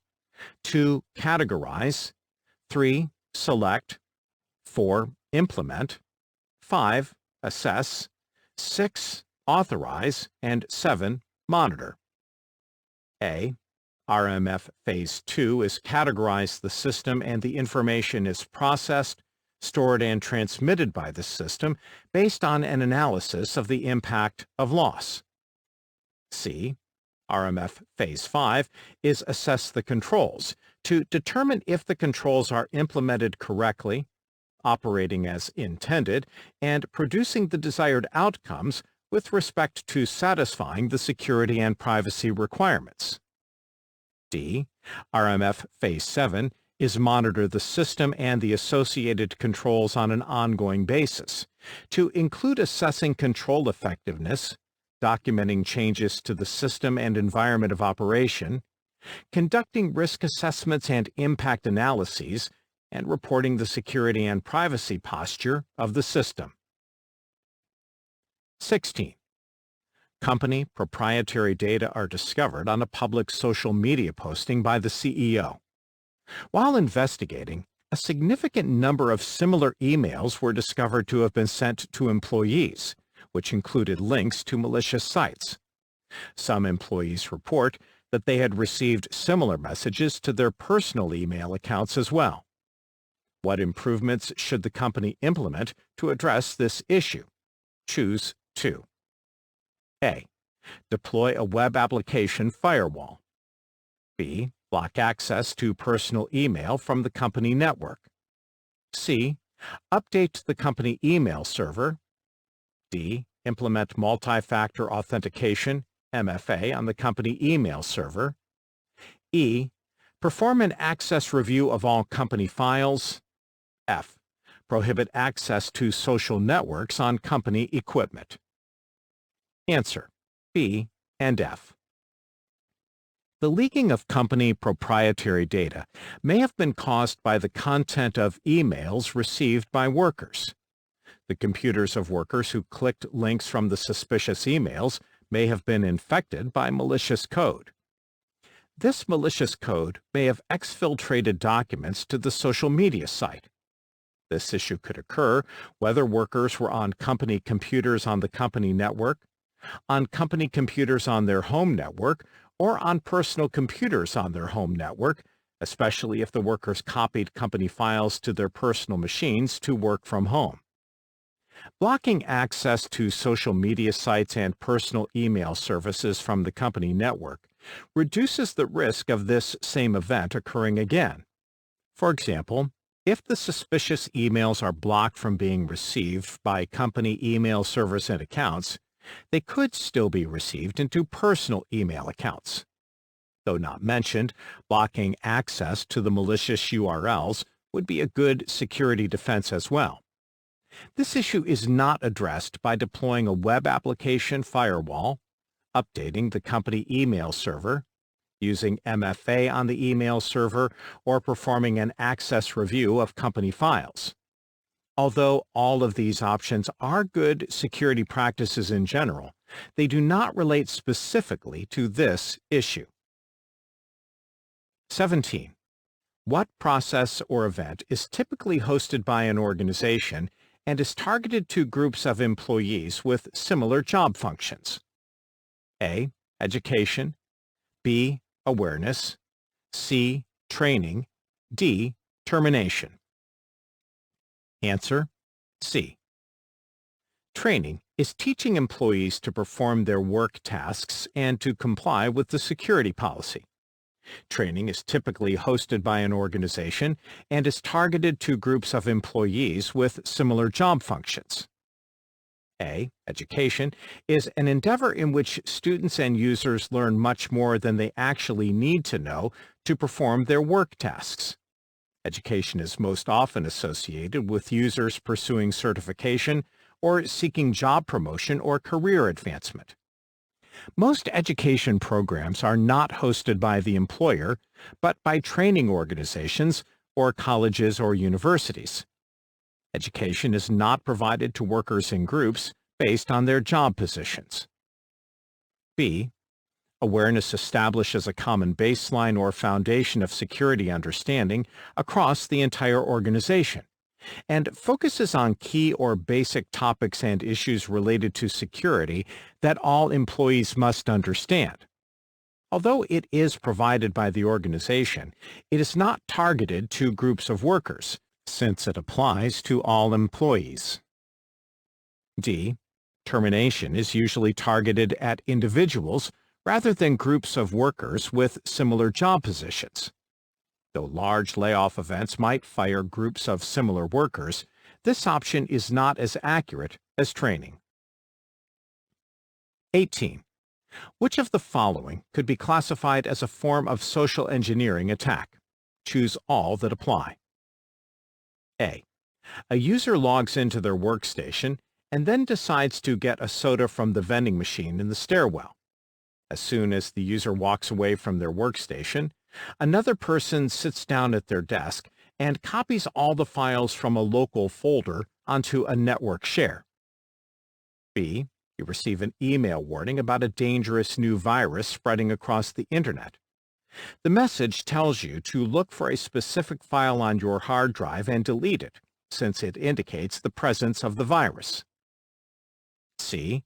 A website claims to offer free temporary access to their products and services, but requires that you alter the configuration of your web browser and/or firewall in order to download the access software. D.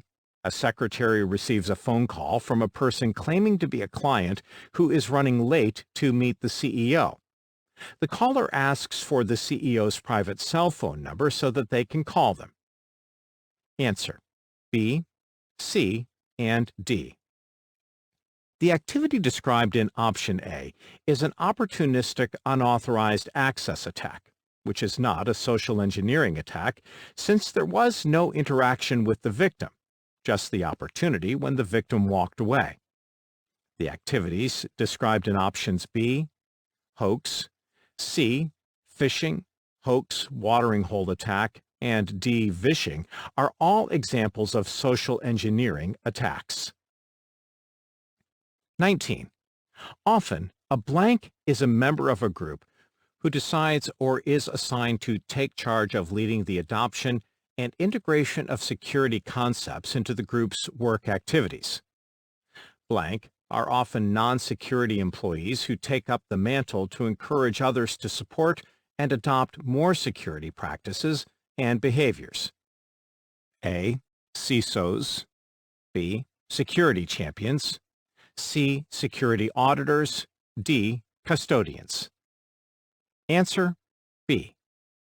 The correct answer for these blanks is security champions.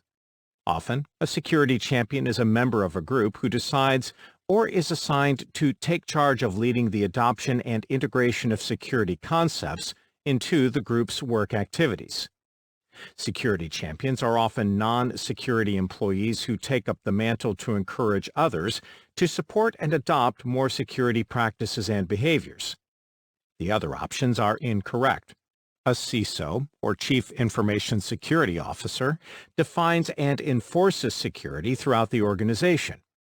The security auditor is the person who manages security logging and reviews the audit trails for signs of compliance or violation.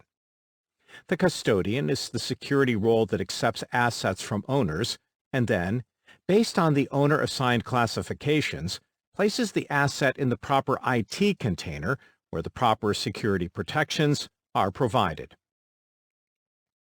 20. The CSO has expressed concern that after years of security training and awareness programs, the level of minor security violations has actually increased. A new security team member reviews the training materials and notices that it was crafted 4 years ago. They suggest that the materials be revised to be more engaging and to include elements that allow for the ability to earn recognition, team up with coworkers, and strive toward a common goal. They claim these efforts will improve security compliance and foster security behavior change. What is the approach that is being recommended? A. Program effectiveness evaluation. B. Onboarding. C. Compliance enforcement. D. Gamification. Answer: D. Security awareness and training can often be improved through gamification. Gamification is a means to encourage compliance and engagement by integrating common elements of gameplay into other activities, such as security compliance and behavior change. This can include rewarding compliance behaviors and potentially punishing violating behaviors. Many aspects of gameplay can be integrated into security training and adoption, such as scoring points, earning achievements or badges, that is, earn recognition, competing with others, cooperating with others, that is, team up with coworkers, following a set of common/standard rules, having a defined goal, seeking rewards, developing group stories/experiences, and avoiding pitfalls or negative game events. A. Program effectiveness evaluation is using some means of verification, such as giving a quiz or monitoring security incident rate changes over time, to measure whether the training is beneficial or a waste of time and resources. This question starts by indicating that security incidents are on the rise, which shows that prior training was ineffective. But the recommendations to change the training are gamification-focused. B. Onboarding is the process of adding new employees to the organization. This is not the concept being described in this scenario. C. Compliance enforcement is the application of sanctions or consequences for failing to follow policy, training, best practices, and/or regulations.